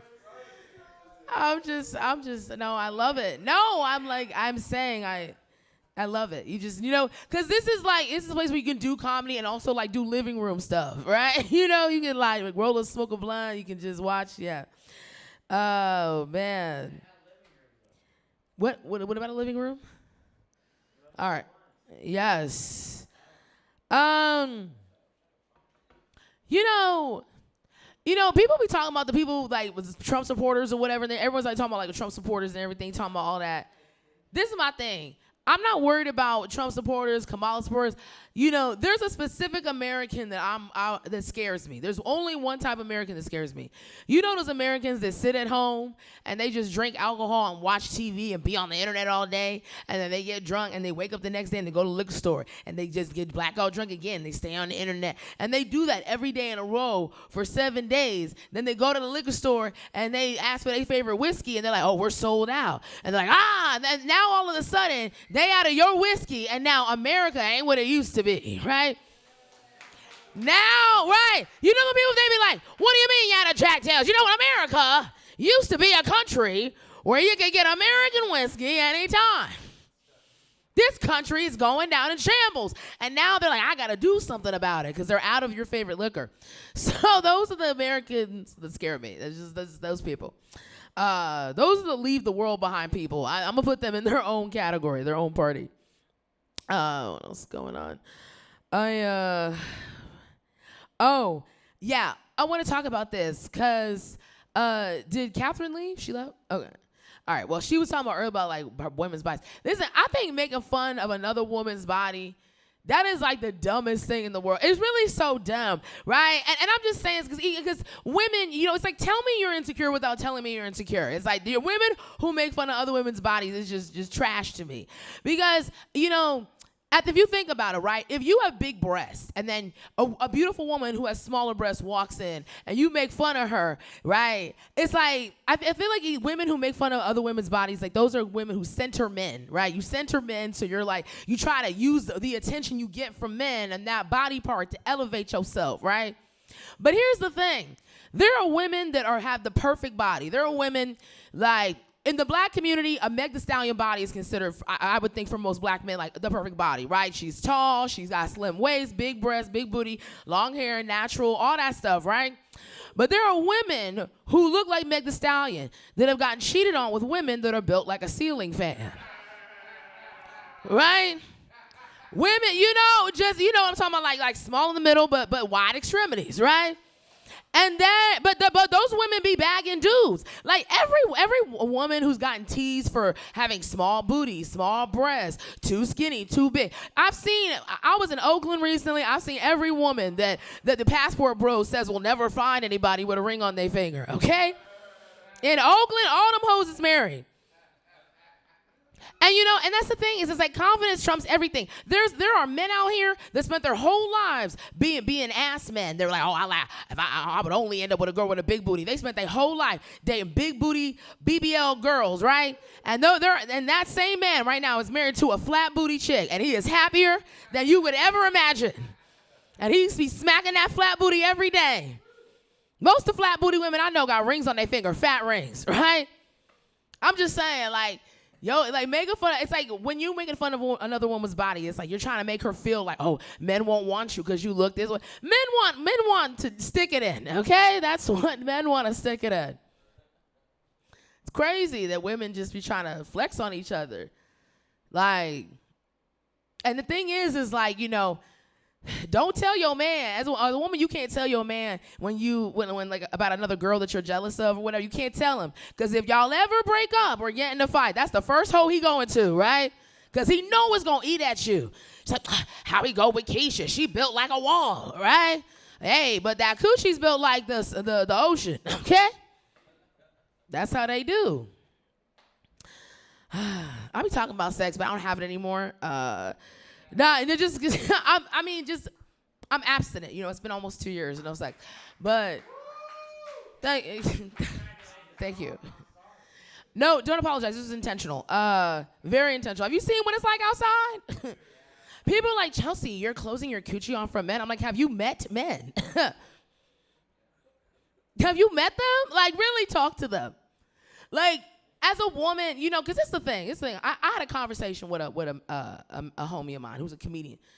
And you know what he told me? He said, this is the thing about men and sex, right? He said, I could have the best sex of my life with a woman, and then she could die the next day, and I'll feel nothing. He said, all I'll say is, oh, glad I got to hit that before she left. Right. And this is what he's talking about. And, yeah, well, What? This ain't therapy, fam. You over here trying to get intimate. Like that's your friend. Yeah, like okay, he's a comedy friend. Like I give more grace to my comedy friends. There's a little more grace because I know we're all like not mentally there. Okay, but he said that he was like, yeah, she could die the next day and I'd be good. I was like, wow, And it's crazy because a woman will just have a crush on a guy and we'll cook him dinner. Like, we're cooking dinner. We're ironing suits and shirts. We're showing up with PS5s. Like, women be really. I know a homie. He didn't pay rent for 6 years. He just was slinging that D, okay? She bought him a Ford Escape. Like, and that's the wrong car to get for a man you want to stick around, okay? Because he sure did escape into several other women's coochies. He escaped. Yes, she bought him a Ford Escape, a wardrobe. Like, that's the thing, Also, too, and I want to speak on this because I was at another mic earlier, and my homeboy was talking about how he hosts a show at the Improv. But the spots be 3 minutes, right? And he was like, yeah, I be hosting. And he says, crazy, all these hoes be throwing their coochie at me, for 3 minutes, right? And he said, one girl, was giving him head for like a half hour. I said, right. I said, first of all, sucking D for stage time. It's like, girl, just go to work, okay? Girl, read a book. Like, how you suck? And also, how you gonna suck D for a longer time than you about to get, right? You over here giving 35 minutes a top for 4 minutes a time. The math ain't mathing, sis. Like I'm just saying, like to the girls who out here doing it, if you're over here slopping top for 45 minutes, you better get an HBO special, right? Get the minutes that you putting in back. 45 minutes for 4, what? Right. Doing it at all is crazy. Like and I have even had guys, I've been doing stand-up almost 12 years. I have had men offer me on the low and the little sneak whisper, like try to, hey, Chelsea, you was really funny tonight. So, you do some other things with that mouth, I can get you on this show. I'm like, man, get you and your clammy. And it's always the people who holler at you like that. Their hands be miraculously dry and damp at the same time. They be having them dry, damn hands, them cold, wet, dry lips. It's weird. You know where the lips is white, but there's still moisture. How? Like your lips are confused, and you want mine on your penis? Your lips are an indicator of health conditions. There's something going on. There's something happening. But yeah, I've had guys be like, hey, you slap that time. I'm like, man, you better get out of here. I'm funny, okay? Sopping your top for 5 minutes. Man, I just can't believe, and I know women who have, I'm not going to name their names because, but I know some girls. No, we on live stream. Y'all trying to get me, okay? I remember we on live. I did not forget. No, man, I'm not, Listen, God knows, okay? I don't have to know. You and God know that you slop top to get where you at. And God over here like, listen, I need you to give up everything the devil gave you, right? God over here like, oh, you over here thinking you won't. No, I was going to bless you with way more than this. Can you imagine sucking dick to get something? And God's over here like, I was going to give you way more than that for free. You ain't even have to slop no top, okay? All you had to do was pray, listen to some worship songs, follow me. And I was going to give you the world. But you want to slop this dusty man's top. And I can call it, and God be like, and I can call him dusty because I made him, all right? I put him here as a test for you. You failed. Well, I think, yeah, that's everything. All right, bye, guys.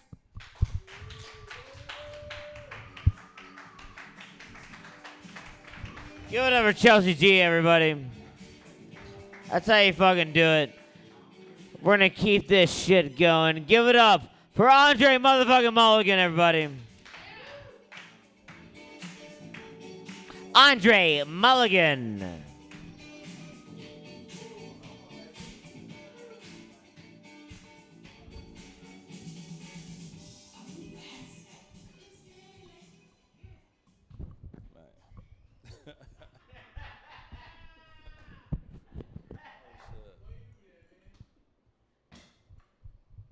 I remember that song, man. I don't know it. First time a cop pulled a gun out on me, that song was playing. I was playing kickball. Had nothing to do for a car. And this cop looked under the car and pulled me out like this. I was like, hey, I'm sorry. He was like, what are you doing under the car? I was like, man, I'm playing kickball. He was like, you committed a crime? I was like, man, somebody get this grown man. I'm playing kickball. I'm in the 4th grade. What are you doing? I'm not a criminal yet. Actually, I stole some golf carts, right? we stole some golf carts. I used to work at a golf course, and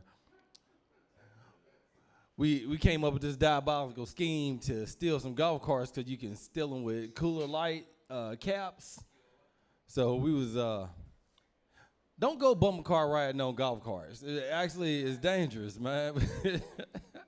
I know I didn't kill myself a few times. This is crazy.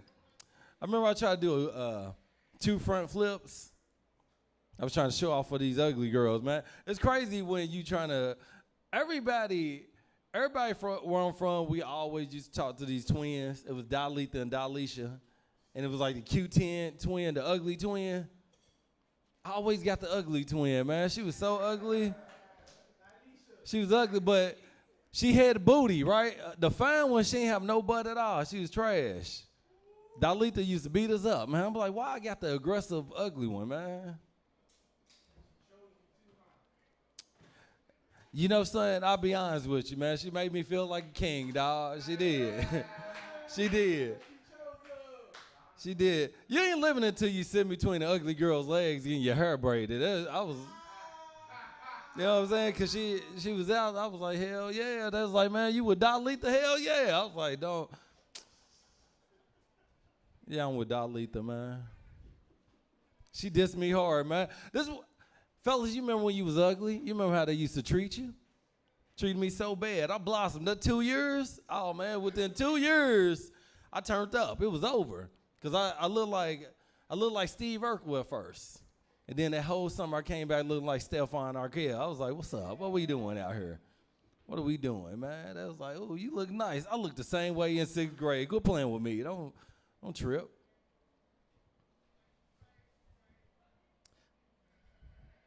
I think all my first girls was like ugly. They wasn't like that. That's the thing about when you start looking attractive. I didn't know how to break up with my ugly girls. I didn't know how to do that. Same thing. I dated the same ugly girl because I dated the same ugly girl until I realized I wasn't supposed to be doing it because I was stripping at the time. I was stripping, man, and my confidence was going up. You know what I'm saying? I'm like, man, you taking off your clothes. Why you still over here? Shouldn't be over here. She ain't clean her house. I done did some. I remember the chick, she told me to come through. I was like, I'm all right. I'm going to come through. And for some reason, I was like, let me go in the restroom. Let me go pee. And I was peeing, and I just seen all these roaches just coming from under the tub. Like, man, you know Jazz was over here earlier. They was having a conversation with me. You know, hell yeah. Jazz was over here earlier, man. I always knew I was going to be a stripper. I knew that. I knew it on the playground. It was on the playground doing a hammer dance. I'm like, it's over, man. I knew it. I was like, y'all gonna give me some now laters if I take these drawers off for you ladies? Yep. What would you do for the candy?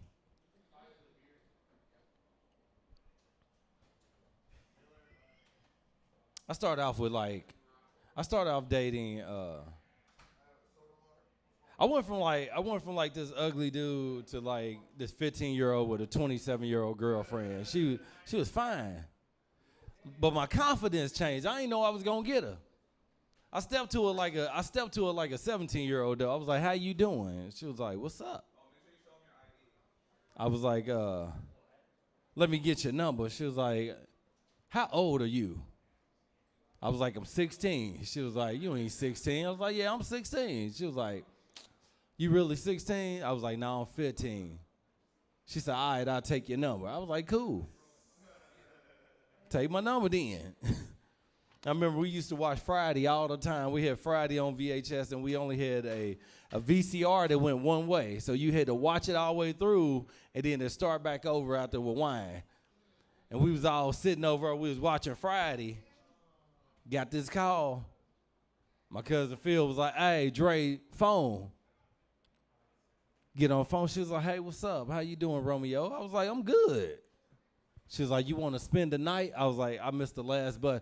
If you ever miss the last bus, it's different because you got to figure out a way. She was like, "Well, if you can find somebody to bring you over, have them bring you over." I was like, "All right." So I told my cousin, I was like, "Hey, man, remember the dime piece I was telling you about?" She said, "Can you bring me over?" He was like, "All right, I'll bring you over." This is the thing. Most cousins, we don't look at it like it's that bad because every dude I know when we was 15, we had like a 25-year-old. You know what I'm saying? Like all the women that we were dating was like 25, 26, 27. He was like, "She that fine? You don't got to pay me nothing, bro. I got you." Get out the car. He walks me to the door. She opened up the door. She looked like Diamond off the Players Club. He was like, "Oh, shit, you good. I just want to make sure my little cousin was good." That was my first time eating coochie. First time. I didn't know how to do it because when you 15 years old and you with a 27-year-old woman, you don't know what to do. You know what I'm saying? I normally take my drawers off under the cover. You know, if you can't do that, who take the drawers off under the cover? Not me, not today. I took them off on the side of the bed like a man. What? Man, throw these goddamn drawers off. And then I got in the bed and just put my cover on like this. She was like, "I got you." This is how I knew she was freaky, because she was licking cheese whip off my body. You know what I'm saying? Like, she put cheese whip on my body. I didn't know they did that. I'm like, I know that don't taste good. That's how freaky she was. Cheese whip. Who eating cheese whip off people? She was fine, but she lived in the projects. But she lived on the good side of the projects, not the hood side. She was fine. I'm like, why are you here? And then she was like, I don't know. She was like, but I'm gonna make you my boyfriend. I was like, hell yeah.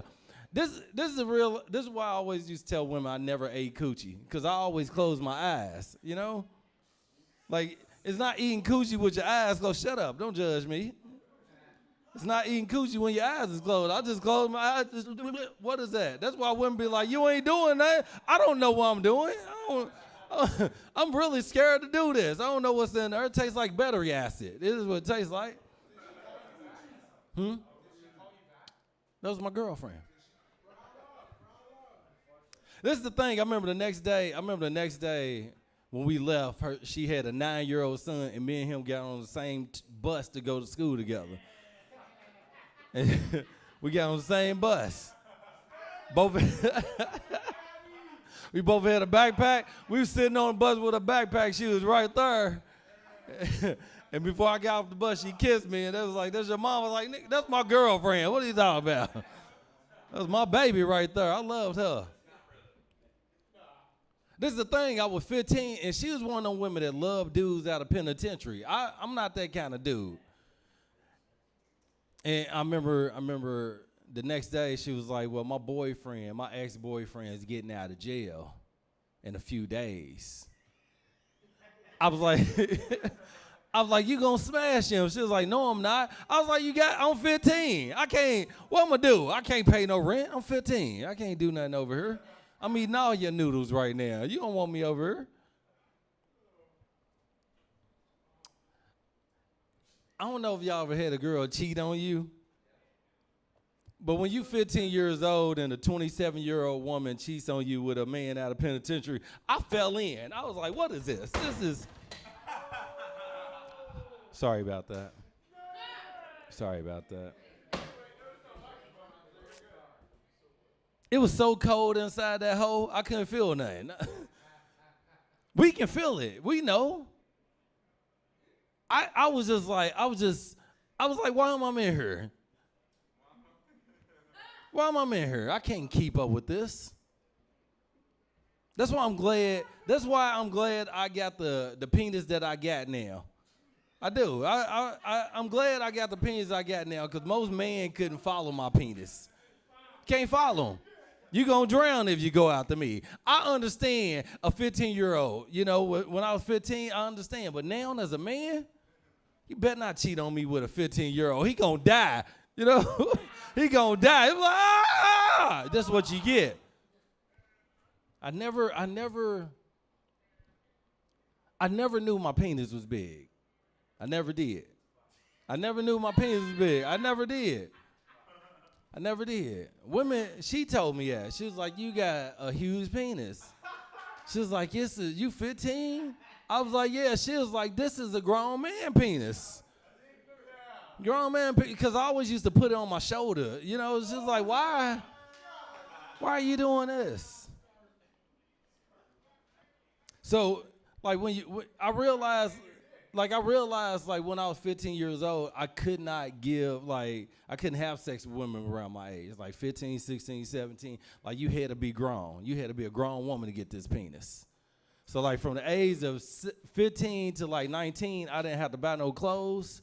Like, all the women took care of me. I had all kind of door keys. You know how I feel to get your own box of cereal? Y'all know how that feel? She'd call me at work. What kind of cereal you want? Like, what? Girl, you know I want some Fruity Pebbles. You better quit playing with me. Better give me a box of Fruity Pebbles and put the milk in the refrigerator, you know? In a freezer milk. It's crazy because, you know, I realized this, like, I didn't know I hit that growth spurt. Like, I think every guy goes through, like, that growth spurt to where like it was so easy to sleep with girls where I was from. 15 years old, pretty boys. Pretty boys, man. We was wearing all kind of baby oil. We was taking everybody chicks, man. Know what I'm saying? Everybody's chicks. I know it is right. It's right. It's crazy, man. I don't know, man. Let me get out of here. But I went through this whole phase. I went through this whole phase of just taking dudes, girls in my city. It was crazy. It was crazy. It was crazy because I dyed my hair blonde like Cisco. I was taking everybody girls. It was over. When I walked in, shirt off. What? I remember how it was when I was ugly. I remember how they treated me. So when I dyed my hair blonde, it was no remorse on these chicks. It was Cisco all around that ass. It was everywhere. It was all. It was crazy, man. It was crazy what I was doing with blonde hair out here on these streets, man. I had platinum silver hair like Cisco. It was crazy. I was taking everybody's girls. Now I'm sorry. All right. Thank you, man. I'm Andre Mulligan. Have a good day. Thank you, man. I don't know what this is. Give it up for Andre Mulligan, everybody. I'm fucking jealous, dude. I've never made money off my penis ever. This guy's making a living off of his penis. If anything, like, my penis has lost me money. It is definitely, you know what I mean? Like, every girl that I fucked, I can't think of one that I go, profitable. It was never. You, sir, have you ever made money off of your penis? No, I make money off of my voice. I know, but wouldn't that be cool to be like, look down and be like, you're my boss. You're signing the checks every. I don't know. You don't know what? If it would be cool. Yeah, what would you rather do? Oh, shut the fuck up. Give it up for Ray Cameron.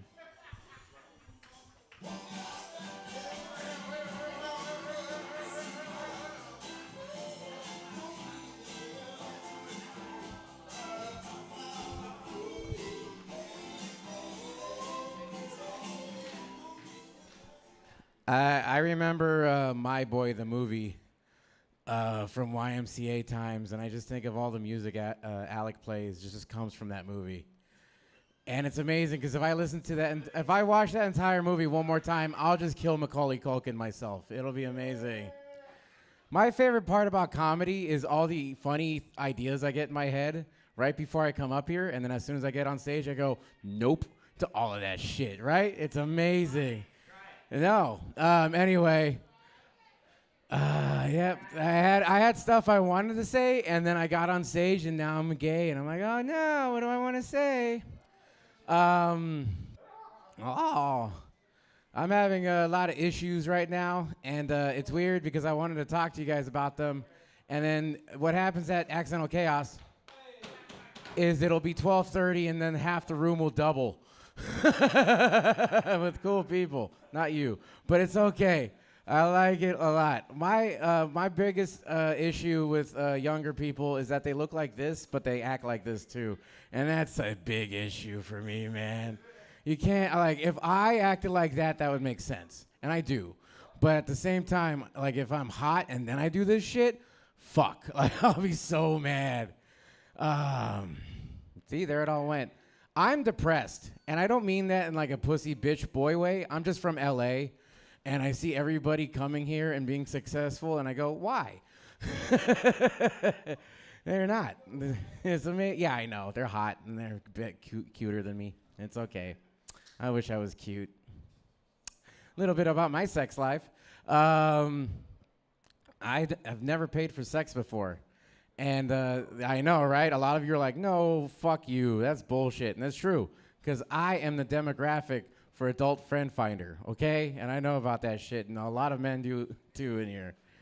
But we go to this, oh, sure, yeah, That's called the Rebound website. That is called, do you have a free $100 bill? Anyway, I don't have never paid for sex, but I've always been offered money for sex. My money for their sex. And there's this club down the street that Adam gets mad when I mention because he likes me a lot. And it's called Third Wheel. And in Third Wheel, in front of it, I go, oh, shut up. I go and I stand away from all the autistic comics there. And I smoke my vape and I'm on the corner. And like 3 lady men will come up to me and be like, hey, big boy, you want to have some fucking fun tonight? And I'm like, sorry, man, I'm gay. I'm not into women like you are. And then they change their voice up. They're like, actually, sir, we can make that happen right now. And I'm like, sorry, first impressions are everything for me, you know? You can't just be gender fluid like that on me right there for $100. It's fucking ridiculous. That joke sucks. And because it's real. What's your favorite dating website that isn't Grindr? Do you even have a dating website? Or you just show up to a bar and you're like, who wants to fuck? Okay, basic. Anyway, my favorite is FetLife. Do you guys know about that one? Yeah, you slut. Anyway, it's weird because FetLife is weird because with all dating apps, you find trannies and like bots and stuff. But with FetLife, people are looking for that, which is really ironic. Me, I'm not. It's not FetLife. It's FetLife. Oh, yes, I'm learning the children.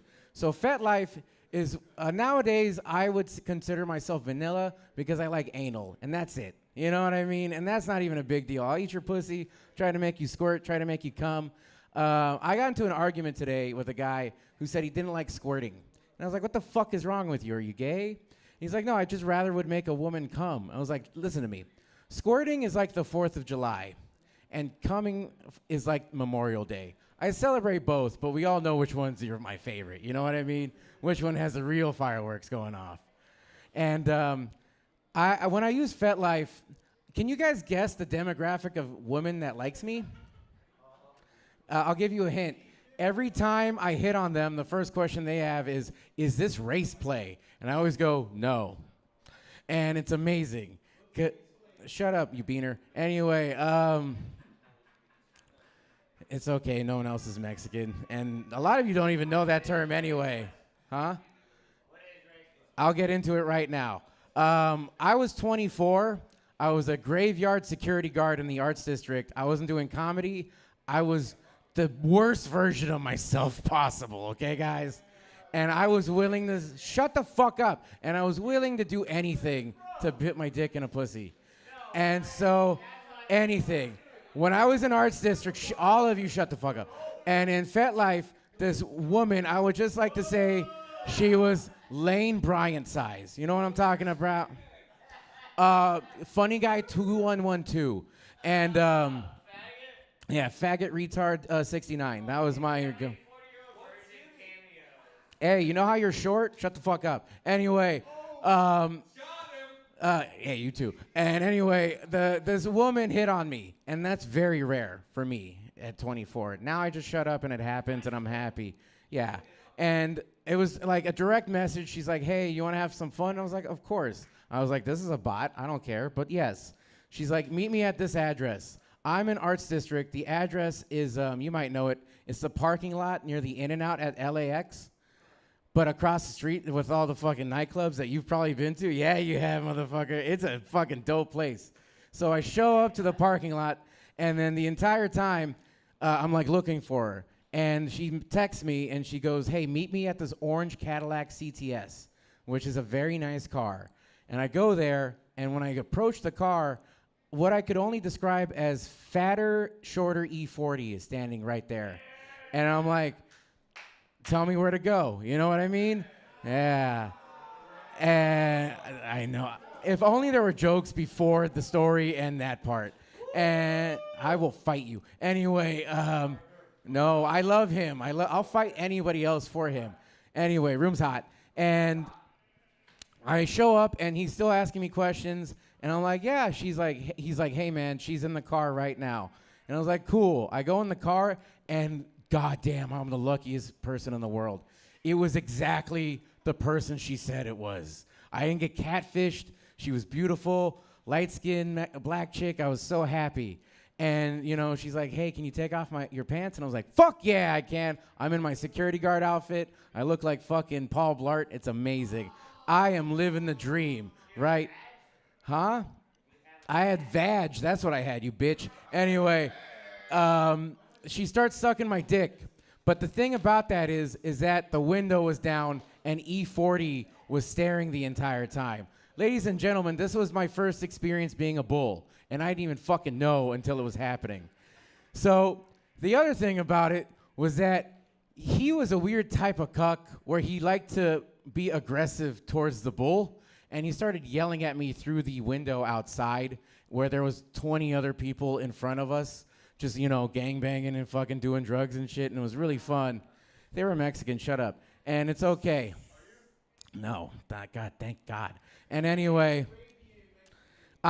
he's saying every line from Django I'm not allowed to repeat. And that's when I realized that racism makes me fucking impotent.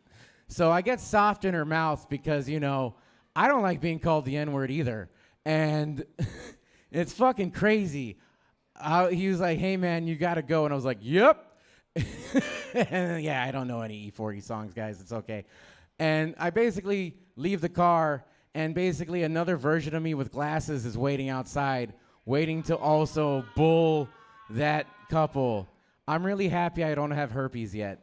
It's amazing. I know I didn't get a laugh, but that guy smiled so hard, I'm really accomplishing it. Huh? Yeah, what the fuck is wrong with you, Andre? Is there a condom that fits you? No, shut up. It's not sex if you have to wear a condom, okay? God damn. Yeah, I know it's not. I just like I like putting out bad information to ruin people's lives if they actually think I can influence them. That's my favorite thing. I do comedy out of spite. Being from LA is weird. Who else is from the LA general area? Raise your hand. What part? Oh, shit, you're real LA. How about, anybody else from LA? What part? What's the hood? Torrance? Ah, fuck, okay. I'm from Glendale. I'm not Armenian, but I am from Glendale. And it's like being in LA and in this room is like being a Clippers fan in LA, right? Like it's your home team, but nobody likes you. It's fucking amazing. There's more like Southerners in here, and that makes me uncomfortable. I do comedy out of spite, and I love it because I just don't care a lot of the time, which is toxic. And that's okay. But the fact that, like, imagine this. Imagine you're in your 2,000 population city, right? And, you know, you're in drama class, and the guy who's molested you, your drama teacher twice already, is like, hey, you have beautiful talent. You have a beautiful body, a beautiful face. You can make it in Hollywood. And now all those people come here from all over the planet every fucking day. There's just a new arrival of fucking transplants. And then they come here, they fail, and then they do fentanyl. Just skip to the fentanyl, man. Do that shit. My favorite thing about coming here is I bus it from Reseda. Do any of you guys know where that is?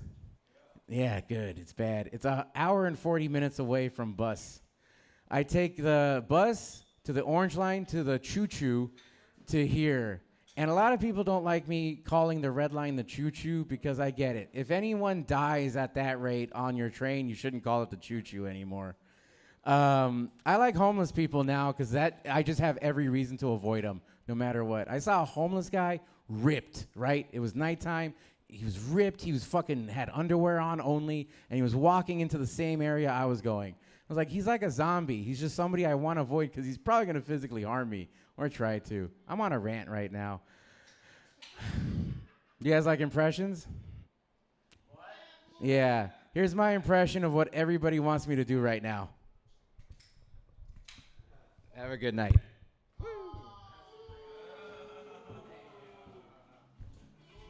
Give it to Ray Cameron, everybody. Give it to the next comedian, Adam motherfucking Smith. Adam Smith, everybody.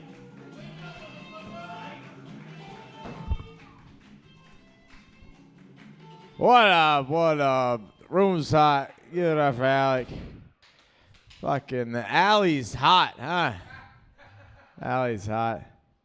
Fucking, stay in the room. Stay in the room. I don't know. I have I have a theory. Just like if you come to a comedy club, and then you prefer hanging out to like a dumpster and like smelling homeless people's like feces and then like stepping on needles rather than being in a nice air conditioned room, with your friends telling jokes. If you like that more than comedy, you're not gonna make it in comedy. I don't know. I don't think there's anything mad. It'd be like if you went to like a steakhouse, and you're like, all right, like and the waiter takes your order, and it's like, all right, I'll have a porterhouse T-bone steak, medium rare. And it's like, yeah, you're in the steakhouse, and you're like, all right, just call me in when my steak is ready. And it's like, it smells like steak in here. There's steak and fries and aromas and food stuff going on in here. And it's like, no, I'm gonna go stand around back and by the trash, and then and when my steak's ready, it's like, I don't know, I'm ranting. I was trying to figure out this math joke. All right, I don't do political humor, but I do like math shit because I'm a chink. So I was and I don't read. I get all my news from this room, but I was trying to read up on the election turnout and a little worried about what's going to happen in this election, but right, it's not, our lives will be fine. Everyone in this room, whatever happens this election, red or blue is going to win. We're still going to be in here telling jokes, right? Unless a world war fucking starts, which it's not. Yeah, as long as they don't bomb this section of like Southern California, all of us will all be doing the same fucking shit. Yeah. So it had me thinking like, if just I was happy they replaced Biden, whatever. Now I think Kamala actually has a solid chance of winning, and this is how dumb I am. I never until literally 5 minutes ago Googled like demographics, like race split down of America. I just in my dumb head, I just thought it was half black, half white. Not in the case at all. It's for those who just it's 62% white, 18% Hispanic, 12 is just for ease of math, let's just call it, it's 60% white, 18% Hispanic, 12% black. Okay, and then Asian, everything else is very small. It's in my head it was just like half white, half non-white. Right? That's just what I thought. And so I'm sitting here so confused. I'm like, look, I was like, if all of the fucking blacks, fucking blacks, Hispanics, Asians, as long as all of them just don't vote for Trump, Trump won't win, right? That in my head I was like, how is this even I was like, I don't know how 2016 happened, but in my head America was just half white and half not white, So I was like, as long as just there's some reasonable white people, Trump won't win. But then I literally was on Wikipedia. I'm like, holy shit! 3/5 of this fucking country is white, right? 3/5 of the country is white, and I'm like, oh, I was like, y'all are fucked, and I'm half white, right? But So then I had to go back. I was like, okay, so I didn't it. if y'all actually read the Wikipedia on what the 3/5 compromise was. Okay, so if y'all just again, and this is me trying to figure out a math joke, and I actually educated myself on American history more than I did in high school, so I thought, again, the idiot that I am, 3/5 compromise. I thought that meant that black votes counted 60% of what white votes counted for. That is not the case at all. Okay, that is not in my. I'm 36 years old. Up until right now, just sitting in that chair, trying to do research on a fucking math joke. I thought the 3/5 compromise meant that a black vote counted 3/5 of a white vote, and I'm sure some of y'all are idiots. What? No. What the 3/5 compromise was that, okay, so southern states, but in the electoral college system, because southern states had so many slaves, okay, obviously, so it was the North that were Black Lives Matter 0. That's what they want. Yes. That's what the 3/5 compromise was. It was the North states that were we want Black Lives to Matter 0. And the compromise was that no, the southern states were no, they matter 60%. Because the population, they wanted more electoral college votes. Isn't that wild? Because black people could not vote. So they're all right, we're not going to let them vote, but we want them to matter so that we get more.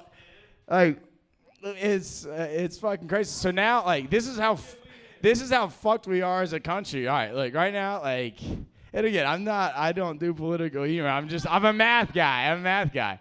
But okay, so back to 3/5. All right, so 3/5 of this country is white. Just learn that. Yes, it is. Google it, motherfuckers. 61%. 61%. So 3/5 of this country is white. 3/5 of this country is white. Okay. So, 12. Look, yeah, it's 60% is white, 12% is black, 18% is Hispanic. Give it a try, huh? So, all right. So check it out. So yes, yeah. 9/25. Yeah. No, yeah. I just thought it's a funny thing that the founding fathers, they just actually couldn't do fractional multiplication, and then they were just kind of all right, this country is 60% white, so if we only count the blacks as 3/5, that should take care of the problem. I'm no, you don't just subtract fractions. It was just Thomas Jefferson and Ben Franklin just not being able to figure out the 3/5 or whatever. But yeah, no, it's wild. So if and ironically, also look this up. Ironically, only 3/5 of people turned out to vote in the 2016 election. Yeah, not making this shit up. Look it up. People were why did Trump fucking win? It's because no one fucking votes. Literally, it was a record turnout in 2020. 62% of the American population voted in 2020, which is a crazy thing. Just 100% of Americans bitch about what's going on, and literally look to your left, look to your right, one of y'all in the three didn't vote. But everyone in America bitches about what's going on. But it's yo, did you vote? Yeah, did you vote? No. That's the fucking problem. It's not gonna say. So all right, here's why Trump's like gonna win again, which sucks. But like, all right, 60. Look, if 100% of white people fucking voted for Trump, okay, and let's just say, just for ease of math, there's 100 million people in the country. You can basically triple it.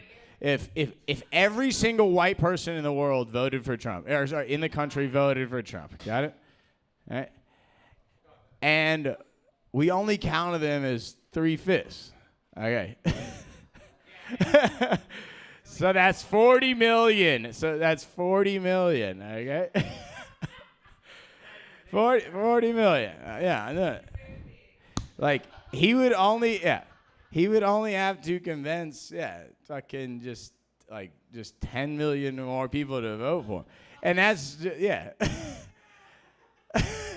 you see what I'm saying? And that's if it's like that's reparations that still won't work. If we're like, yo, like my bad guys, for like we're sorry we counted y'all as 3/5 from back in the day. We'll be like, yo, like eye for an eye, like tooth for a tooth, like every fucking white power motherfucker is like, yo, I'll take that deal, yo. Count us for 3/5 and we'll still fucking win. And that's what's gonna happen in this election. And it's like, yeah, I don't know. Fucking fuck Trump, fuck blue, fuck red, fuck a clock, fuck a pop. I go a cappella on the beat. Thank you. That's my time, Adam Smith. Give it up for Adam Smith, everybody. Fucking live, dude. Fucking 3/5, dude. I love how he like broke it down like to such an extent that like it made me literally think of like an Albert Einstein equation by the end of it. Like it was literally like E equals MC 3/5. At some point, I was like, God damn, Albert Einstein. But Albert Einstein literally breaking it down and be like, it's too much power. We gotta dumb it down to 3/5 power. It's because it's in the Large Hadron Collider, and it's going too fast. What about 3/5 fast? And weirdly, that's somehow the golden ratio. It's the Fibonacci is. That does sound like a cool like blood member. I'm Lil Fibonacci. I'm Lil Fibonacci right now. So we're gonna have to go 3/5 power or something. Shut up, Kenny, dude. I do love it, dude. It's like it's an ad for some reason, but nobody's getting paid.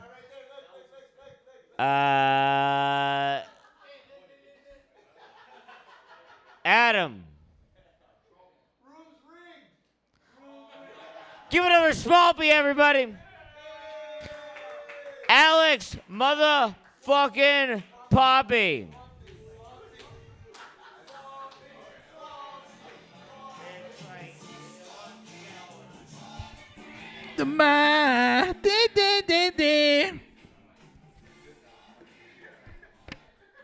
Room is toasty, guys. The room is fucking toasty. Oh. I like how the Guatemalan over here watches my videos and then he does the same shit I do. Oh. Get you guys nice and wet.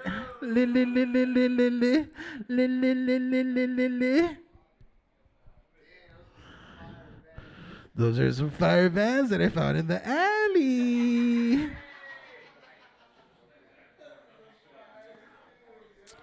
Let's make a toast right now for the fucking parking lot that we lost down in the alley.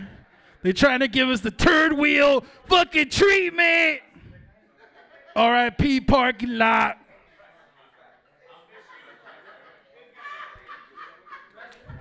I'm sure the guys that fucking own that shit, they're just tired of seeing all these condoms and fucking 7-Eleven trash. You know, kind of like Ray's room. I was gonna say yours. I gotta switch it up. Gotta switch it up, cause you're a nice guy tonight.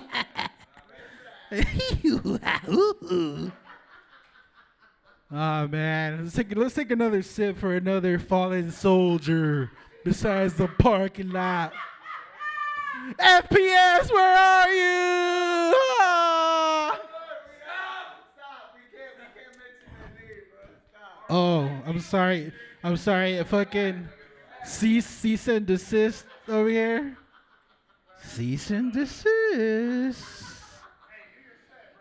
I am doing my set, fool. I'm gonna get more laughs than you, motherfucker. You're gonna fucking bomb, bruh.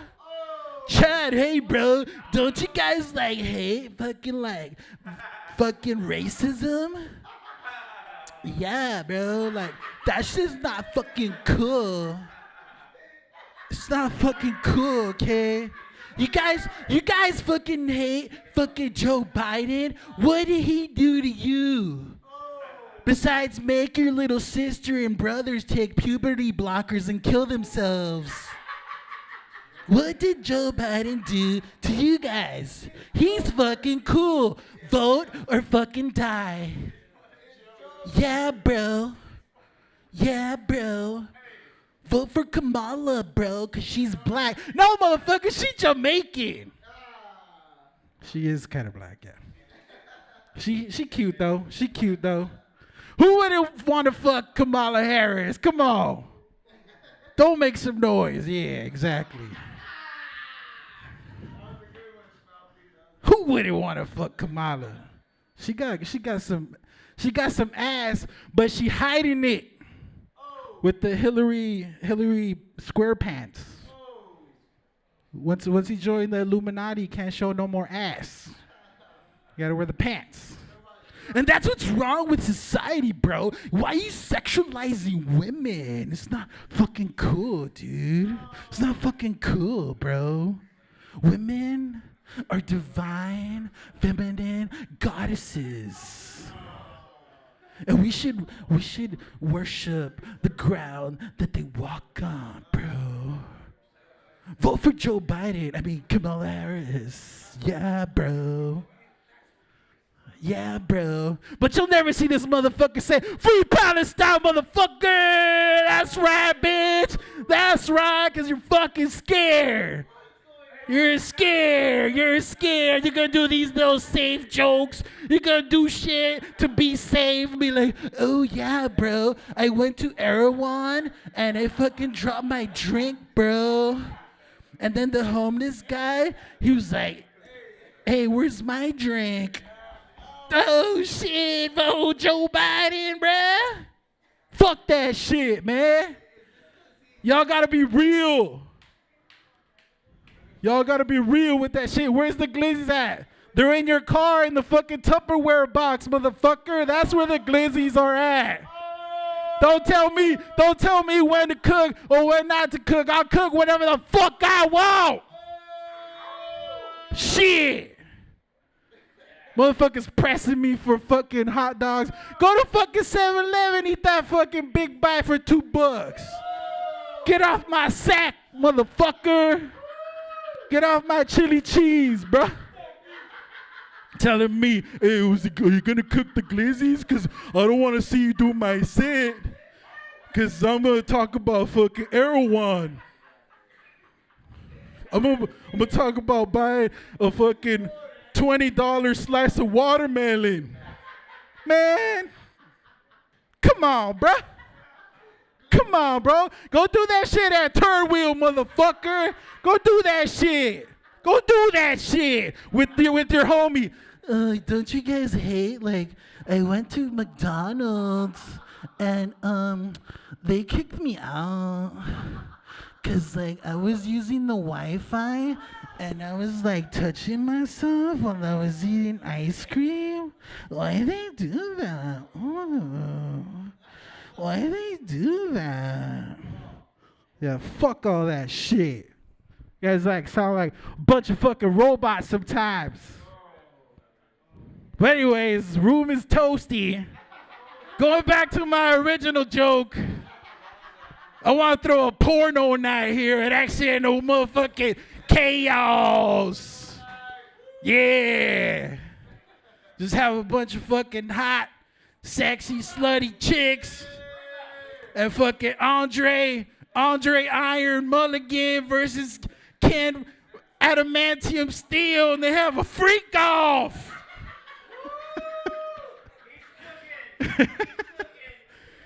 Yeah. And we put that shit on OnlyFans.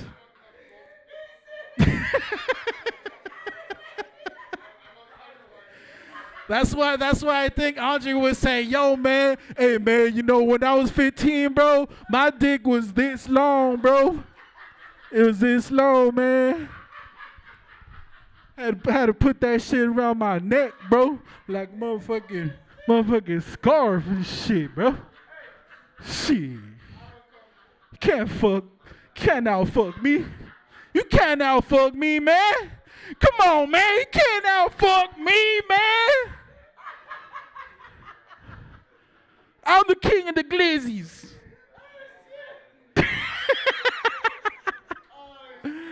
All right, guys. Konnichiwa. Get home safe, guys. Accidental chaos. Let's go. Let's do it. You guys are hungry? Go to 7-Eleven. Go to AM, PM. Get off my nuts, bruh.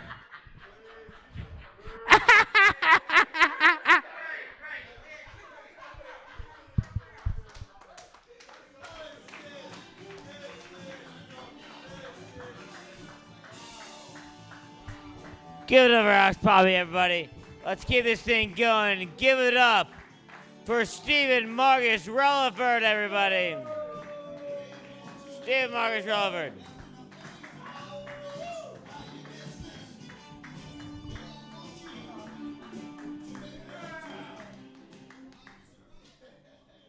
Damn, bruh. Get off my nuts, bruh. Hey, I'm not cooking shit, bruh. Hey, I'll tell you where to go. You want to know where to go? I'll give you some directions. Hey, you go up here. You fucking make a left, right. You make a left, right. Hey, this right here is Highland. This is Highland right here. See, we right here. This Santa Monica. You gonna make a left.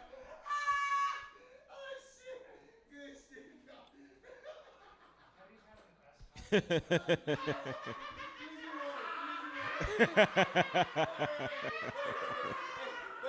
Oh, don't forget Swamp Thing. Don't forget Swamp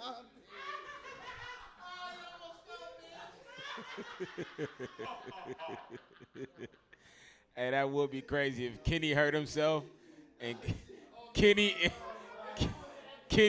JD got a cast in his bed. JD can't be like, yes, now you got a cast like I got one. We got matching cast now. What's up, man? How y'all doing? Y'all good? Oh, yeah, that little LL Cool J microphone? Yeah. That's a little, I'm bad. Cool J? Yeah. That's the, I'm going to knock you out microphone right there. You got to have that bitch hanging like this. All right. Hey, guys, don't you hate when your girlfriend get pregnant by her boyfriend? You be like, all three of us had something good going. Why he do that to us? I hate that. It happened to me before. Because she different after the abortion. Her enthusiasm is different. Oh, man, that's not cool. That's not cool at all. It happened to me. Hey, fellas, you ever be like trying to keep your situationship going, and your girl's like, so what are we? And you trying to break it down, but you not being as descriptive as you should be. Like she's like, so what are we? You're like, girl, it's you and me. And then it's me and you. It's us. Don't worry about nobody else. When people ask me about you, I be like, who? Because nobody needs to know about you. Don't let people ask me. Hey, you be reciting poem in that bitch. You be like, hey, every little thing that you do, should be between me and you. The freaky things that you do should be between me and you, baby. Nigga turned into Ja Rule in that bitch. When I first met you, it was a thong to thong.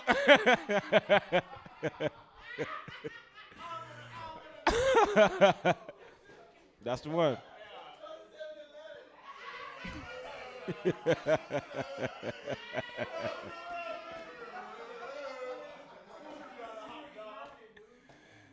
Oh shit.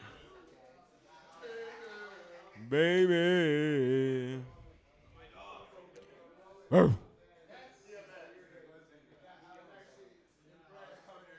my dogs at?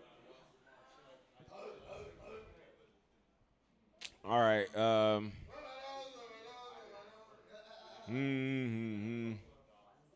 With a hood, with a hood.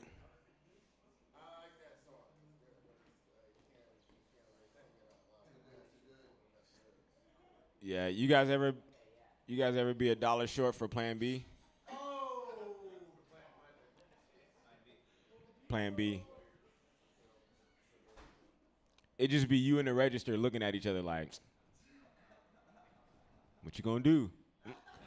Hey, you gonna really let a baby come between 4 quarters come between me? You gonna let 100 pennies come between me and this kid? Bitch, I know you're not gonna let 10 dimes come between me and this kid right now. I know you. I know the hell you ain't gonna let 10 dimes come between me and this bitch. You better take this $48, bitch.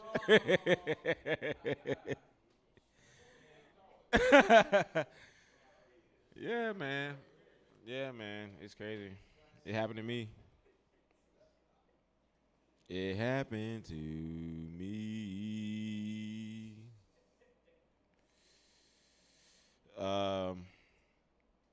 I like doing this shit, you know, because we get to joke about, you know, life and what we see and how we feel and the reality of the situation and shit, and that's cool, you know.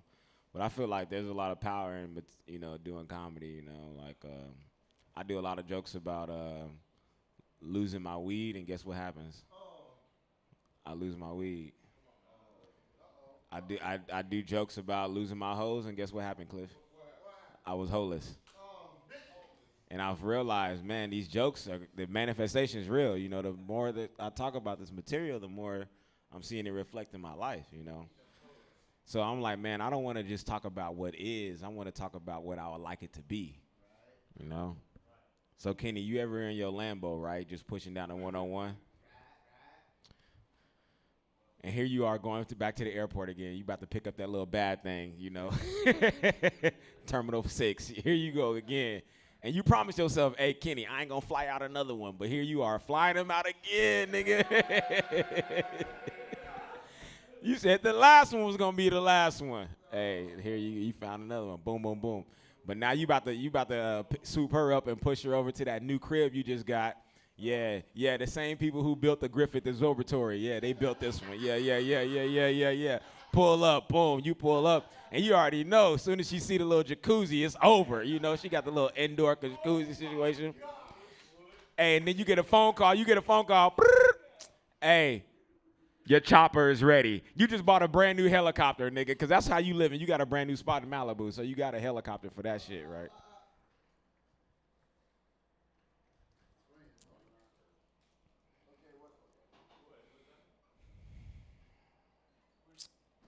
You get that text, hey, your London show is sold out.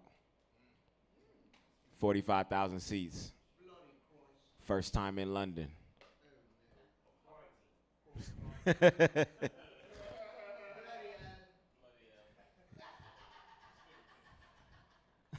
Hey, mate. You and that bitch. It's another one champion sound. Yes, sister, let's start to get down. Get down. There's another one hot sound. Just touched down in London. You know. Y'all know what it is. Y'all know what it is.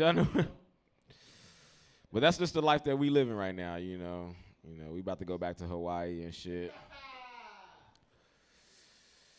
You gotta talk it in. You gotta bring it. That's how you manifest it. You gotta bring it in.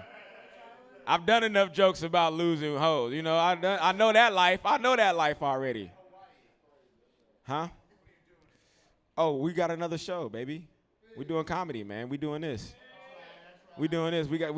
We doing another theater in Hawaii. Yeah, man. Come on, man. It ain't nothing. It's a little 5,000 seater. It ain't nothing. It ain't nothing crazy. Just something small. But you know, my people want to see me. I'm in demand out there. You know. Hey, that's how.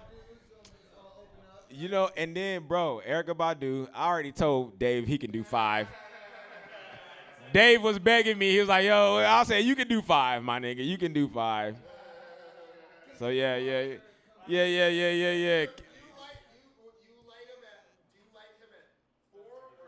We said we're gonna give him the 2-minute light after 5 minutes. We know he long-winded, my nigga. You got some stories. Go ahead and get them stories off, Dave. Go ahead, will ya? Get off on a cool little 7. He backstage telling Chris Rock, yeah, he let me do 7, nigga. Yeah. All right, thank you. My name is Stephen Marcus Relevant. Thank you.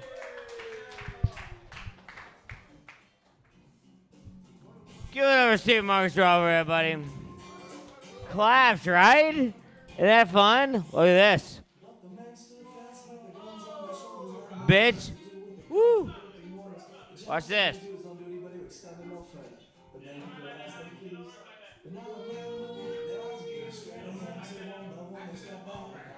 Give it up for this next comedian. A fucking legend in the game. Give it up for Corey Young, everybody. Corey motherfucking Young.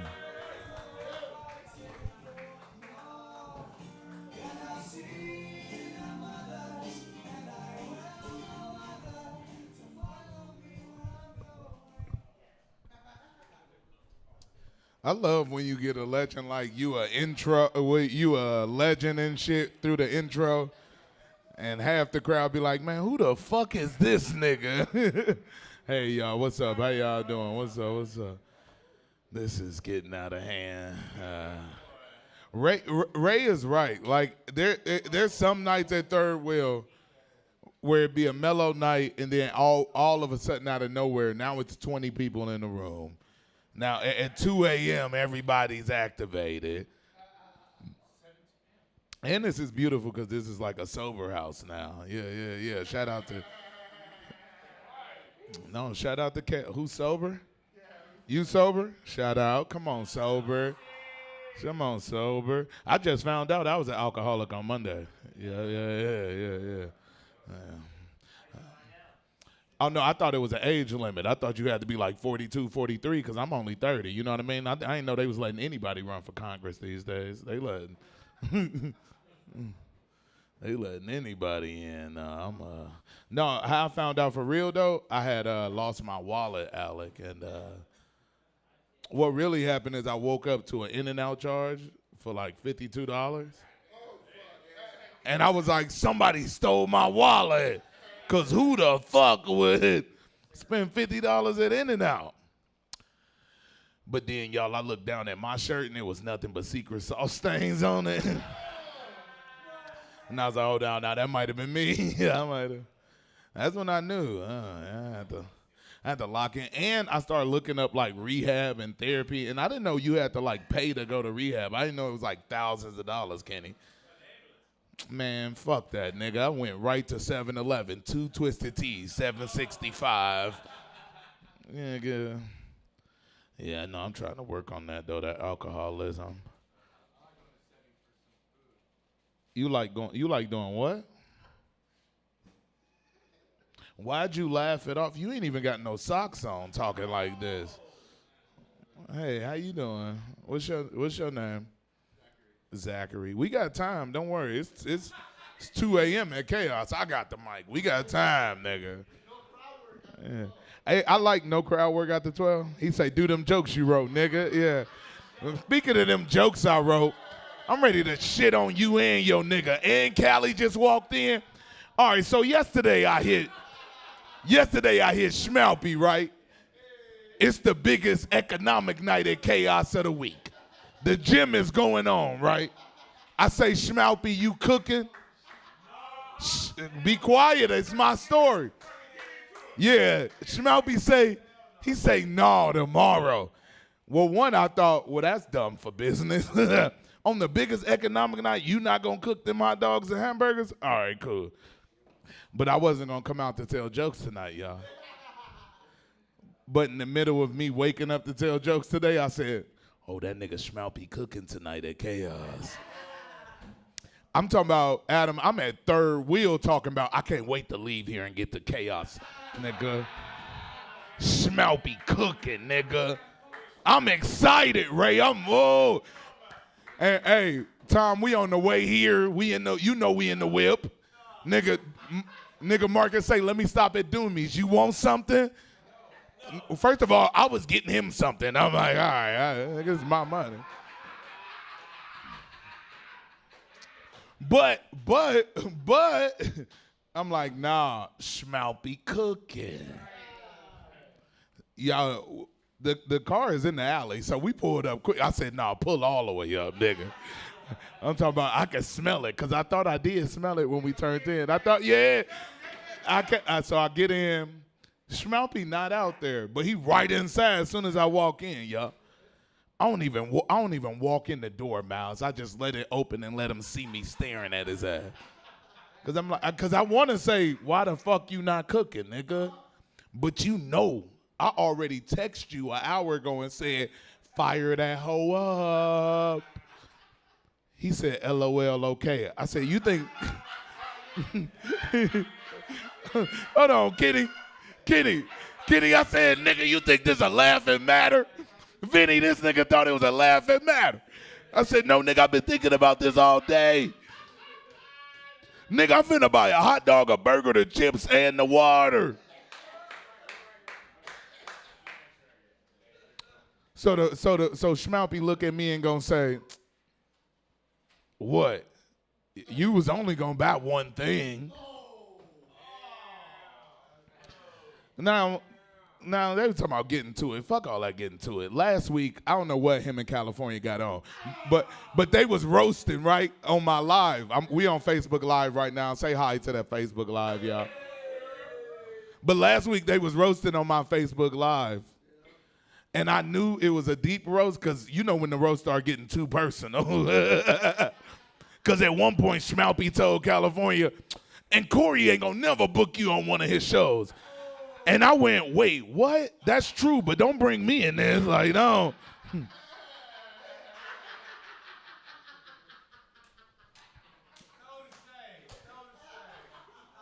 This ain't shade. I should be on Gym Fest. That's not no shade. The shows, I'm not booking shows no more. I'm booking me to do the time, and then I'm gonna have a couple of the homies, and you will be one of the homies. Don't listen to Schmalpy. Y'all ain't even do no damn Gym Fest, nigga.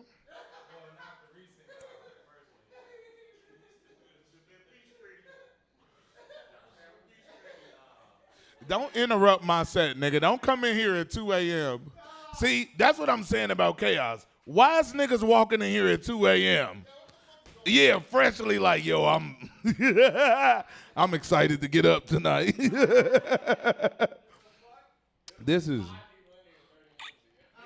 I'm telling you, Ray is a prophet. Like that's the beauty. This your first time here? That's the beauty of this spot. Like it used to be, I called it my favorite Coke mic in the city at one point.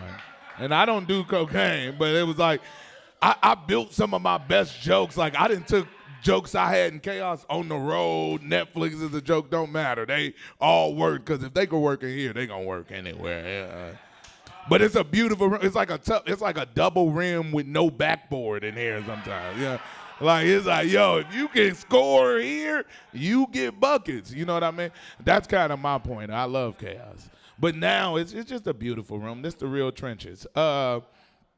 Okay, I want to tell a couple jokes before I leave. Like I ain't even get to tell no joke. I think I snuck one in. I ain't gonna lie. I did sneak one in. Yeah, he said no crowd work. I snuck one in. You know, niggas be trying to fake like your persona is all, you know what I mean? No, you know, Corey's so smooth up there. Like, bitch, them was 18 jokes I told. They are all in my notes app, just like that, nigga. The same setup. You thought I got to it easy. Like, no, bitch, I wrote it like that. Like, and then you get them right there, pounce on them with the joke. Right now, we ain't got no good transitions. So, right now, we've been going a minute. We got to kind of just do a couple. All right. Y'all ever? I've been going through this breakup, and I don't want to talk about the breakup per se, because I'm back out here. I'm dating again. You know what I mean? I'm back out here on these streets. I'm dating again. But Kenny, you ever been on a date and in the middle of the yes and that's how improv work. Yes and. Fuck that joke. I got so many I can just go into another one.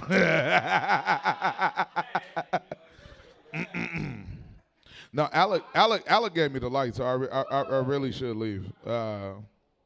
This has been fun.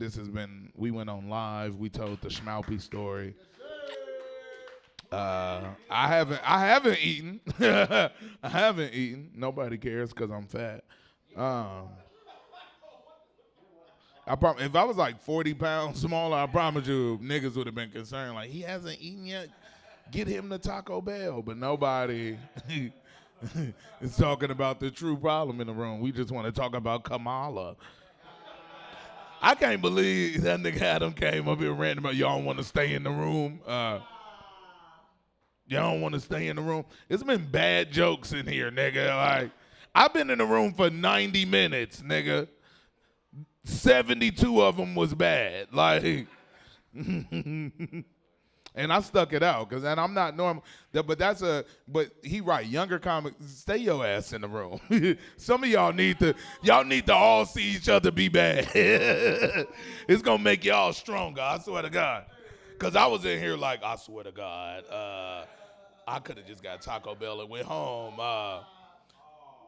No, I love you, man. You got some nice kicks on, bro. I ain't even gonna say don't look at my crotch, cause you got a joke. And I'll start saying them Schmalpy jokes, nigga. Cause Schmalpy was hey, no, him and Schmalpy, boy. I was like, bro, y'all should just fight. You know when the roast so bad, you like, nah, squabble. Nah, he can't say that to you. And also California is, you are 40, right?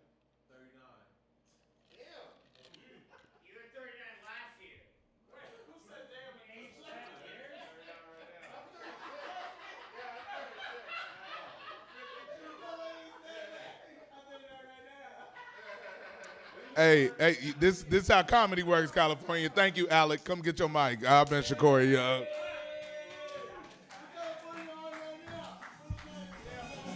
Give it up for Corey Young, everybody. Corey rocks, dude. Corey saw me the first time doing comedy at Brennan Week's show in the backyard. And then Corey came up to me afterwards and just goes, damn, dude, I didn't know you were actually funny. And I go, I've seen you a lot of places. And he goes, yeah, but I've never seen you be funny. And then he just, like, kept continuing to, like, reassert the fact that I was funny. And I was very confused. He was like, I just don't understand how you're funny. I was like, it's getting insulting now, the way that you keep telling me that I'm funny. He's like, nah, but dude, seriously, like, what?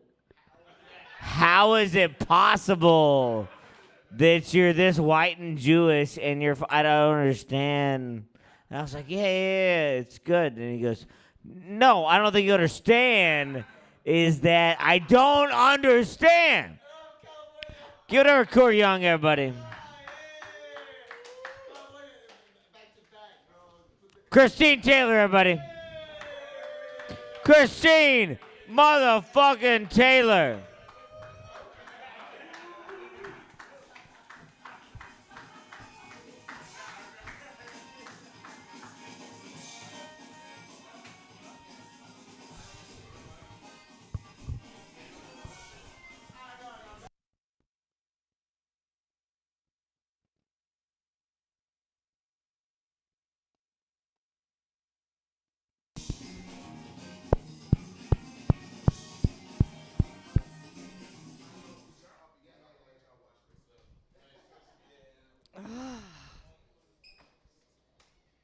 Everybody good?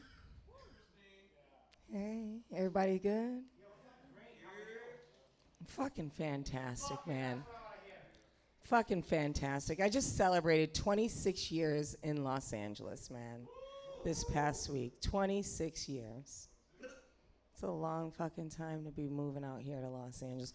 I came out here on a Greyhound bus, $69 one way. That's how long ago I came out here to Los Angeles. $69 one way. From the beach in Florida to the beach in fucking California. Absolutely fantastic, y'all. Summertime is here, y'all, right? August is coming up. I love August because that's when like I do like most of my hoeing in August. Like that's like my super hoe month. I feel like August is because it's so hot. You know what I mean? I'm always like gotta find like the hottest shit in August. I fucking love it. I love guys, man. I love fucking men. I love you guys. You guys are hilarious, right? The best part about men is when they lie to you, right? And you know they lying and shit, right? You be like, I love you, you little liar. Why? Tell me more lies. You must like me if you lie to me, right? Like, the fuck? Women and shit, we be liars too, though. We be hella liars as women. I feel like one of the biggest lies we tell as women, right? When a man is in there fucking it real good, he always love to ask. Men always love to ask when they fucking it real good. They always want to think it's they pussy when they in it real good. Always.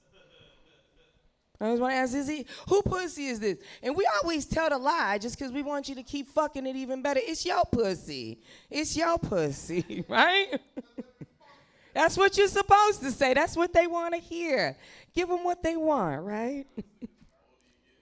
We be lying and shit. Next nigga fuck you, he fuck you better than the next one. You gonna tell him the same goddamn thing. It's your pussy too, motherfucker. It's liars and shit. I don't know why we do that.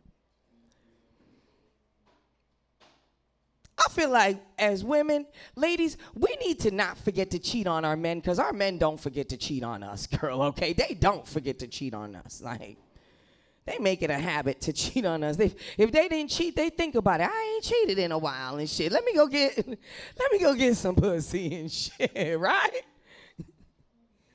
You asking, baby, what you want for breakfast? He like, I want chocolate milk with my cornflakes today. Chocolate milk with your cornflakes? You eating different today, huh, boo? You eating different pussy today, huh, boo? Fucking dudes. I did some hoe shit, and I didn't even realize I did some hoe shit. Isn't that crazy? Like, I was spring cleaning over the spring and found a man's belt, right? I don't know whose belt it is, though, right? So I'm like, who the fuck? Somebody left a belt here to see if I would do some hoe shit, and I did some hoe shit, right? A belt. Did you ask what it was? I'm going to beat your ass with it next. That's what I'm going to do with the belt next. Do some hoe and some dominatrix shit at the same time, right? For real, man, I did some hoe shit. I found a belt, and I don't know whose belt it is, but I think about it like, do I have to like, and do I have to like Maury Povich this belt right now? Like the women do the babies when they don't know whose baby daddy it is? Like, is that what's going on, right? Like bring 3 dudes and be like, is this your belt? Is this your belt? Is this your belt? It looks like my belt. I know I have that exact waist size. I remember wearing a black belt in the time I was with you. Then you specifically have one there that you know likes you so much, but you always love to break that nigga heart and shit. Like, you are not the belt owner. What? I'm not the belt owner. What? She had other niggas at her house. What? The belt looks just like my belt. Stupid.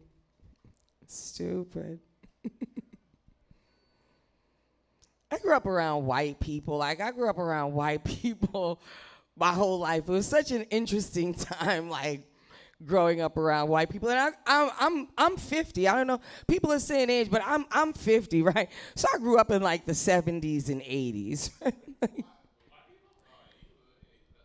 Oh, it was quite a time. It was, they said just the same thing Adam said up here. That's what they said walking down the street every day.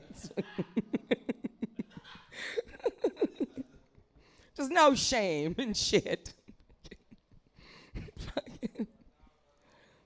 They used to listen to white people. They used to listen to these cocaine songs, right? There's one song used to always stick in my head.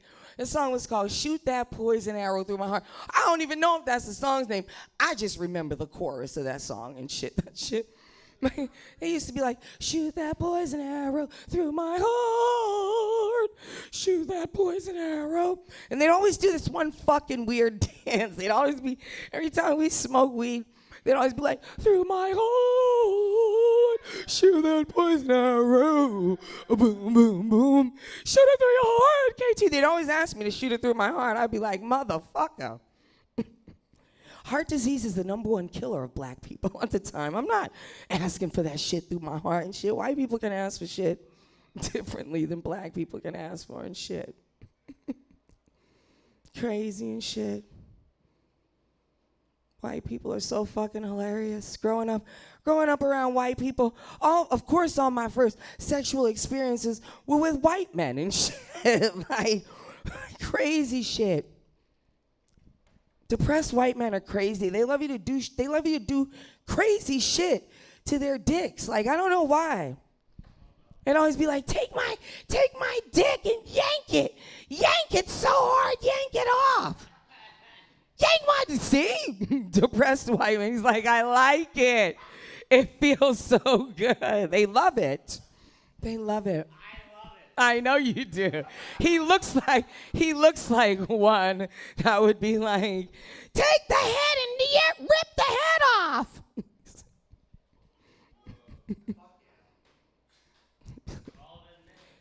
You need more dick for me to do that, though. That's crazy. For real. You can't do that. You can't. They'd be like, bite the head, bite my dick, make it red, bite my dick, bite your dick, sir. I'm not about to sexually assault your dick, sir.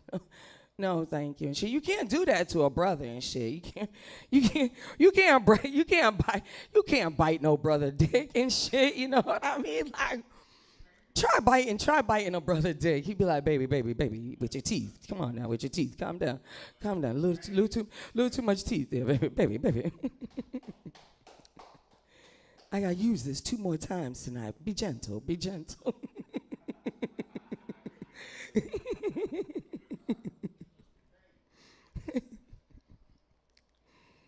Oh man. Fucking.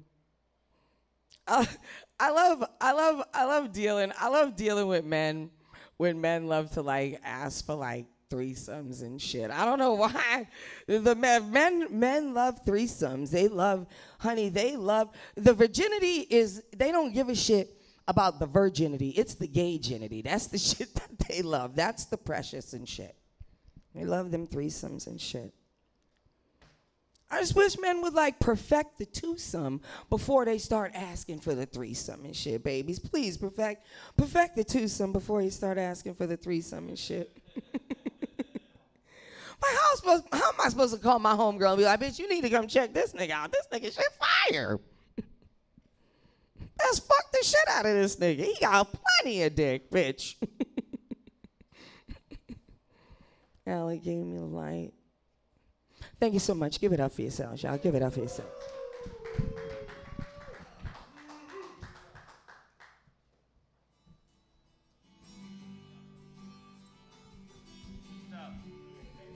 Give it up for Christine Taylor, everybody. Let's keep this shit going. Give it up for Tyler DiBenedetto, everybody. Tyler, motherfucking DiBenedetto. On deck is Ken Steele.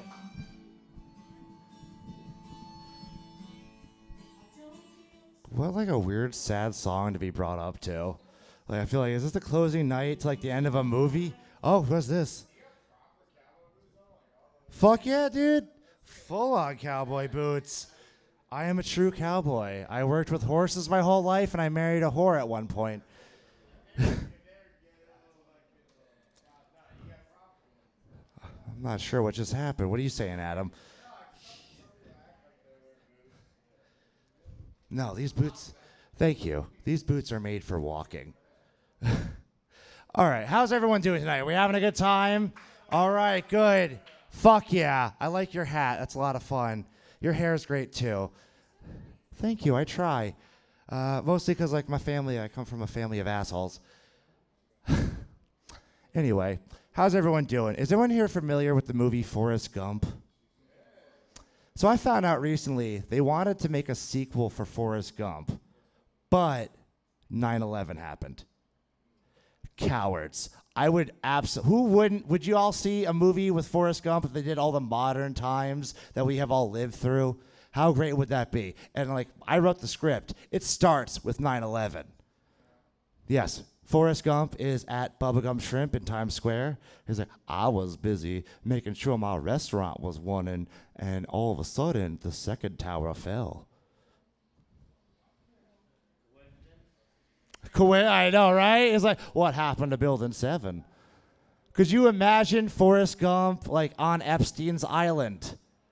How wild would that be? Just Epstein like, I was having fun playing with these girls. We were playing checkers, and then all of a sudden, I saw horrible, horrible things.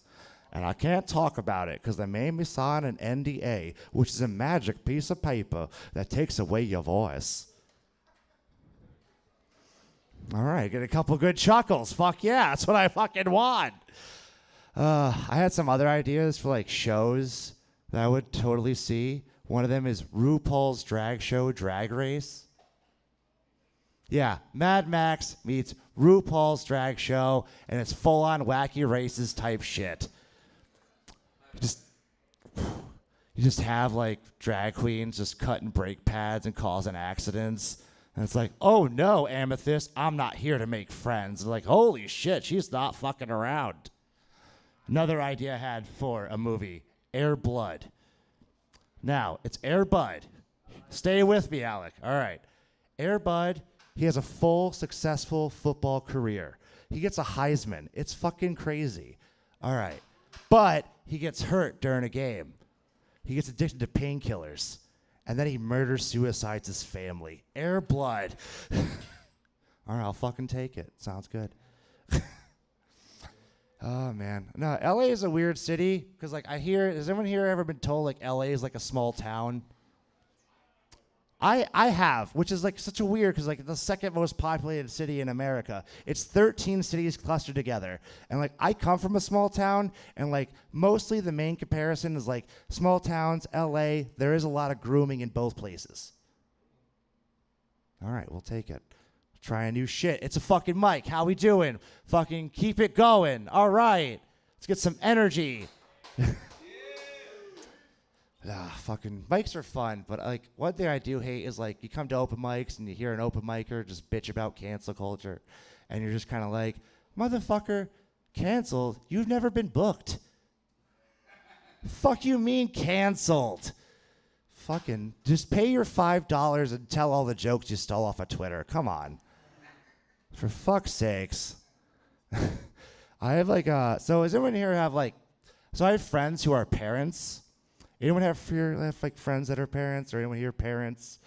Sounds like a nightmare, because my friend's kid, turns out she's like a furry.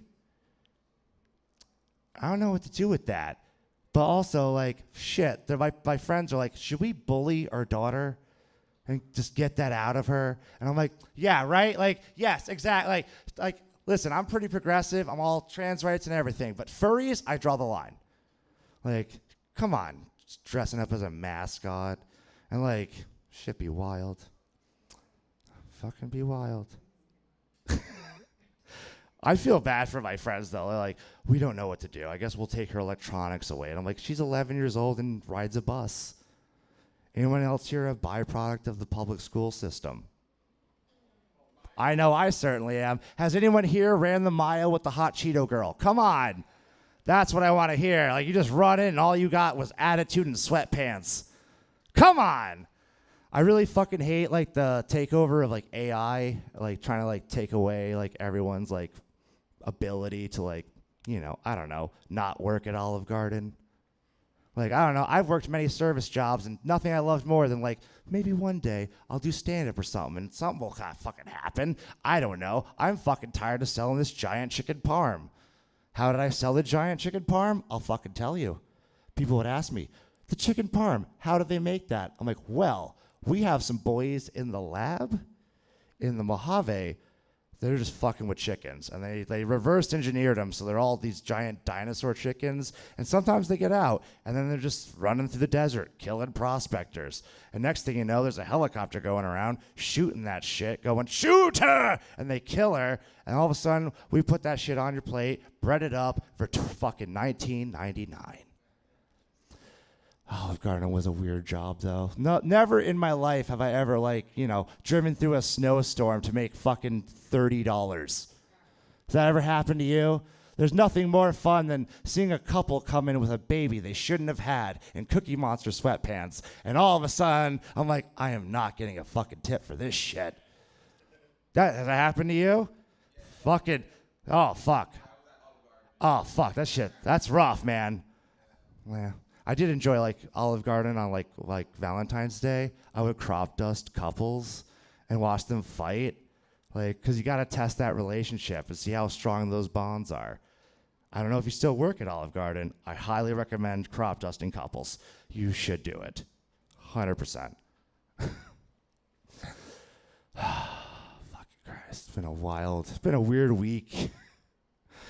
Man, LA is also weird because, like, so, like, I'm from, like, the Northeast, and, like, in the Northeast, you don't really have time for feelings. It's bills and the weather you have to worry about, and then you live out here, and the weather is perfect most of the time, so it's all just feelings, and I'm getting tired of feeling shit. Thank you, Alec. I appreciate that. I will say, one place I think it would be horrible to be homeless would be Vegas, because the house always wins. I'll take it. All right. Couple mirthful chuckles. All right, I'll take it. No, like, this city really does desensitize you to, like, homelessness, like, as a concept. Like, I've been to many cities. Homeless people are pretty chill. The homeless people out here are very entitled, which is the weirdest thing to say about homeless people. Like, one time when I first moved here, it's still the pandemic. I'm walking by, I have a bandana, and this guy who's like a street performer is like, can I have your bandana? And I'm like, no. And he's like, be gone! Has this ever happened to you? You may be entitled to compensation. Fuck yeah, yeah, I fucking love this guy. Fuck yeah. No, like, homelessness it desensitizes you out here. Because, like, the other day, I saw this one guy, like, we got rid of our old couch. We put it outside for someone to take it. And this one dude's doing heroin on our street with a puppy. And my first thought was, if he dies, I get dibs on the puppy. Which, like, fucking, I felt bad about it. So I left him, like, a hot dog and a bottle of water. But, like, Jesus fucking Christ, what a safe street do I live on? Where someone can do heroin and someone gives you a hot dog and water? What a great street. Thank you. All right. Oh, a couple claps. We'll take it.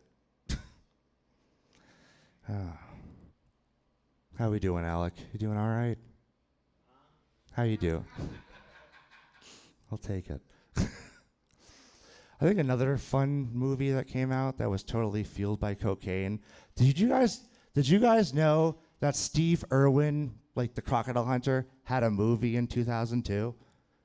I thought my friend was fucking with me. He's like, the premise of the movie is a satellite full of data about terrorists falls out of the sky, lands in Australia, and a crocodile eats it.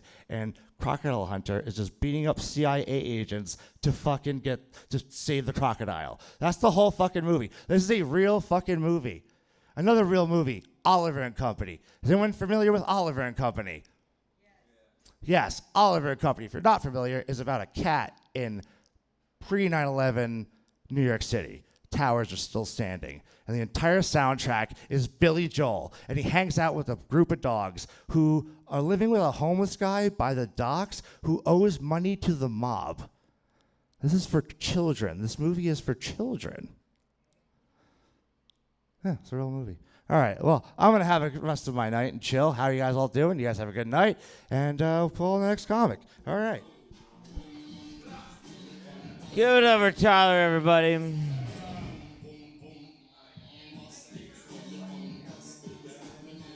Oh, what's happening? Dude, of course. Of course, dude. If I'm on Australia, I assume immediately if I'm on Australia and a shark or a crocodile starts attacking me, I'm literally going to yell to my friends, call Steve Irwin. Please call Steve Irwin. I assume that's 911 there. I assume when you call 911, you're getting mugged or something. You just call Steve Irwin. That's what I'm saying, dude. Give it up for this next comedian. Yeah, what's up? What? That's your question that you want to ask me as I'm about to introduce somebody? That's amazing. Do you mean it personally? How I am, really? I'm only just now thinking about it. Do you really want to know how I am? You don't at all. Yeah, all right. Who's next?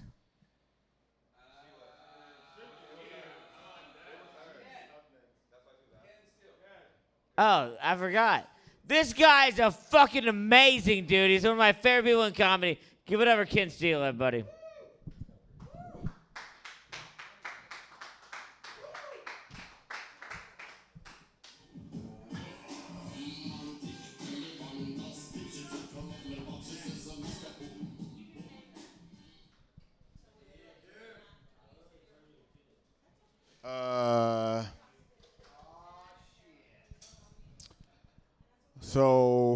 So I've been thinking about hard limits lately.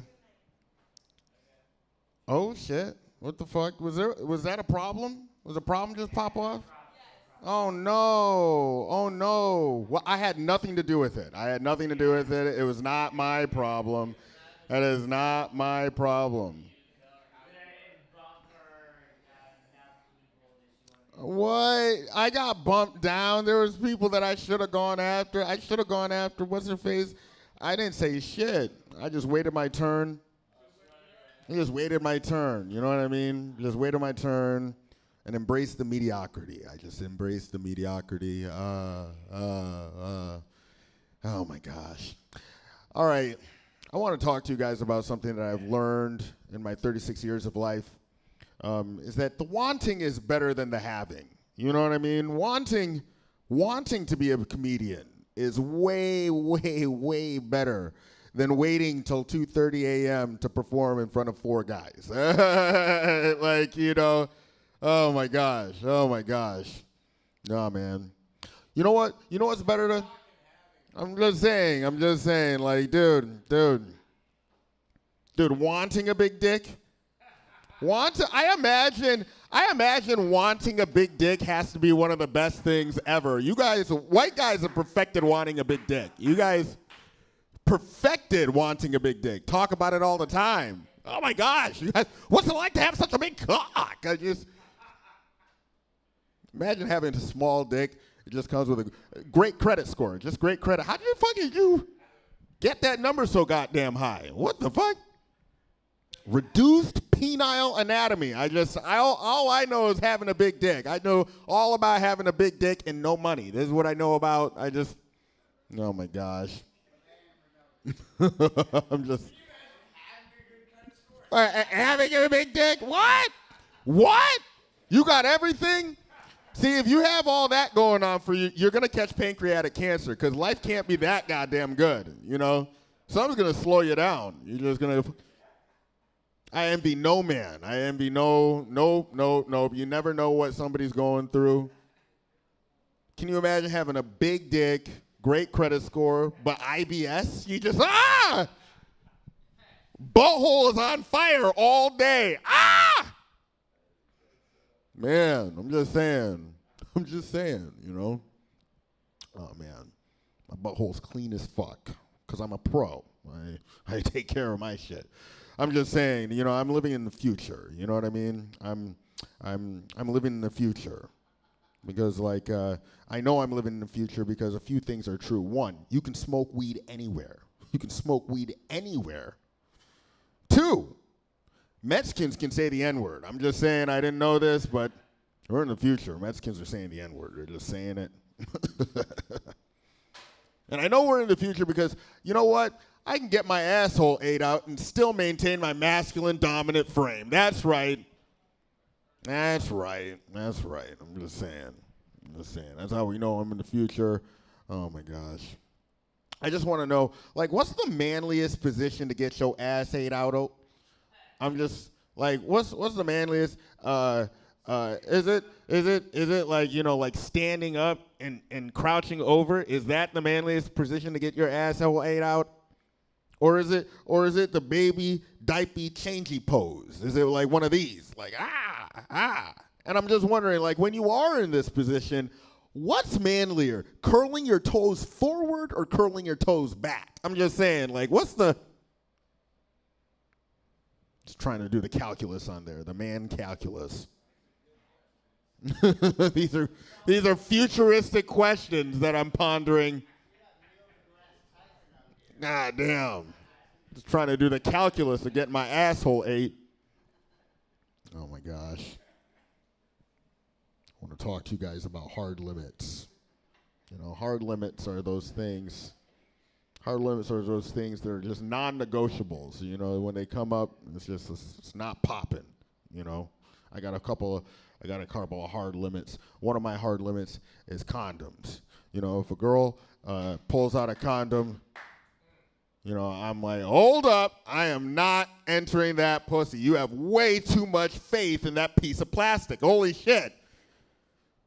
Oh my gosh.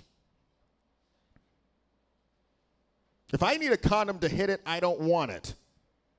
God doesn't want it.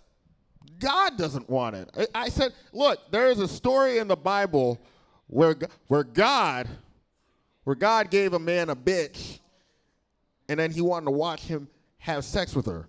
And then he got to the end where he was getting to the nutting part, and he pulled out. And God was so pissed off, he said, I said cream pies only! And then he smote him and turned him to a pillar of salt. I'm just saying, God is against condoms, God damn it. Oh, man. Exactly. I didn't know my...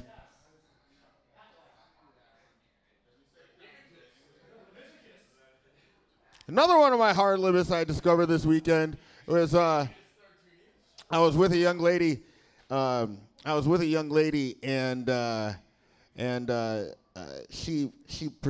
we stopped at a 7-Eleven, and she asked me, you know, you want anything? I said, just give me a bottle of water. You know, she came back with a bottle of water, and then she pulled out 3 taquitos. You know, those things that are rolling in the nuclear sub that's in the nuclear reactor that's in the 7-Eleven. It's just rotating. She pulled out 3 of them bitches and proceeded to devour them one after the other without a break. Washed it down with some Gatorade. I said, you know what? I've got a hard limit. I can't stand a bitch that's eating taquitos and drinking no water, nothing but Gatorade. Jesus Christ. I tried. I really tried going after it. We got back to my place, and I smelled her shorts. Yeah. She smelled like she only eats taquitos and drinks Gatorade. So you know what I mean? Like that's a new hard limit. I'm not. I put the pause on that. I said I got to drive you back, baby. Oh yeah, for sure. I saw her do that. I was like, maybe this will work. Look, I said maybe this will work. It's not gonna work. It's a disaster. It's a hard limit. I'm sorry, I'm not making it work. Oh man, you can't wash away that which has been inside of you. What are you talking about? You are what you eat. Oh my gosh. Oh jeez. Oh my gosh. Oh my gosh, Spence. I don't know. I'm just.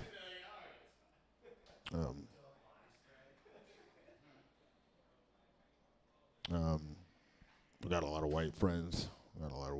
I gotta ask my white friends a serious question here. What's up with y'all pretending like you don't like pedophilia all of a sudden? Like, what's up with that? I'm just saying, no. I'm sorry. I was there in the 90s. Y'all were all about pedophilia. I'm just saying. Britney Spears. Y'all were doing countdown timers to all the celebrities who were under 18. Y'all had timers. I remember that shit. Y'all were creepy. Y'all were so creepy. Y'all got the Olsen twins to stop eating forever. Like, they haven't eaten. They haven't had a meal since the 90s. They're just creeped out. Oh my gosh. I'm sorry. I'm just weird thoughts that I was pondering over. I'm just saying, I'm rooting for you white boys. You guys get back on your square. You know what I mean? Like, you ain't got to pretend. No, white dudes are crazy. Y'all are like, we got to get all the pedophiles. And then y'all want to elect the guy who's the biggest pedophile. He's like literally friends with Epstein. He's just literally the guy. He's like literally the guy. Anyway, my name is Ken Steele. I'm voting for the DEI candidate. I'm voting for that one. Yes, oh my gosh. You guys have a wonderful night.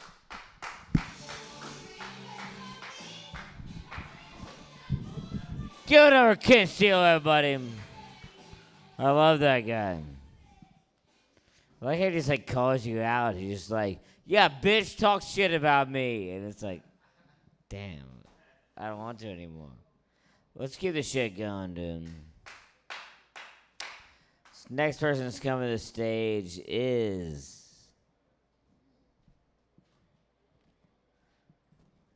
Who's here? I thought it was supposed to be someone like who like bitched me. Yeah, somebody just bitch. Who wasn't that just bitched about me? People were literally bitching about me, like skipping them. What's your name, sir? Did you smoke the bowl? Do you want to get on stage? Sick. Do that.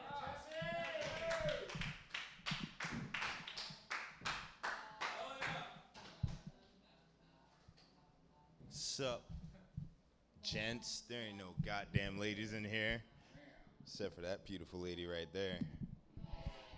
This is my third time doing this.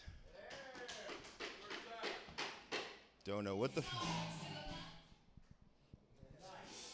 I was just about to talk about NSYNC, so that works even better.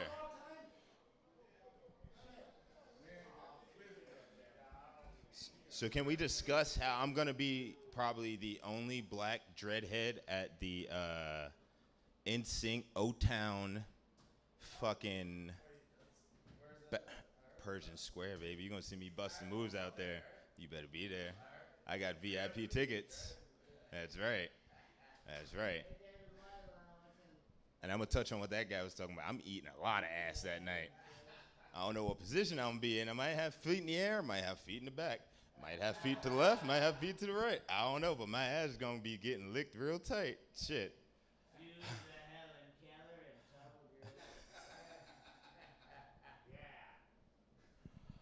Fucking A. So, let's talk about some LGBTQ ABCD 1, 2, 3 shit right now. Can you believe the new law in California, what's going on right now? They're banning. Elon Musk is leaving because of it. Elon Musk is taking and hauling ass to Texas because Cali liberals are all over his face and he just can't take it. He's like, I own fucking Twitter and I got rid of the bird. Who do you think I am? Different ain't even the word. He's a Tesla.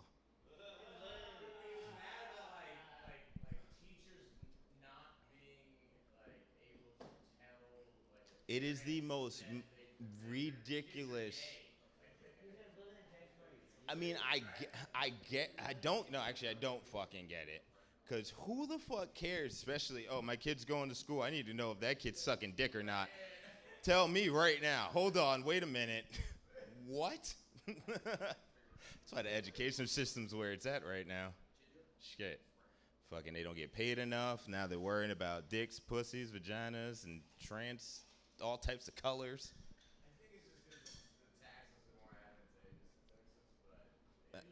Shit.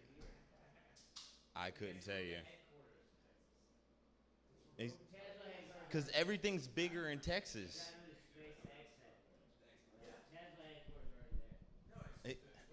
Yep. He's taking off. He's getting the hell out of Southern California. Because everything's bigger in Texas. Just saying. He knows what he's doing. That man's looking for dick. Yeah, no. Fuck. Just a black guy up here with a microphone. Yep. I did. I want to rock it like you, Adam. Where'd you get those sandals from? It's Payless out of business. Sandals from? Yeah. Because I have a thing called dad stance. So I need some perfect dad stance sandals like that. You know what I'm saying?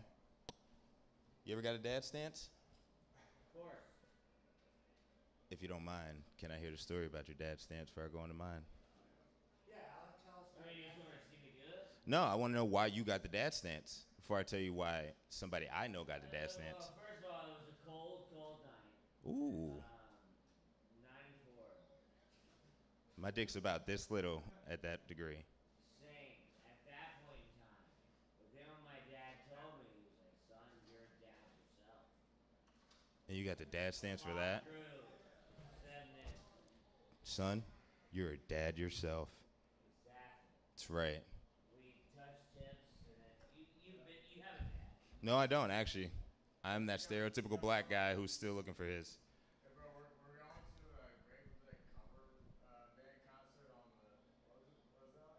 August 17th. Callie asked Alex to take him to Callie. Oh, Well, there's a dad stance to that one. White shit.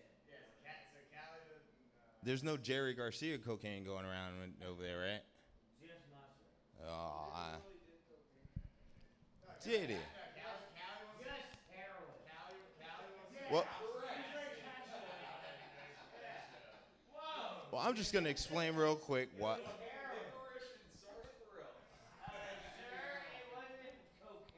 Let me ask you this. Imagine coming home from that Grateful Dead concert, and you're feeling good, you're feeling nice.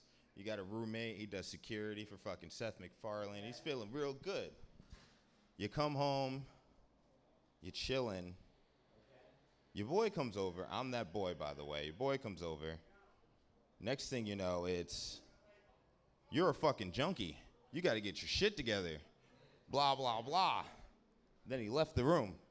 But what got me and what made me pay attention was when he came back and he sat down and he got up and he did a dad stance and he said, hey, I need to talk to you. Mind you, these two guys are the same fucking age. No one's a dad here. I need to talk to you. Shit got real awkward after that because I was like, oh, fuck, someone's in trouble. Went outside for a second. Next thing you know, I was told to be controlling my boy. And he was totally under control. The dad stance guy had his dick all in his panties and just, fair warning, don't do dad stances, guys, especially when you got a roommate. Swing your balls and dick around. But dad stances, that's offensive. It's offensive as fuck. It's like calling me an N-word with the double ER, all right? Because I don't got a daddy. Me, exactly. Can you believe it? I wear pink, blue, green, and all types of shit. Oh, sookie now. Pretty sure there's two others out there that don't know theirs. We're probably cousins. But that's gonna be what I'm gonna do. I'm gonna get the hell off this stage now. Hope you guys enjoy whatever the fuck I was talking about.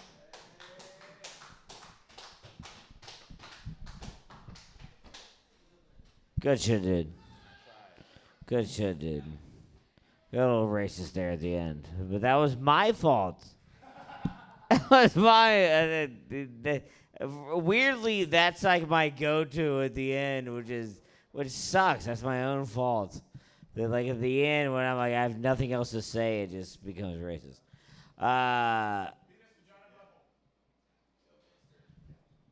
What does it say on the list? Tommy, what does it say on the list? What? Matthew? Where's Matthew? Are you Matthew? No, that guy could have easily pretended to be Matthew, and that I would have accepted it. Where? Are you Matthew? Then why don't you make a move? This guy fucking, I'll give you a great intro. Like, I know y'all who have read the Bible, the four disciples, Paul, Matthew, and Matthew are all this guy. This guy was boys with Jesus. He's the funniest guy in the entire universe. He is the Son of God of comedy. Give it up for Matthew, everybody.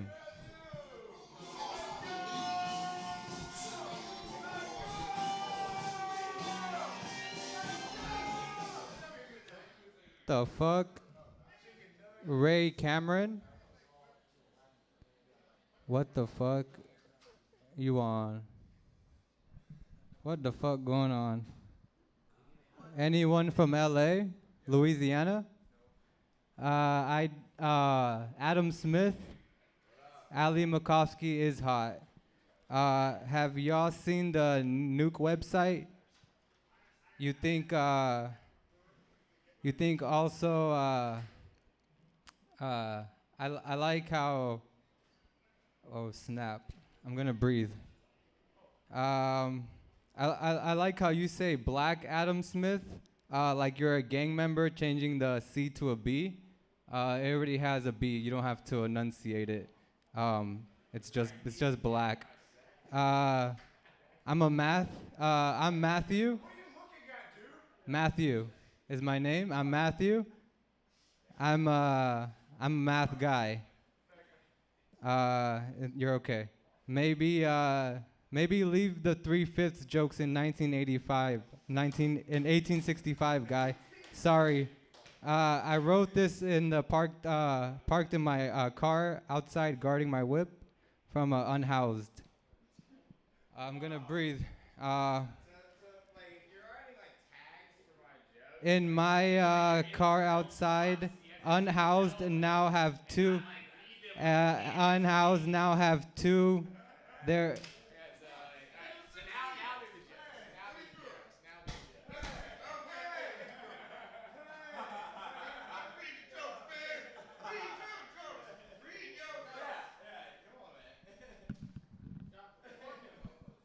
What's your name?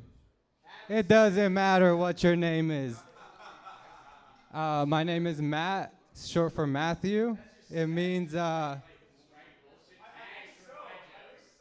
be back and you'll remember me. It's fine. It's 100%, 1,000% fine. And I won't remember you.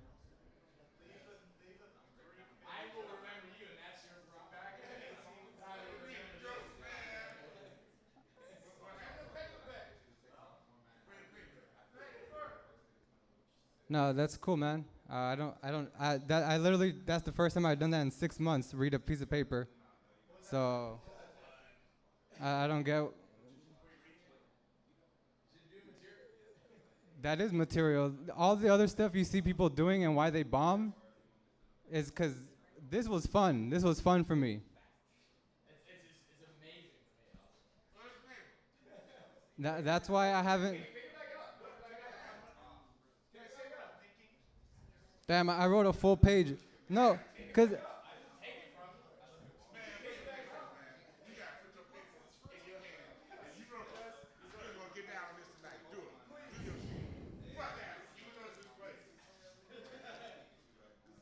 Yeah. No. This is a sick mic you guys got. This is a very honestly cool mic you guys have. I'm probably the only one that subscribes to you guys and leaves a comment for your algorithm. You'll see my name is on YouTube, so I don't. You'll remember me though. So I don't understand. So the only person that's looking at, I'm pretty sure I've seen you that, yeah, I don't even want to get into it. That's not funny. It's not funny. It's way more interesting than. I love you, Adam. But Corey, Corey, you know what's, what's cool though? Okay.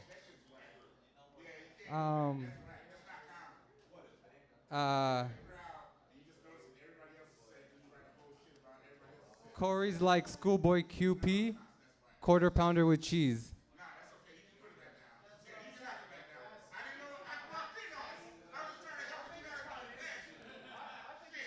Look. Wait.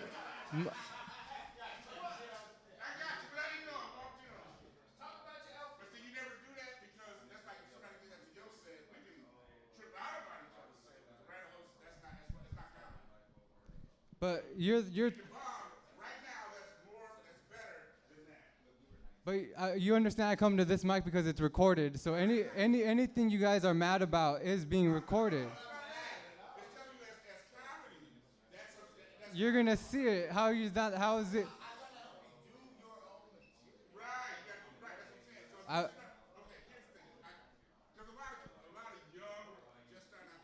How do you know how old I am? How old am I?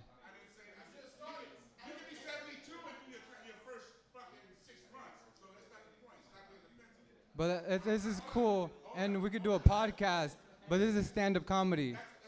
It's a one-way thing.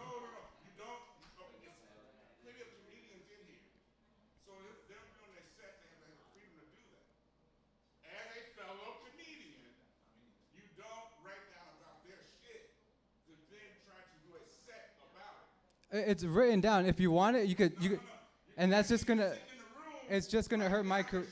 It's just gonna hurt my career. Just,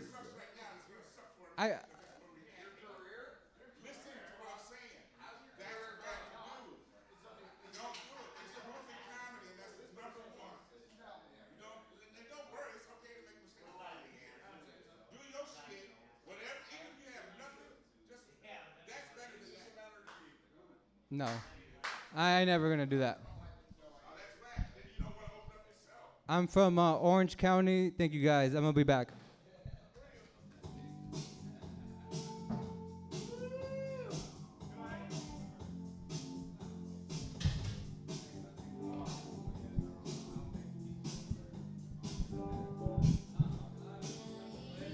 That rocked.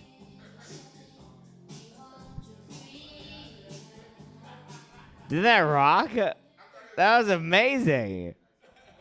Cliff, where was that at the roast battle on Sunday, dude? I didn't. That guy's gonna kill himself for sure. Yeah, I know, but right there, that's what you did. You made that guy storm off stage and contemplate suicide. That's amazing.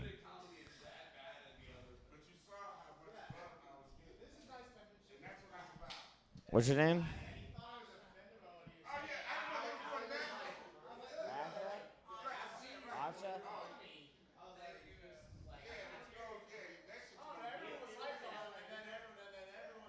Give it up for Asha, everybody.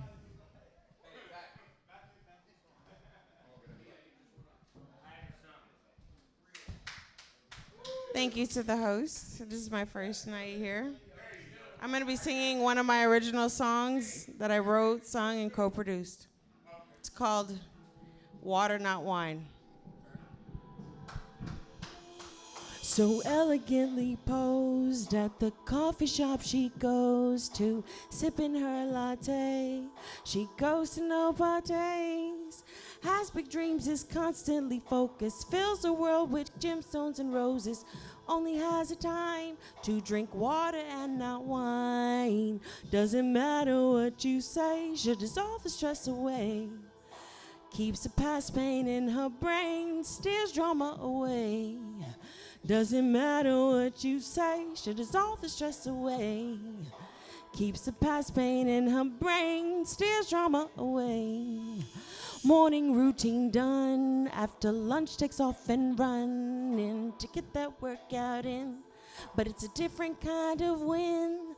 No competition, no, she's not for it. Challenges herself to work for it. Doesn't have the time to change water into wine. Doesn't matter what you say, she'll dissolve the stress away. Keeps the past pain in her brain, steers drama away. Doesn't matter what you say, she'll dissolve the stress away. Keeps the past pain in her brain, steers drama away. Reflection of the day in an evening meditation. Struggles from her past, no regrets but much elation. Even through the times that were harder, didn't stop her, no, she got smarter. Only has a time to drink water and not wine. Doesn't matter what you say, keeps the past pain in her brain. Doesn't matter what you say, she'll dissolve the stress away. Keeps the past pain in her brain, steers drama away. I hope you enjoyed it. I hope you have a wonderful night. Please stay safe. Thank you. My name is Asha.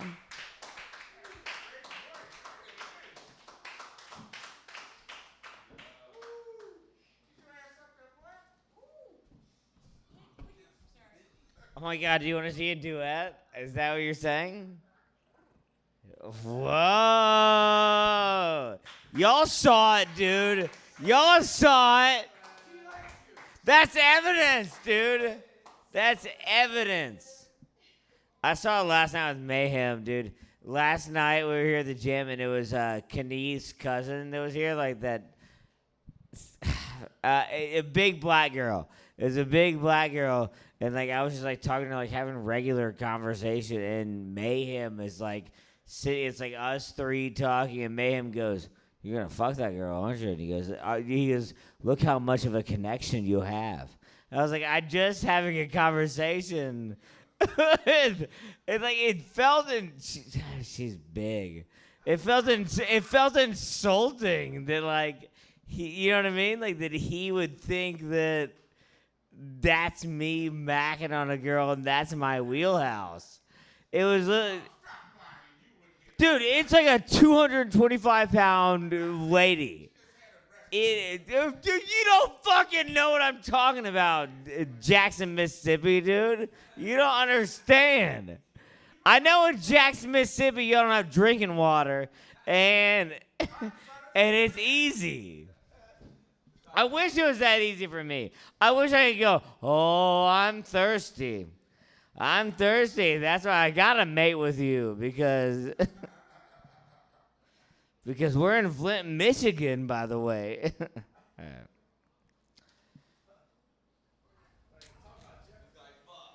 Yeah, who's next? Sure. How do you go up?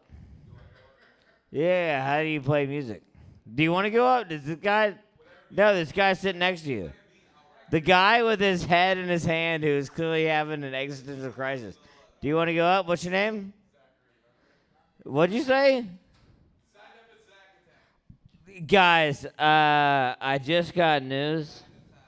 I literally just got news that there's this man named Zachary who is in the building, and I'm getting news. It's Pat Sajak, and Pat Sajak said that it's a Zach attack. Pat Sajak, Zach attack. Give it up for Zach.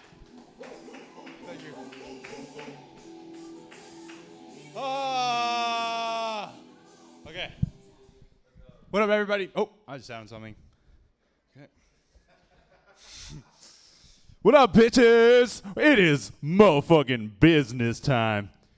So tonight I was at a cypher.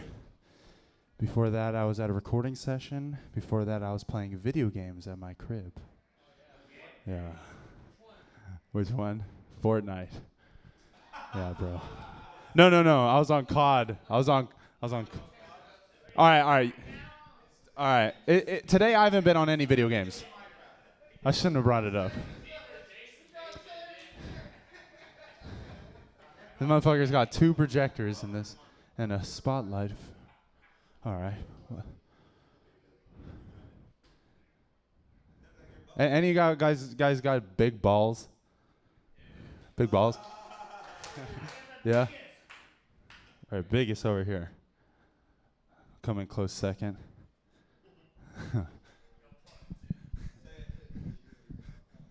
So Matthew was in here, and he stood on this stage where I'm standing. So...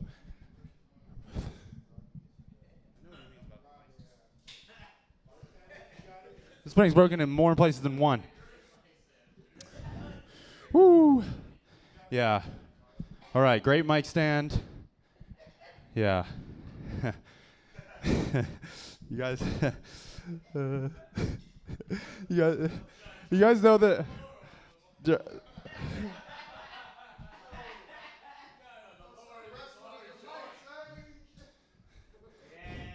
You guys ever record music and you're like, oh, that fucking sucks?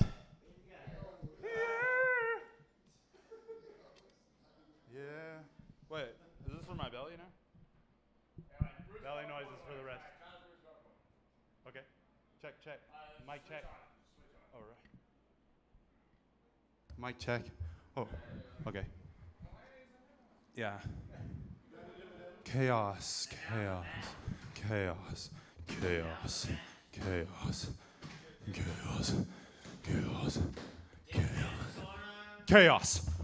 I'm coming at you live from LA. I'm going to San Clemente City tomorrow, and I'm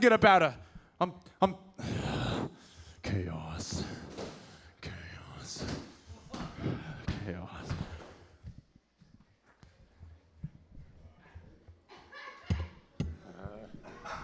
Chaos.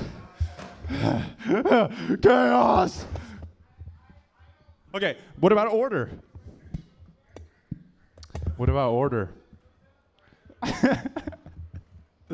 Does anyone have any ideas about order? All right. Well, fuck. What do I say? Oh, joke?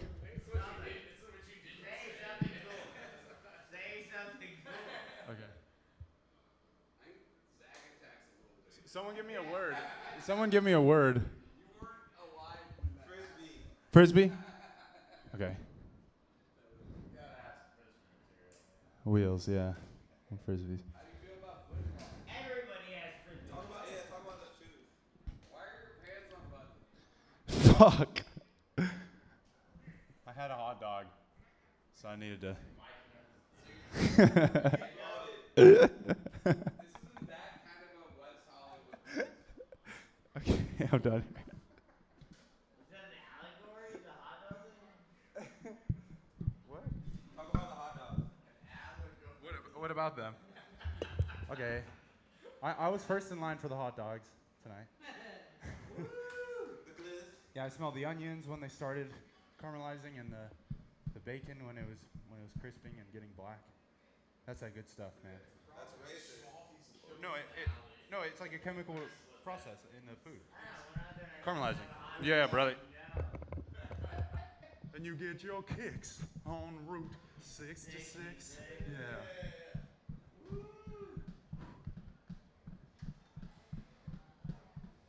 Get your kicks.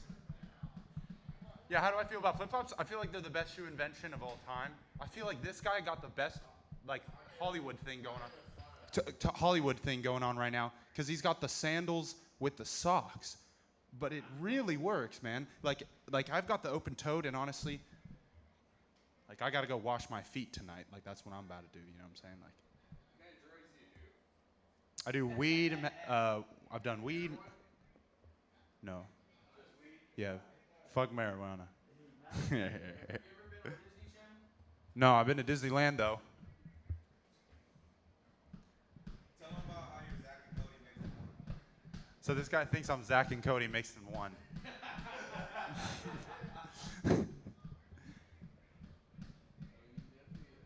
So, I said I was done. Give it up for it. Yeah. Do you want this? That was sick, dude. The You're Welcome was sick, dude.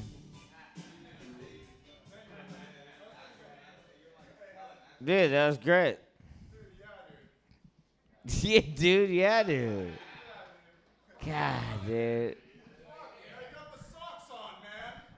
I know I got that. I know what I'm doing, dude. You literally got up here and you looked at me and you go, damn, I'm surprised that you look that way. I'm a better version of you, I think. It's like what you're trying to do, I perfected it. Look, dude, I've done the sandals without socks before at this mic, and people go, why don't you wear no socks? And I go, because I know what happens. Beers get spilled on my toes. Like I kicked up dust, and like the socks at least balance a little bit of it out.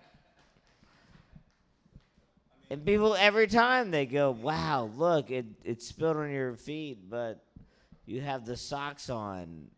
It's like you know what's happening. I go, I've been here before. This is my 73rd time doing this mic. I've watched this suit twice. Twice! 73 weeks, 14 months. I haven't even washed the jacket or the pants. I've only washed the shirt twice. That's disgusting, dude.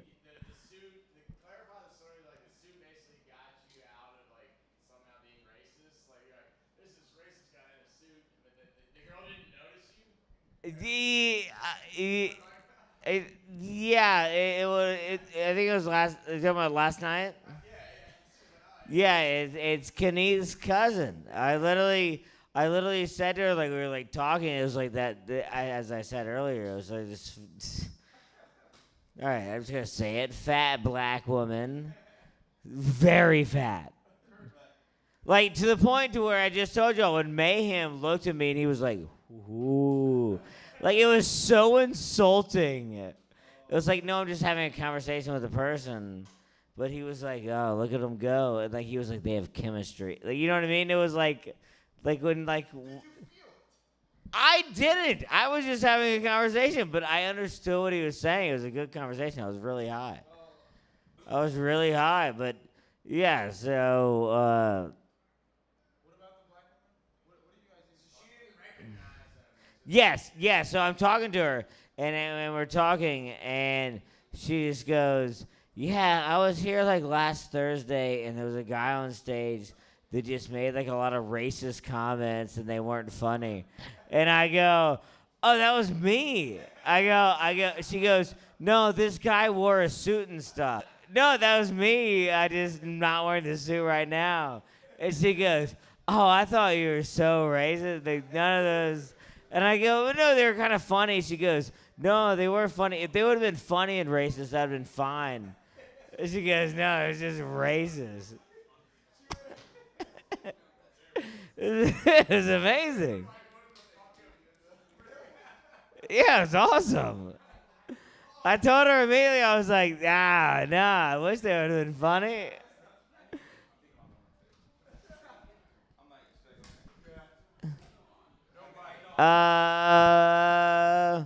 Vinny Vega, buddy.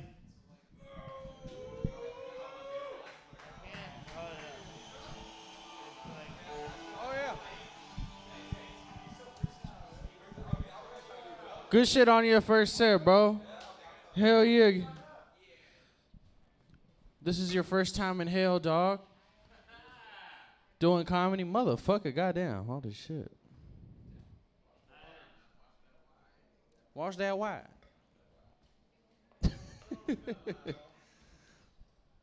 Bro, your voice is the dream voice that I wish I could have. You know what I mean? Yeah, yeah. Boy, you gotta straighten out, boy. I love that voice. I fucks with that. Hey, that's such a dope ass voice, dog. Like a Randy Moss type shit. I fucks with that. Boy, Mexican OT? Nah. I know too many of them motherfuckers already. I just yeah. Hell no. Mexican OT? You mean a Mexican dude that sounds black? Yeah, I've heard those motherfuckers. Yeah, I guess he does. You know, Mexican OT don't miss. I need to listen to him more. But you get the point, though. You get the point. That motherfucker really, he talks like the baby. That's what he really talks like. No, that motherfucker Mexican OT, bro. Johnny. Would I go for Donald Sterling or Donald Trump? Oh, Donald is such an evil motherfucker, bro. Even the duck is evil. You know what I mean? Like, yeah, Donald is always evil, dog. The duck is always, and hey, they're both pedophiles. That motherfucker never wears pants either. That's crazy. Be walking around without his pants on, like, motherfucker, you a pedophile. I know that shit.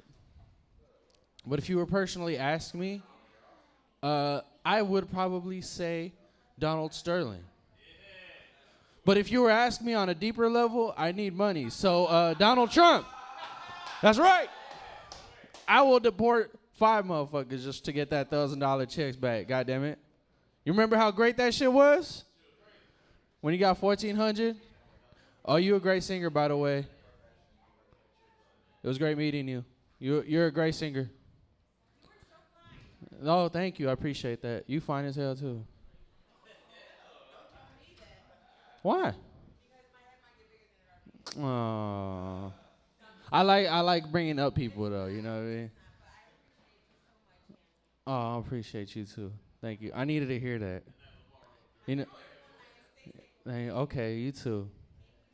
Only thing would have been better if it was a Southern black woman that said that shit. Oh my God, I would have loved that.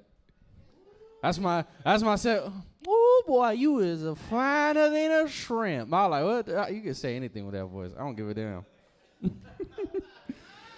Boy, you were finer than a crocodile. I was like, I don't even know what that means, but I fuck with that. I like that. yeah, man. I fucking I missed it. I'm glad we're finally back. Oh yeah. Pay this motherfucker, man. Get a hot dog from this motherfucker. He's hell yeah. Yeah. I know, for real, dog. This motherfucker look like you been on a coke binge for like a good 15. This motherfucker. I seen him a few times leaning his head against the wall. He just trying to keep it together.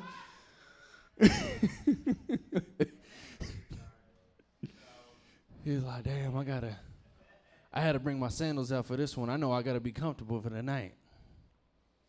No, don't look at me. I ain't gonna bring no fucking sandals. I'll be in some slides. Some slides, see? Some Jesus? Some Jesus, all right. I had those. I used to go to pay. I used to go to Pay for Less. I had these before. My Little Jesus Chronicles. I miss that shit. I don't. Nah, I used to get bullied for Payless shoes. Goddamn it! I used to. I got some Jordans from Payless. I was trying to pull that shit off, man. It was all like, hey, that's the March 7s, ain't they? You got that shit from Walmart. Right, fuck out of here. Ain't no. Hey, that's why you need a dad in your life. My mom bought me them shoes, goddamn it. That's why you need a dad. Be like, man, what the fuck are those type of shoes, man? Get the fuck out of here. Nah, yeah, my mom. Once you get the love from your mom, you don't give a fuck about what anybody thinks about you. Yeah, right? And then you don't get no bitches. You're like, I should probably start caring about myself, dog. got long ass hair. I'm like, it's good. There's something good looking under this shit. There's something there. I see there a few people. I'm like, no, you just in love. You need to get the fuck out of here. You need to lose some weight. You got the all right, motherfucker. You. All right. Oh yeah, dog. That being a man with a woman, that's dangerous. If you don't know how to handle it, yep. Especially Mexican man, shit, you be having diabetes in no time. Goddamn, you'll be having purple foots in no time. No, man. Some slides, nah. We done talking about that now. Fuck that. Man. Y'all remember pirated movies? The bootleg movies? Yeah. Oh, yeah. Yeah. They fucking suck, didn't they? All right. Them little bootleg movies, the pirate. Yeah, man. I hated those motherfuckers. You knew you got a bad movie when you see people walk across the screen, though. You know what I mean? That shit was terrible. Oh, my God. You can hear people in the backgrounds having conversations and shit between the movie and like, yo, bitch, shut the fuck. Disciplining their kids and shit. Hey, sit down, shut the fuck up. I was like, damn, bro, this is Incredibles. Why are you talking like this? I remember my dad, the first time I ever watched Batman, he bought me a copy. Bought me a copy of Batman. Knew I loved that shit, man. And he bought it. I was like, fuck yeah, I put that shit in. That shit was garbage, dog. That shit. Straight garbage. The audio was all fucked up. Bane was somehow a Mexican dude. I don't know what the fuck that had a Mexican voice and shit. I thought that motherfucker was a cholo for the longest time. Yeah, my whole life he's like, so you think darkness is your homie, though? Are you turned out the lights, fool? Let me tell you something, fool. I ain't scared of the dark, dog. Hey, fool, I'm gonna be real, dog. I was born in the dark, homie. Hey, fool, I didn't see the light till I was born on my mom's pussy, dog. I ain't scared of shit, fool. That was Batman. That was my Batman, bro. And I got a real shit though. That's how I knew Bane wasn't Mexican. Cause if he was, his baby mama would never let him take over the city and shit. You know. He was like, thank you for coming to the meeting.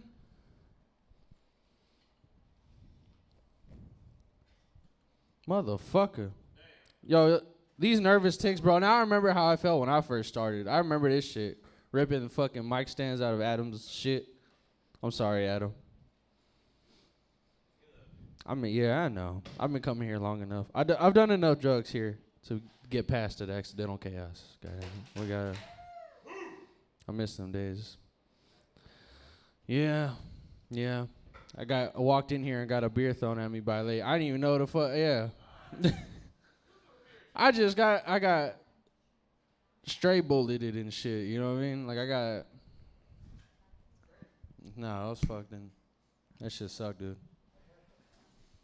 I walked in. I didn't even expect she was. Whatever, man. This fuck. The chaos continues, though, man. The chaos continues. Yeah. Always. 24/7, except Mondays. Except Mondays. We don't do Monday. We believe in holidays here. Yeah. Yeah, we don't work on Mondays. But anyway, give it up for this place, man. Appreciate y'all. Oh yeah. Give it up for Vinny Vega, everybody. Give it up for this next man, Spence Griffith, everybody. Spence motherfucking Griffith.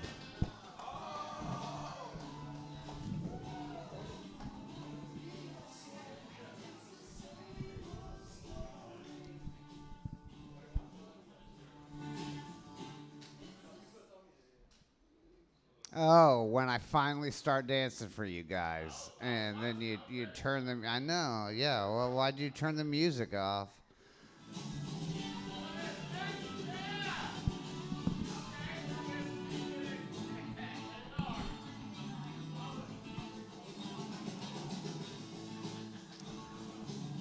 All right, I'm not really much of a dancer. I was at a strip club once. Well, I've been to a lot of strip clubs. But this one time, and this girl's dancing to the most boring fucking Christmas song that it's one of those songs that lasts for like 8 minutes. She's dancing on the pole, and her tampon string is sticking out. And like I say something, like some of the other strippers say something to her, but she doesn't have the ass to be able to like hide it and stuff. She keeps trying to do it, but she does the whole fucking dance and gets off. I don't know what the male equivalent of that is, but if it happened to me right now, I'd shoot myself. And that stripper is tougher than me. That's. I'm actually not a strip club guy. Like, I like lurking in their parking lots, but no. My old place in North Hollywood, the closest bar was a strip club, so I'm an alcoholic, so I'd go there and. Go there during the day. It was the best fucking strip club. It was because it was a pile of dog shit. Like the girls were straight out of the crate. Yeah, like they weren't hot. It's the bar where Shia LaBeouf's dad OD'd in the bathroom. And it smelled like his ghost in there. Like I don't have a sense of smell and I knew he was there still. God damn it, there was this girl, her nipples were longer than her tits. Like, yeah. One of them's got a wonky eye.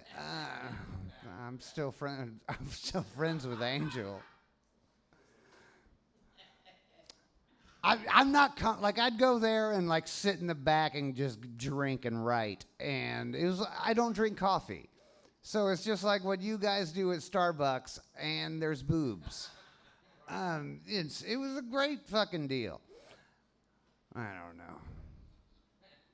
First time I ever went there, what? Yeah. First girl I met there. So, you eventually always ask anybody who has an interesting life, what got you into this? She goes, well, I was at MIT, but then I got into meth.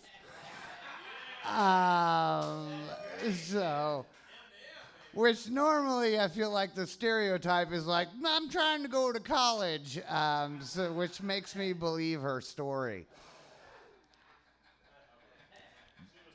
Tallest girl I've ever met in my life, a fucking monster. If she was so hard to fit into my trunk, I had to chop her off at the knees, do 2 trips. There's a girl there that I'm pretty sure has Down syndrome. Or she's Asian, I can't tell the difference.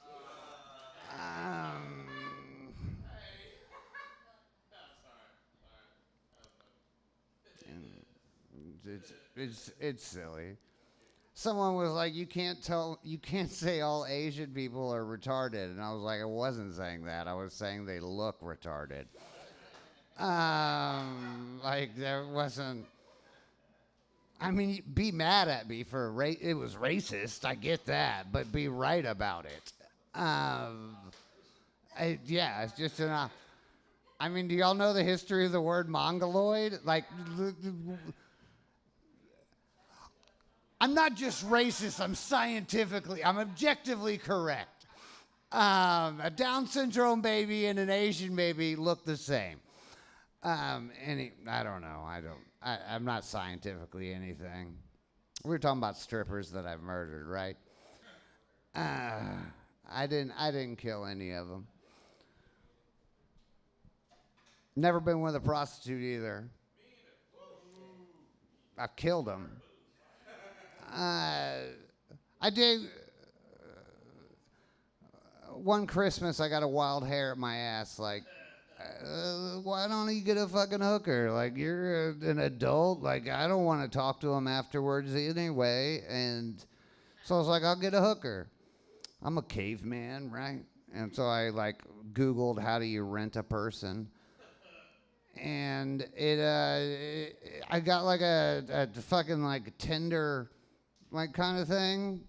Which is like swipe left, swipe right, and I'm using it the same way, or I'm just looking for a waist. And first girl gets back to me. I go to her picture, I'm like, it's like little white trash white girl looking over her shoulder. Looks just like my mom. Side boob and stuff. And then I flick to her last one.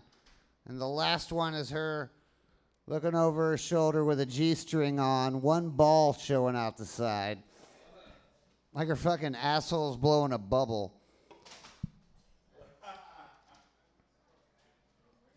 Who is that hot for? Like, even if that was, I was into that, I would be like, that's not attractive.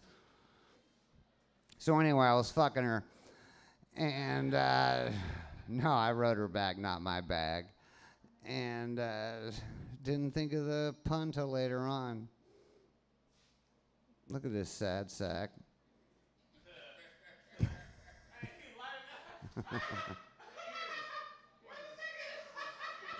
No, I honestly saw the moment where he realized, oh, I need to light him.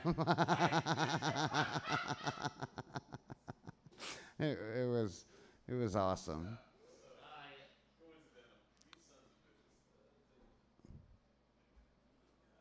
What's this ginger fucking talking about back there? I said ginger for the record. Like, yeah, you know what I said. Yeah, no. I shouldn't have, my ginger. I shouldn't have used the hard R. I'm sorry. Yeah, you're right. You're right. All right. Give it up for this fat slob. Alec, the Jew, get on up here. I have nothing to make fun of you with. You're a nice fella. Give it our Spencer over there, buddy. Let's keep going. Let's keep the funny going. Give it over Tommy Epstein, everybody. Tommy motherfucking Epstein. I said Tommy Epstein. I didn't agree to this. Fuck you. I don't end the mic. I don't know. Like, what are you doing here, Ray? Like, are you filming me right now? Should I do take pictures? I look good tonight, all right? I'm dressed up as my dad, all right? Yeah, what's going on? It's been cool. This is fun.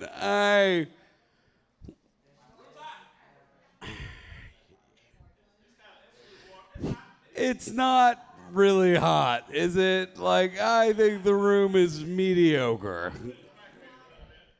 You didn't know what to do, really. Okay, like, I don't know. No, it's fine. Like, I wasn't really planning on going up tonight. I didn't really feel like it.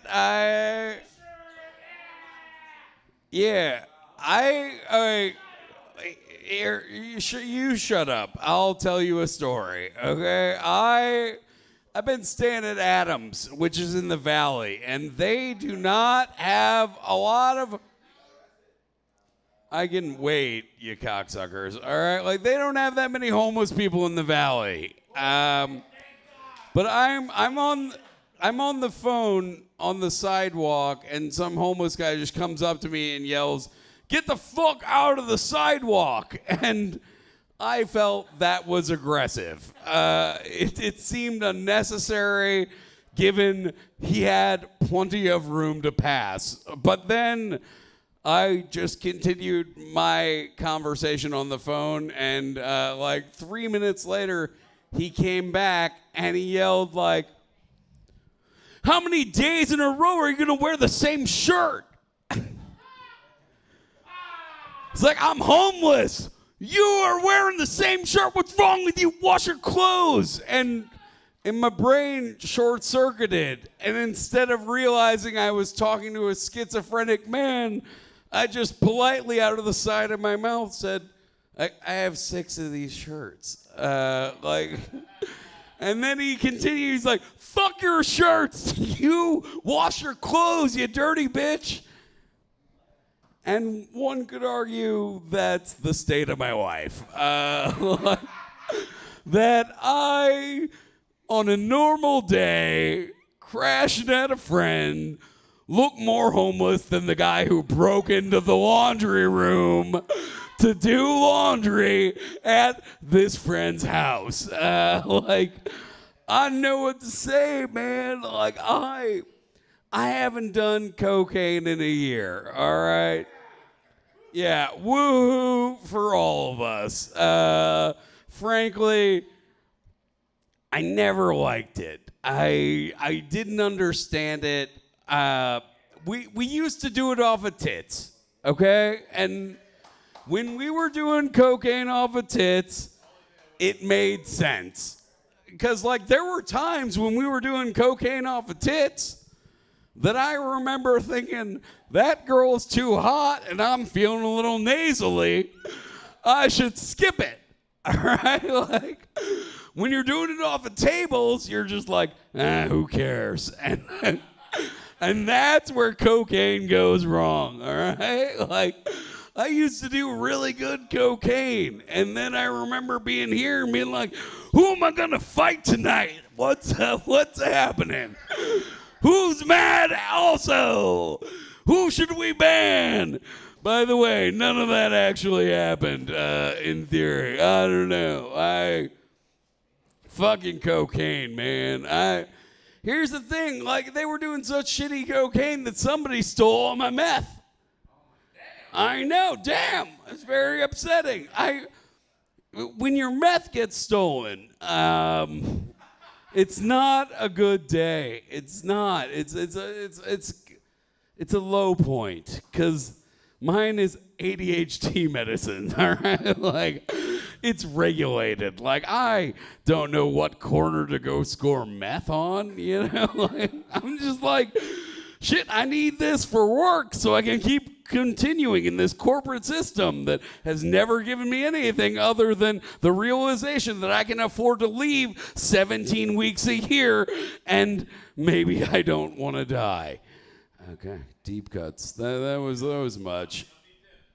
All right, I'll do like a few years back. I was married to a very wealthy woman. Cool. Clap it up. Clap it up. Hey, she took mine. That's how wealthy she was. All right. I got threatened by a woman who was the daughter of the head of the second biggest bank in the world. Yeah. It wasn't great. That was not fun. I just went on the lamb. I didn't have a fixed address for years. 'Cause I don't think I understand there are a lot of dumb people in the room. So let me simplify this. The president of the second world's largest bank is the president of all the world's countries. You say Jews run the world? I don't know. I knew a fat, closeted gay Polak who had a lot of pull. All right? I don't know. But yeah, I didn't have a fixed address for years. I was just I was so scared of this man, I went to the Ukraine to run guns. because I knew I needed somebody in my fucking corner, and it might have to be some people who hate Jews but are Jews, but like, you know, ancestry got confused and we eat the same foods. It's Ukrainian to them. Nah, you're old Jews, all right? Like, you just been lied to by your Soviet parents, all right? It's like when your mom tells you you're pretty, all right? Like, guess what? If your mom's the only one telling you you're pretty, you're probably not. And if your Soviet parents are telling you you're not Jews, you definitely are. All right? Like, that's just what that was. So fast forward, I don't know, like, what I have a temper, all right? I'm a man with a temper. You say the wrong shit to me, and like, I don't care if I'm gonna die. I'm going out going, fuck you, all right? That is who I am, and that is 100% how I will die. Like, there is a 0% chance that I go peacefully, all right? They're like, come with us to the camps. I'm like, not today, you faggy fuck. And then they're like, he's racist? It's like, no, it's bigotry, I think. I'm like, they're different. I just don't care for queers, all right? I lived my life in St. Louis and Atlanta. I spent 2 minutes time around closets. Okay? I can't deal with you. Hey, you want to fuck in the street a gangbang full of dicks and pussies and whatever hermaphrodites you want? Go with God. But don't you fucking dare fuck a man behind my back. That's unacceptable. We are not cool. We were not Gucci. You are a traitor to your race, and by that, the human one. It's 2024, all right? If we can tell women they can't get abortions, you can be gay, all right? Like, that was too much. I don't know where. Like, it was right in the. It was there. No, but like, I mean, I get. It's not even that. It's just. So more recently, 8 years later, I broke up with somebody. And they threatened my career. And I thought, like, I still know Ukrainian hitman. I'm going to be okay. Hey, you've never gone to a tow truck, picking up a car, seen a guy in a Louis belt, and thought you were getting whacked, all right? Like, oh, you're going to stop me from the ha-ha? Okay. Oh. Threaten my life, babe. All right? I am not afraid. It is pretty funny, yeah. Here's the thing about shitty things that happen as a comic. Everyone says, that'll make great material. And all you can think is like, I wish it just wouldn't have happened, you know? Like, I would have just been okay with not knowing. I was on a date recently, and the woman said to me, like, what do you hate? And I said, well, I really would have never liked to know what cheating felt like. What do you hate? And she said mayonnaise, all right? Those are different. Alec, I hate you so very, very much. I did not want to do a set. But I think we can all agree that I accomplished nothing. So I'm glad this is immortalized on the internet. My favorite part of that story was it reminded me when my ex, president of the bank, whatever fucker, he emailed me and said something, and I just said, at least I won't die a fat eunuch. And that is how I know I will die a proud, angry guy yelling at somebody who would have let me go. All right. I've been Tommy. This is Alec Feinstein. Room's hot, baby.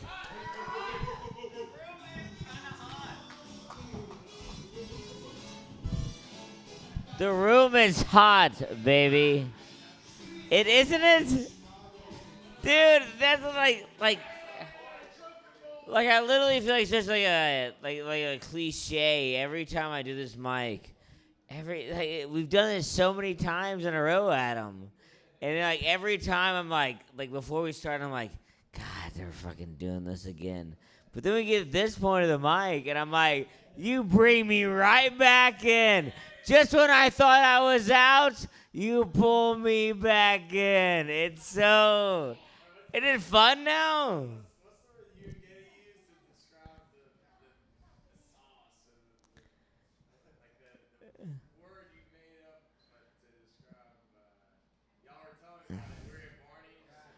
Dude, that was my birthday, dude. I was so drunk.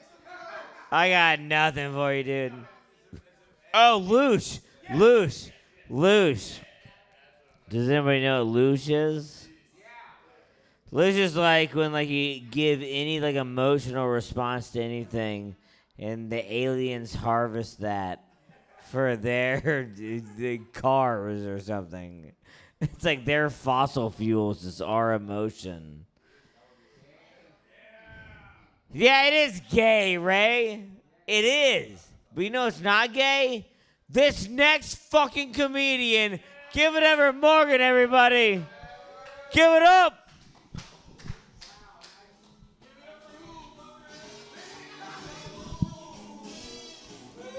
Hell yeah. Thank you for being here at fucking 7 a.m. Did you know the sun's out right now? I'm just kidding. You just looked at your phone. Oh my God, my friend asked me if I was a Care Bear, what would be on my tummy, and I was like, the Planned Parenthood logo, obviously. That is my shit. Seen a lot of meth heads lately. I'm not sure why they think tinfoil is the hat to wear. Did you know that? They wear that to hopefully nobody can read their thoughts. And I'm like, first of all, they can't read your thoughts. You're fucking yelling at a bus stop, so... Also, metal's a conductor. If you don't want people to read your thoughts, just wear a woman.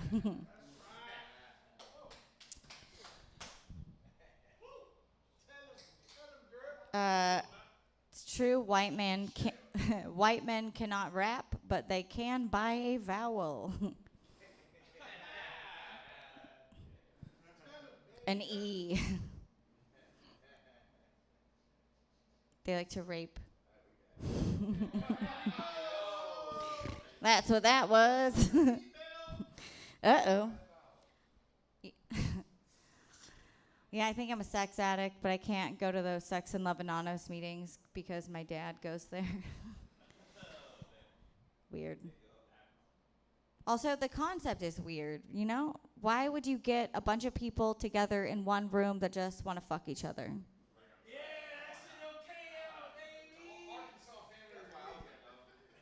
That would be like if AA was in a bar and you were the only one there.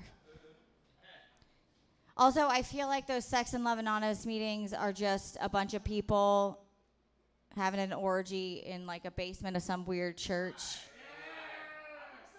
But the only difference between regular church and those meetings is everyone's of age and it's consensual. I feel like no one cares about any of it. I was in a threesome recently, but I don't think it really counts because I only wanted to fuck one of them. Oh, you rape joke? Well, that's what that was.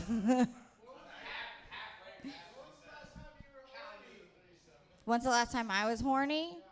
Never, dude. I don't ever want to fuck anybody ever again. But I'm a woman, so sometimes we have to. Rape joke number 3.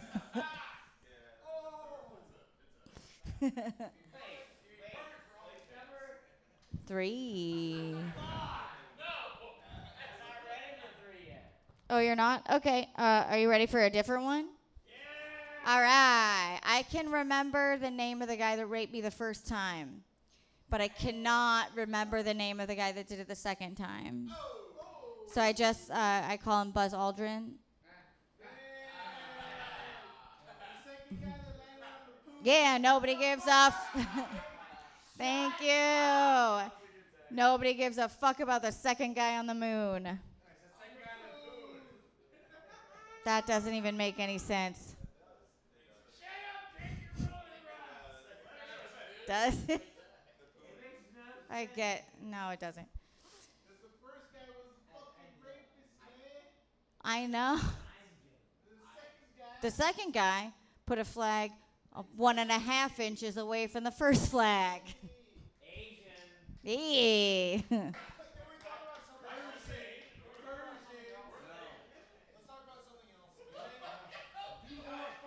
Why? What are you doing? Did you take a break from playing guitar on the beach to be here? How many times have you asked someone, how many times have you interrupted a bonfire to ask someone if they knew what Wonderwall was?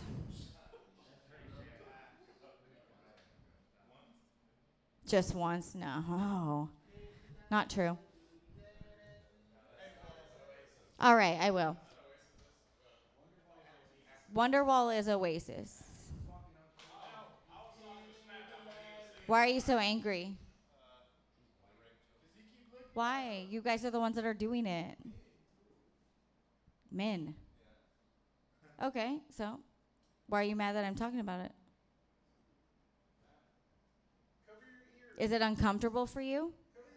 You know what's more uncomfortable? Having it happen. So I'm allowed to talk about it.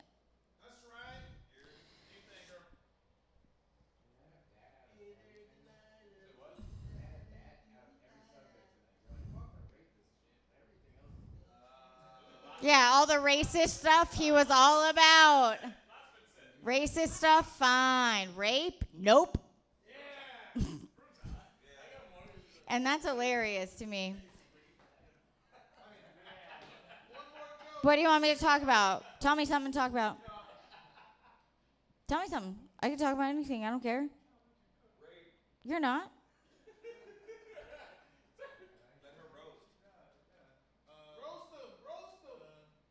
I know. I don't even know why you're allowed to be here. Tell me something to talk about then, if you're mad about my life. Huh? Well, you keep telling me stuff, so. Okay, where?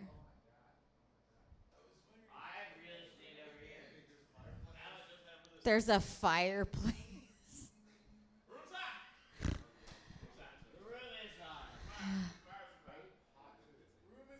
It's not hot. It's not, because every rapist has the tiniest dick ever, so I can't even enjoy it a little bit.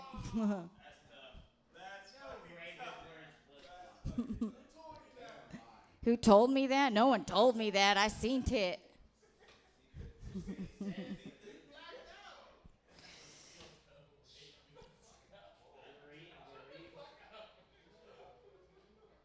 But what do you want me to talk about? I can talk about anything. Like a good.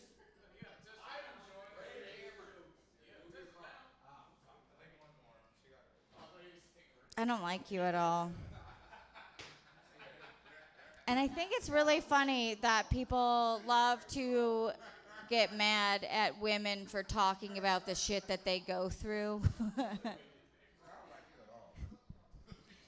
What do you do? Are you a comic? Are you a comedian? Okay. What do you do? Where do you perform?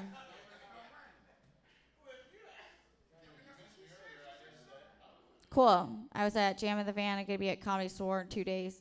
So don't fuck with me. Thank you. I'm doing shit I don't care about right now, but I was jealous of the Epstein Island girls a little bit. Because, like, it's not fair that they got to be molested on vacation. Because I had to be in, like, a basement. That's not.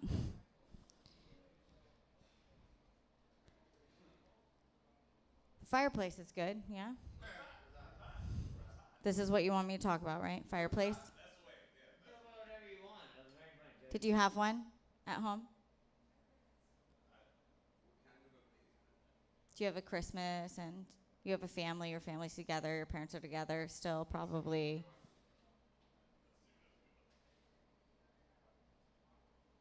Your family's together, your parents are together. Of course they fucking are. The light's still in your eyes, that's how I can tell.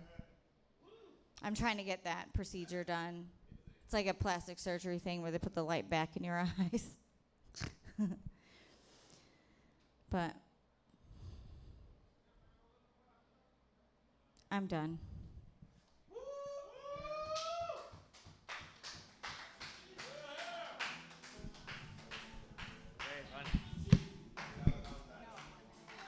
I hate that guy so much. Okay.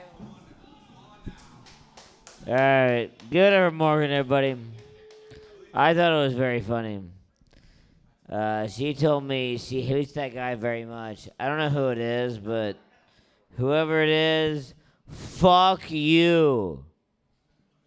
What's your name again, sir? How do I do you want to do stand-up comedy or do what? Do you want to go up, Cliff? What? Yeah, he's going up first. Yeah. Give it over wavy, everybody. Appreciate you, family. Oh, shit, look. I did the thing. All right, I'm just about to rock with it like this. Check it out, y'all. Look, I got some jokes. I don't do comedy, but I'm a rapper. We're just going to go in. We're just going to go in, you feel me? Go in. I'm going to tell them what I'm saying, talking about. Yeah. All right, I got this joke. It's hilarious. Check it out. A lot of gay comics coming out lately. I love it. Finally get to hear a funny girl joke. All right, that was whatever. All right, yo, check it out. Look, yeah, so like white privilege, honestly, I don't understand why people get like mad about that. I just feel like mainly people don't know what their own privileges are in their own race. Like I got black privilege, that shit's tight. You know what I'm saying? Like I can play like loud music in places and people won't tell me to shut it down. Seriously, like they think it's racist to tell me to turn my music down. So I can play whatever the fuck I want to, but I'm a nice black guy. I play like the Beatles and stuff, you know? So then it actually kind of is racist when they tell me to turn it off, because I'm like, what, you don't like the Beatles, bro? And then like they kind of expose themselves. But yeah, like, you know, black privilege is cool. I get to do like ratchet stuff, and like I can ask obvious questions like, where'd you get that hat from? Or like, how'd you get your hair like that? And then like it just, no one ever like questions my intelligence. Or maybe they do, I don't know. I know I'm smart. But yo, yeah, a lot of dirty face ass niggas walking around. I'm just saying like, wash your face with soap, cause it actually works. Like, people be asking me how I got my skin so clean. I'm like, soap and water. Yeah, wash your face, bro. All right, look, Trump is black, okay? I just want to say that real quick. There's a lot of controversy on this guy. I don't know why. He's like the blackest president we've had so far. He's like blacker than Obama. Guy went to jail. He got shot. Yeah, he's pretty black at this point. And yeah, my last joke is I want to fuck a white girl for slavery reasons. Yeah, there's a lot of pent up stuff back there. Just want to make sure I smash one real fast. No, oh yeah, right, reparations, but it's gonna be consensual. I'm not gonna do them like they did us. They not like us. I'm gonna take her out. We're gonna do the right way, and then when we get in that bedroom, it's going down. And yeah, what else I got? Yeah, that's it. All right. That was me, the wave god. Yeah. Okay, I'm gonna work on my material and then come and say some like funnier shit. But like that was what's up. I tried.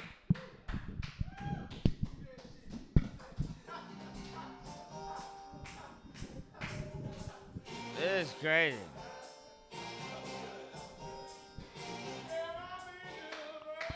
I believe that's the mic, everybody. We're about to end this thing. What do you? No. What is this? What is this? No, none of that. What do you think is gonna happen?